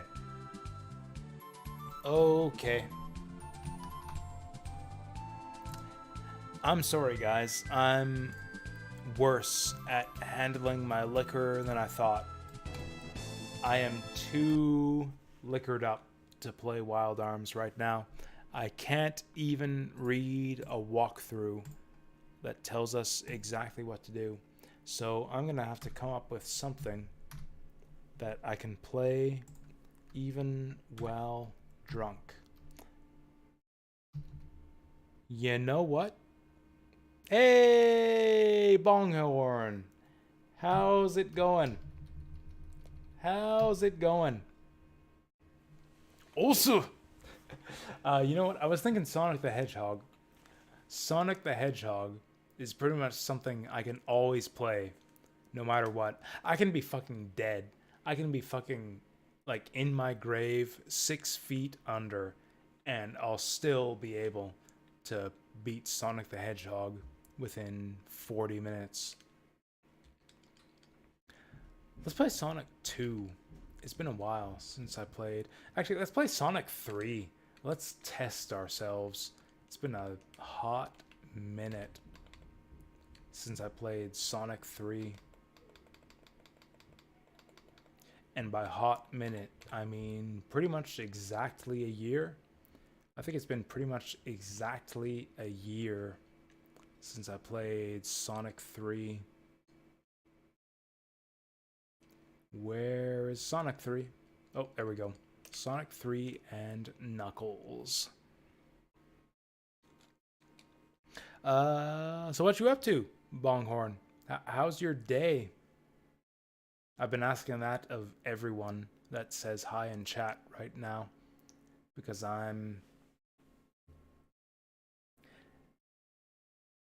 this was a huge mistake.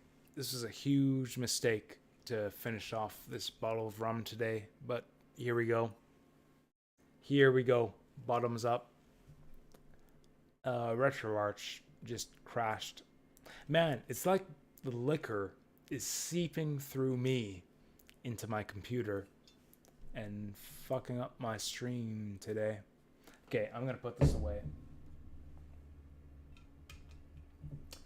I'm gonna put this away and try my damnedest to play Sonic 3 and Knuckles. There we go.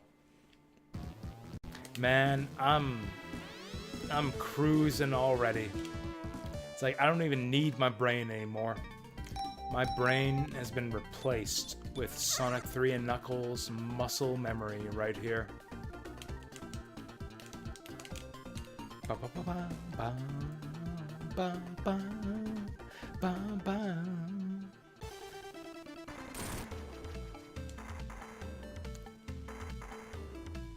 Sonic and Knuckles 3 Electric Boogaloo. Let's go!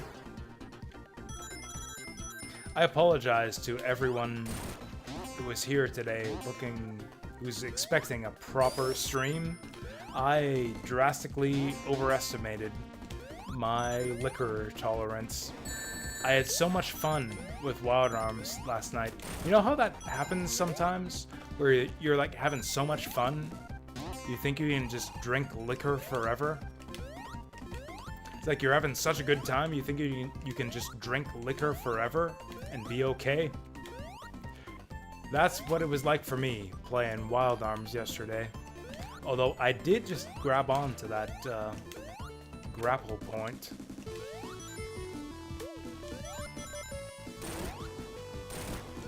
I did just grab on to that handle there.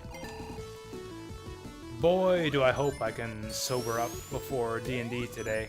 I drastically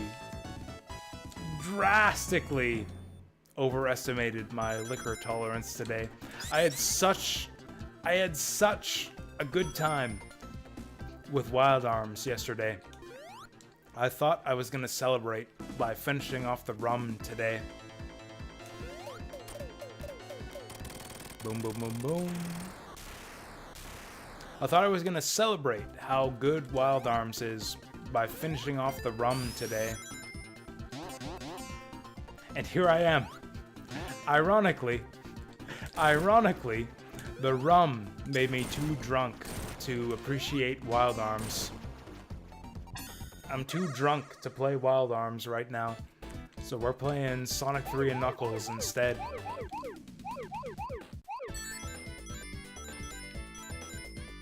That's the great thing about Sonic 3 and Knuckles, though. That's the great thing about it, for me at least, is that I've played this game so many times, I can play it in my sleep. I can play it when I'm dead, I can play it when I'm drunk. I can play it anytime.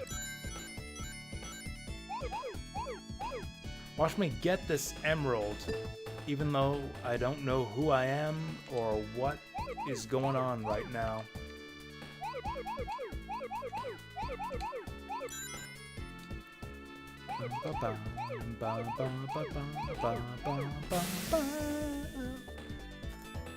There's an emerald.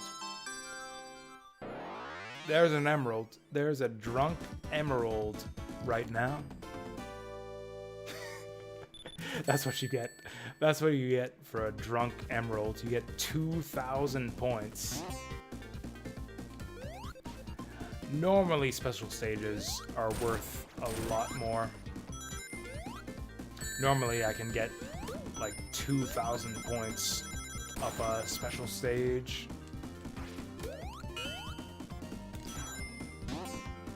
I'm so happy that no one is watching right now. You know, relatively speaking, no one. I don't want to imply that you guys are nobodies or anything. You guys are definitely somebodies. You guys are super special and awesome to me right now. But God, am I fucked up. I didn't even think I had that much rum left over. I seriously hope that I can sober up before D&D tonight. Oh, fuck, another special stage. Oh, fuck, I wasn't ready for this. How many shots? Man, fuck shots. This bottle was up to here.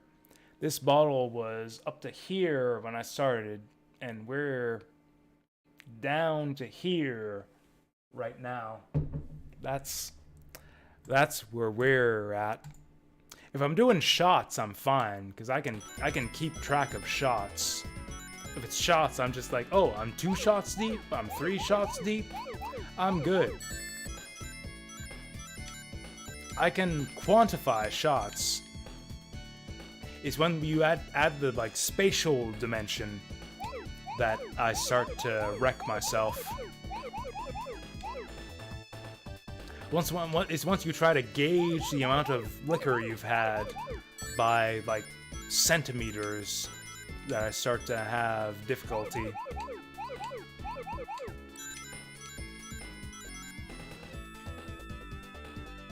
With that said, apparently there is no amount of liquor that I can consume that can ruin Sonic for me. I am still special staging like a boss right here. Like, these special stages are so precise.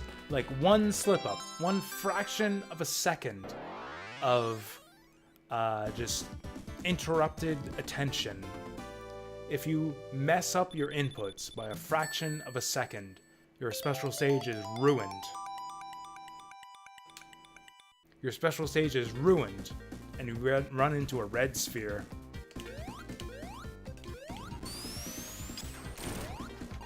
Nevertheless, damn it. This is surprisingly logical for a Sonic the Hedgehog game, but you lose your fire shield if you go into the water. Weirdly enough, water puts out the fire in Sonic games.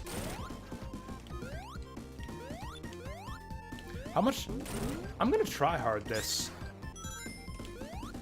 I'm gonna be leaving for D&D in like 40 minutes or so. That would be kind of amazing. Oh, jackpot! This is what happens when I get drunk. This is what happens when I get drunk, is I get lucky. I remember one time, way back in the day, at board game night at Phil's place. Back when the only board game that we played was Catan. We would play 5-player Catan with the Cities and Nights expansion and with the Seafarers expansion. I was in the early days of getting into drinking and liquor and all that. I brought a bottle of sake to Catan night, not knowing my tolerance, my threshold, my capabilities, and I got fucking trashed playing Catan at my friend Phil's house. And I won. I cleaned up. I demolished all of my friends at Catan.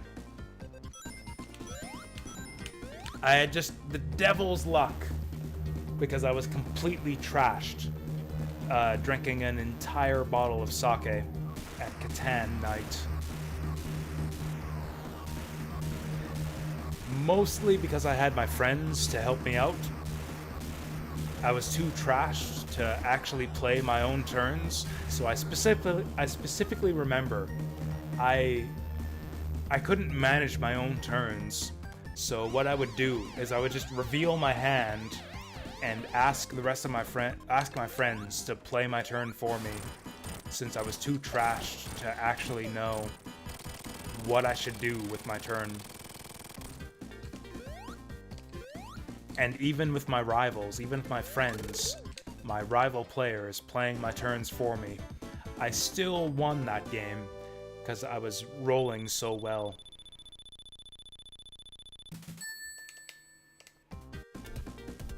Even with the other players at the table playing my turns for me, I was rolling so hot that night that I could just win based on how good the rolls were. That's how good my luck was. And that's what I'm hoping will happen with Sonic 3 and Knuckles right now. Is that the enemies will just stay out of my way. That just the alignment of spike traps and enemies and such will just align such that nothing is in my way, and I can just run through this game without having to exercise my brain. There we go. There we go. That's a spin dash, son. Fuck. This stupid glitchy game.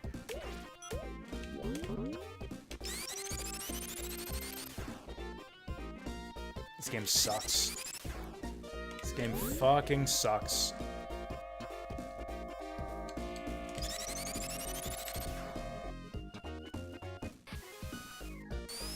I'm so mad. I'm so mad right now that that dumb slope has glitched me out of my spin dash 2 times now. There we go. That's how it goes. That's what's supposed to happen here. And this high ground shortcut basically skips 90% of the level for you. Like, literally, we're right at the end of the level right now because I made that crazy shortcut. Fuck! Well, so much for the devil's luck. So much for the devil's luck. We're just catching all of the glitches. Just catching all of the glitches.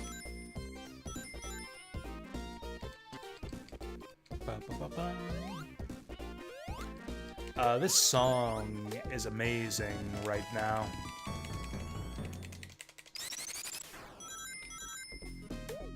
Hydrocity Zone? Man, I tell you what. One of the all-time great pieces of music in video games is Hydrocity Zone.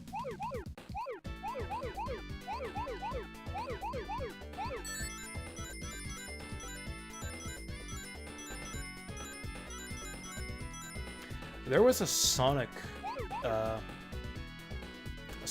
video that I saw on YouTube recently. It was kind of a defense of this game. The premise was, like, or I think the video title was, "You have been playing Sonic the Hedgehog 3 wrong your entire life." Or no, it was, "You've been missing 90% of Sonic 3 all these years." Something like that. Total clickbait headline or something like that. So naturally, I got baited. I got baited into watching this shitty video. And it was basically a, like, hour-long diatribe about how the scoring system in Sonic the Hedgehog 3 is the greatest thing in video game history. It's like, if you haven't played Sonic 3 for score, you have not experienced video games. Fuck!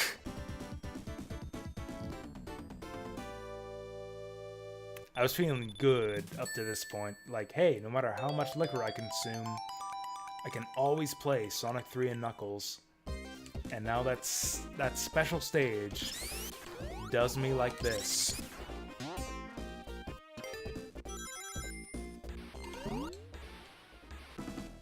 What is the best Sonic? This one. What is the worst Sonic? I mean...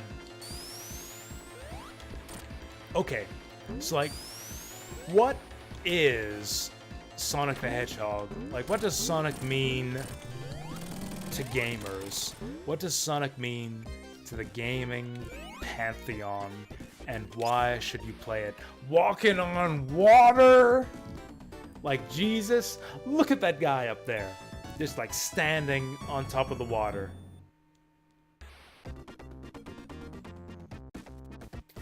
Anyways. Like, which is the best Sonic? Pretty much all the 2D games. What is the worst Sonic? Pretty much all the 3D games.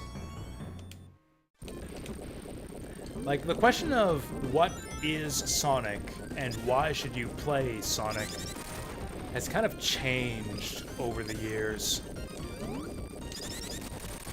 It's like, why should you play classic Sonic? Like, why should you play Genesis Sonic? Why should you play Sonic 1, 2, 3?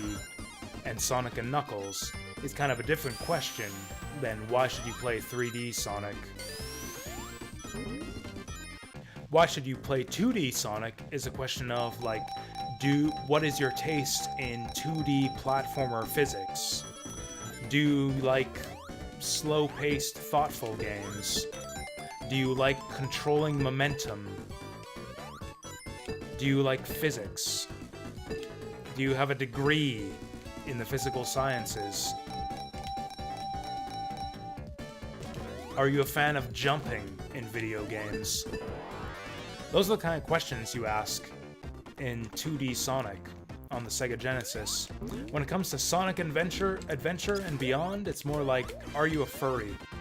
It's like, do you get an erection when you see artwork of, you know, Miles Tails Prower on the internet?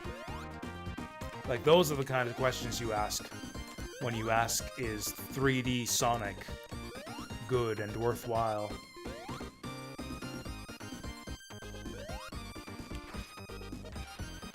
It's like 2D Sonic is all about physics, is all about momentum and jumping and obstacle courses and aesthetics.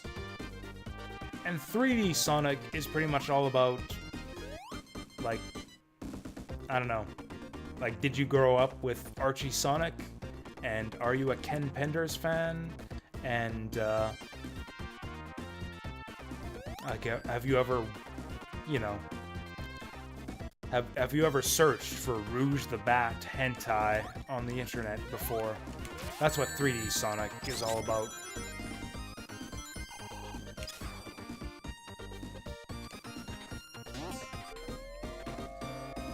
If it wasn't clear, I'm a bit of a Sonic snob. I feel like Sonic made a bit of a dark turn. Kind of abandoned the roots of the franchise during the shift to 3D, particularly in Sonic Adventure 2.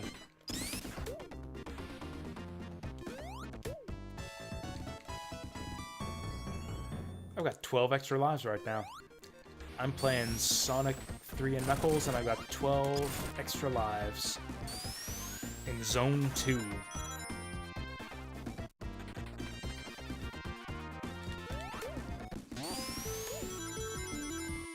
You...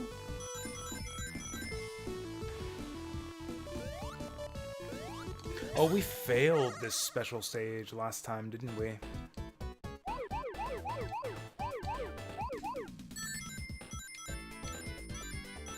Okay, I'm sorry. I'm gonna try to stop being stupid now.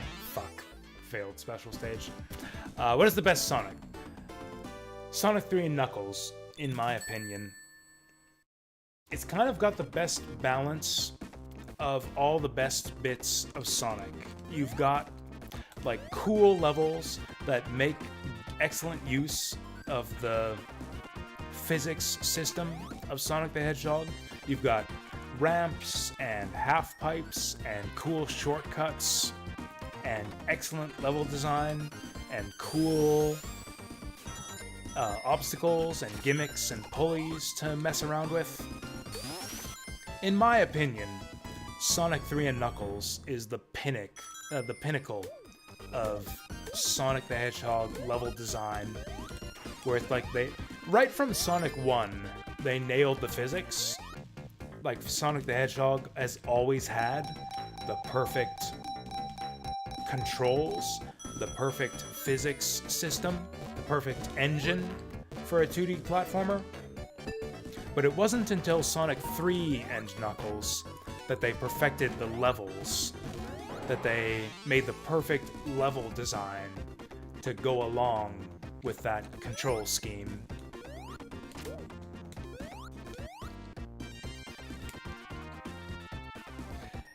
Sonic 1 has its charm points. Sonic 2 was kind of the next stage, the next evolution of Sonic level design. But they really perfected it. They really nailed it with Sonic the Hedgehog 3. and Knuckles. What is the worst Sonic game? That's a harder question. What is the worst Sonic game is a really difficult question, because there are so many bad ones. There are so many bad Sonic games that it's kind of hard to pick the one that stands out as the worst of the entire franchise. Like, there are boring answers, like Sonic Chaos on Game Gear, because that game barely works. Like, that game is a hideous, just monstrosity in the sight of God and man. Like, just to watch that game in action for 2 seconds is barely tolerable. Like, just to witness Sonic Chaos on Game Gear makes it immediately evident that it's the worst video game you've ever seen in your life. But then there's all kinds of other levels of badness in Sonic games beyond that as well. Like, what about Sonic Unleashed with the terrible, like, furry fandom pandering and the terrible slow-ass werehog segments that don't flow with the rest of the game? What about Sonic 06's insane glitches and terrible furry fandom pandering?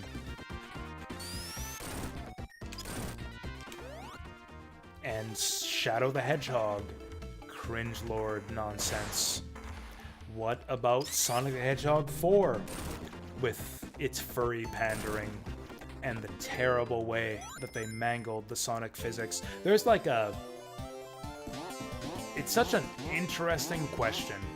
It's such an interesting question to ponder. What is the worst Sonic game? Because there are so many levels, there are so many layers to just how bad Sonic gets. Whereas as far as the good games, it's like, what is the best Sonic? You've got like 2 options there. You've got like 2 options for what is the best Sonic. It's either Sonic CD or Sonic 3. Pick one.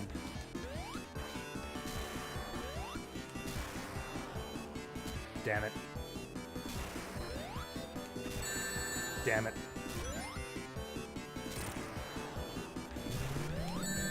Damn it.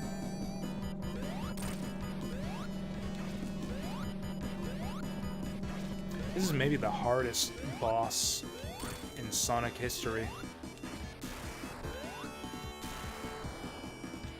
Damn it! Yeah.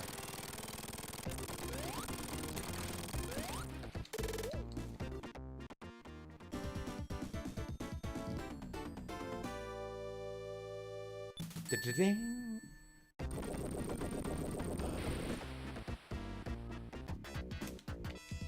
Okay, I'm obviously not gonna finish this game by the time I gotta leave. What's our objective here? What should I try to do before we gotta go? If we can complete Sonic 3, I'll be happy. If we can make it to the end of the Sonic 3 half of Sonic 3 and Knuckles, I will be content. Well, that's gonna be not so easy. You know what? Fuck this bonus stage. Fuck this bonus stage. That blue and white square bonus stage is the worst thing in Sonic history. There is nothing worse in any Sonic game than playing the blue and white bonus stage in Sonic 3 and Knuckles.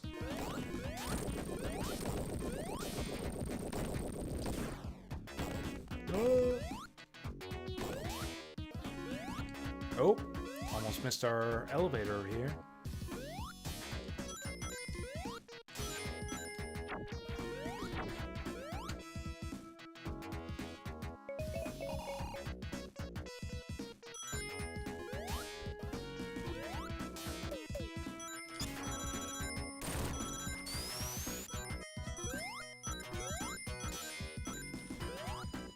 What am I gonna do next week?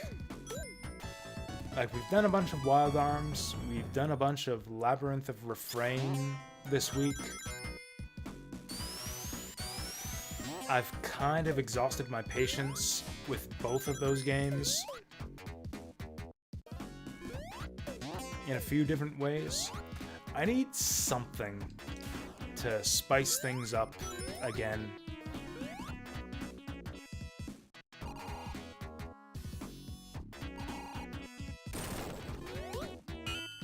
It's like, you know how you need that, like, little bit of extra spice sometimes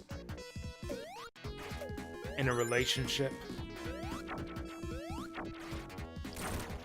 With, you know, a lady friend, a man friend, whatever it is you've got going right now.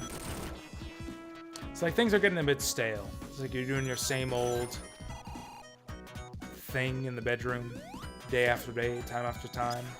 They gotta switch things up a bit.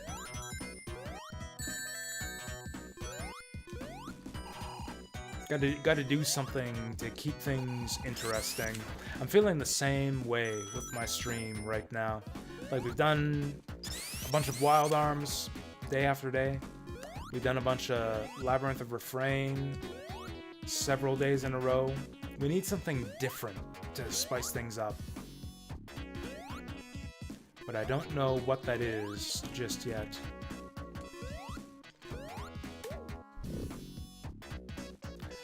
Yeah, put the chili pepper in the Coke. That's exactly right. That's how it is. Just add chili pepper to whatever shit is growing stale for you. That'll spice it up. Almost got lucky again there. I almost got another jackpot. It's actually really easy to get infinite rings on this segment because you get really easy access to the slot machine here. You can just play slots forever if you want to. Lucky for you guys, I'm too tanked right now to do that, so we're just gonna exit this bonus stage.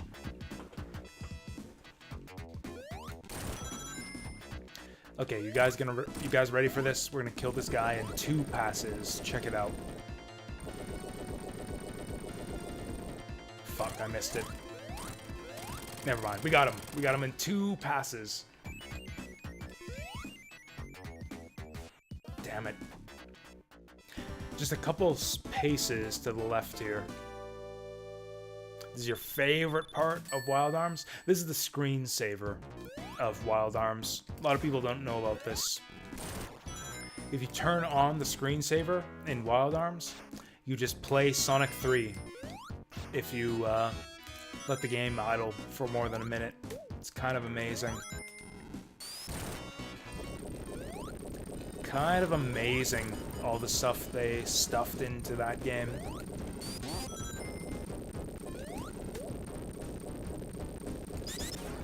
I don't know if you guys saw it, but I actually showed off the screensaver for Wild Arms yesterday.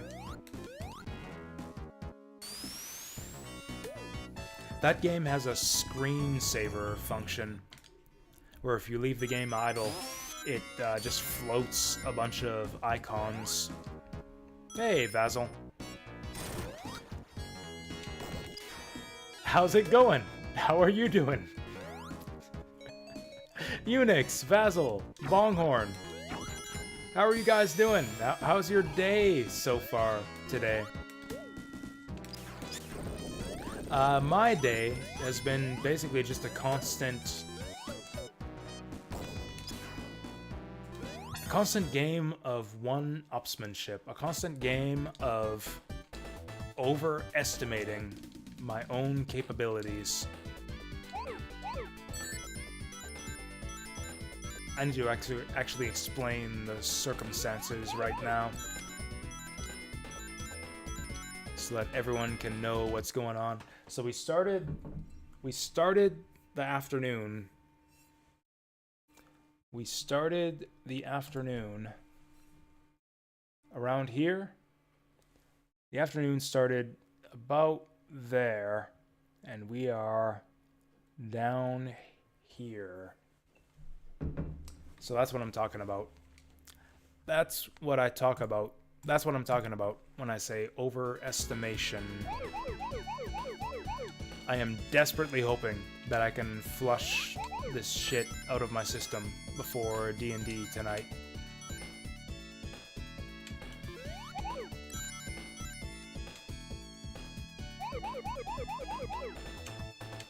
I am literally too sloshed to play Wild Arms right now.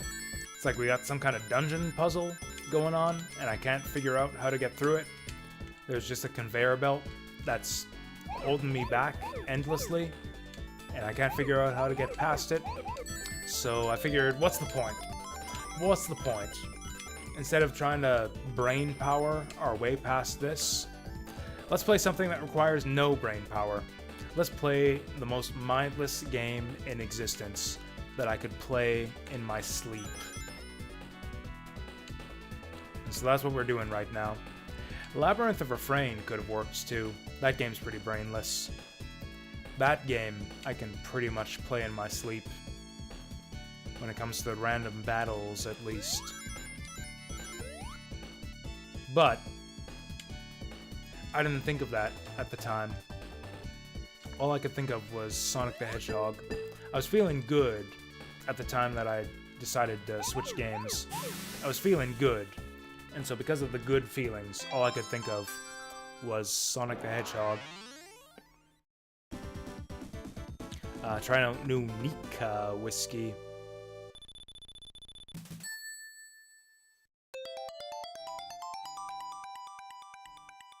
What is Nika whiskey? Is it flavored or something? I tell you what, this lamb spiced rum is a public menace. I have never gone through a bottle of whiskey faster in my entire life. I bought this thing like a week ago, and it's gone already. Usually it takes me a month to go through a bottle of whiskey. Got through this shit in barely a week.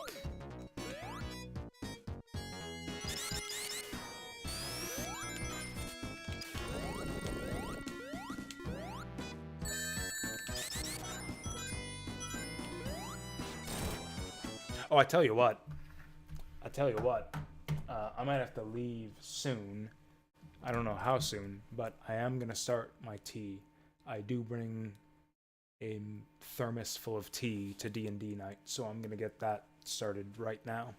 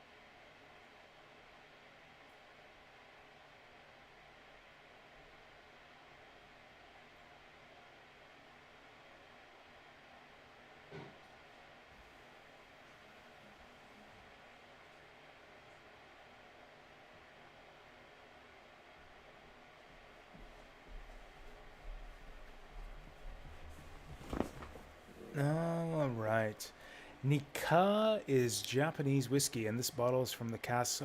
51%. Damn, that's like a new record for me.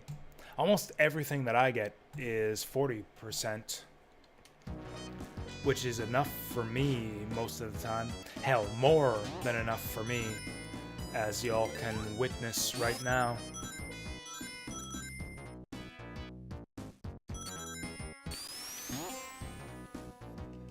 Oh, is that right? I guess I've never had whiskey right from the cask before. My kettle's boiling already.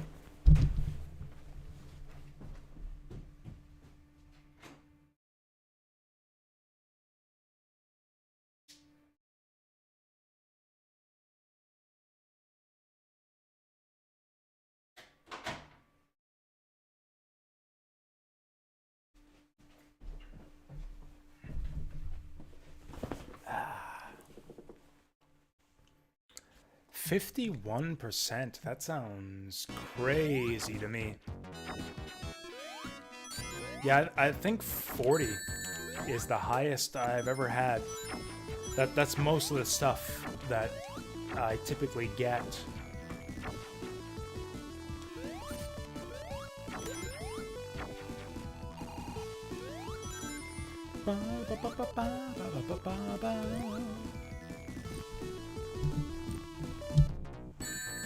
Fuck. Fuck. There we go.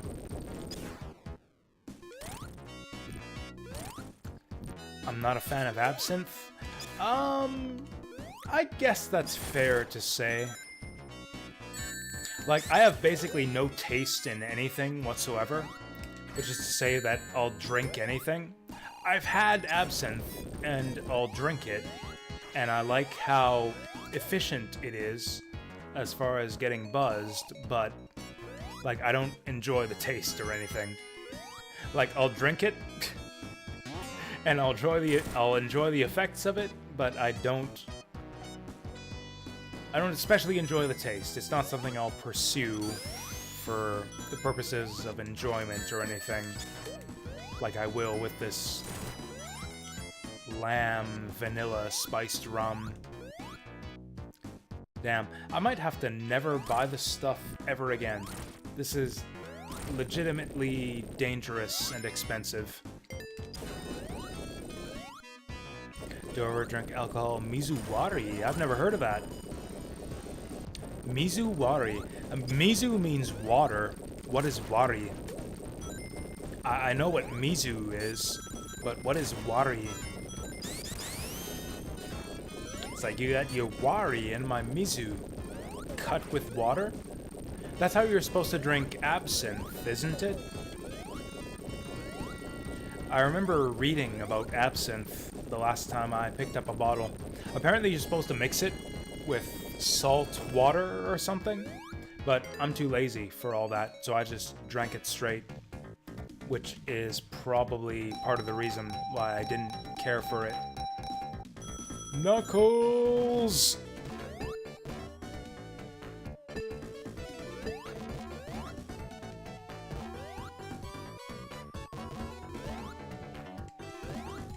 Yeah, there's that stupid, like, spoon with the holes in it to strain the salt water or something like that. Or sugar water? Sugar water, that was it. It was sugar water. Like the old Chibomato song.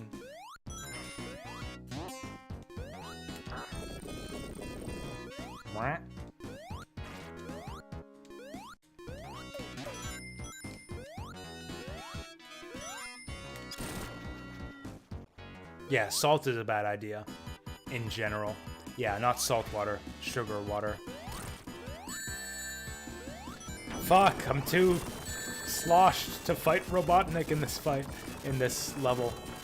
This is one of the more interesting boss fights in Sonic history, actually. Forcing you to contend with the flight controls. Fuck. Too interesting for me. I swear to God, I was like 1 pixel off from the hitbox.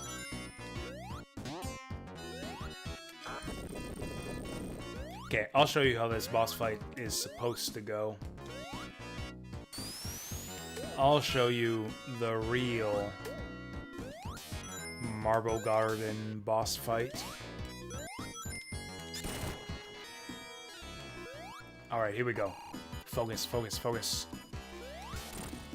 2, 3, 4, 5, 6, 7, 8.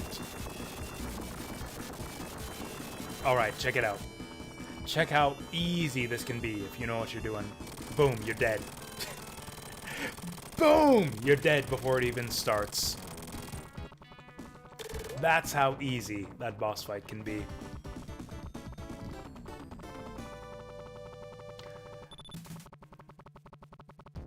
I'm thinking hard. I'm thinking hard about Sonic CD Unix. It's tough to argue with the soundtrack. Like, I think Sonic CD might be the best Sonic game ever, purely because of the soundtrack. I think Sonic CD legit has my favorite video game soundtrack of all time. Like Metallic Madness, Quartz Quadrant, Stardust Speedway, and like all 3 variants of each of those zones, like past, present, and future. Check my phone. I have my phone right here. Oh fuck, I'm sorry. I'm sorry. It's D&D time. So okay, we're not even close to finishing Sonic, but that's fine because I've got D&D to enjoy. Yeah, cool. Cool stuff. So, I'm off. Did I play Chrono Trigger? I didn't really do anything special for New Year's this year. I meant to do Mega Man Legends, but I didn't. I did some kind of Christmas stream, I think, but I can't remember what. I didn't really do anything for New Year's, and now I'm not really doing anything for the rest of today's stream. I gotta go for D&D. Thank you all for watching. I'm sorry for the way this stream kind of degenerated in the end right here, but I'll make up for it next week. I don't know what I'm gonna play next time, but I'll come up with something. It'll be great. Whatever I come up with, maybe Dark Souls, maybe Sakura Wars. We'll see. It'll be or actually no, the next stream will be Viewer's Choice. There we go. Viewer's Choice is the next stream. So I'll see you then for that. Thank you all for watching. Sorry to keep you waiting, Bonghorn. He's literally outside my apartment waiting for me to get out there. So I'm gonna go do that. Thanks again for watching. I'll see you next time.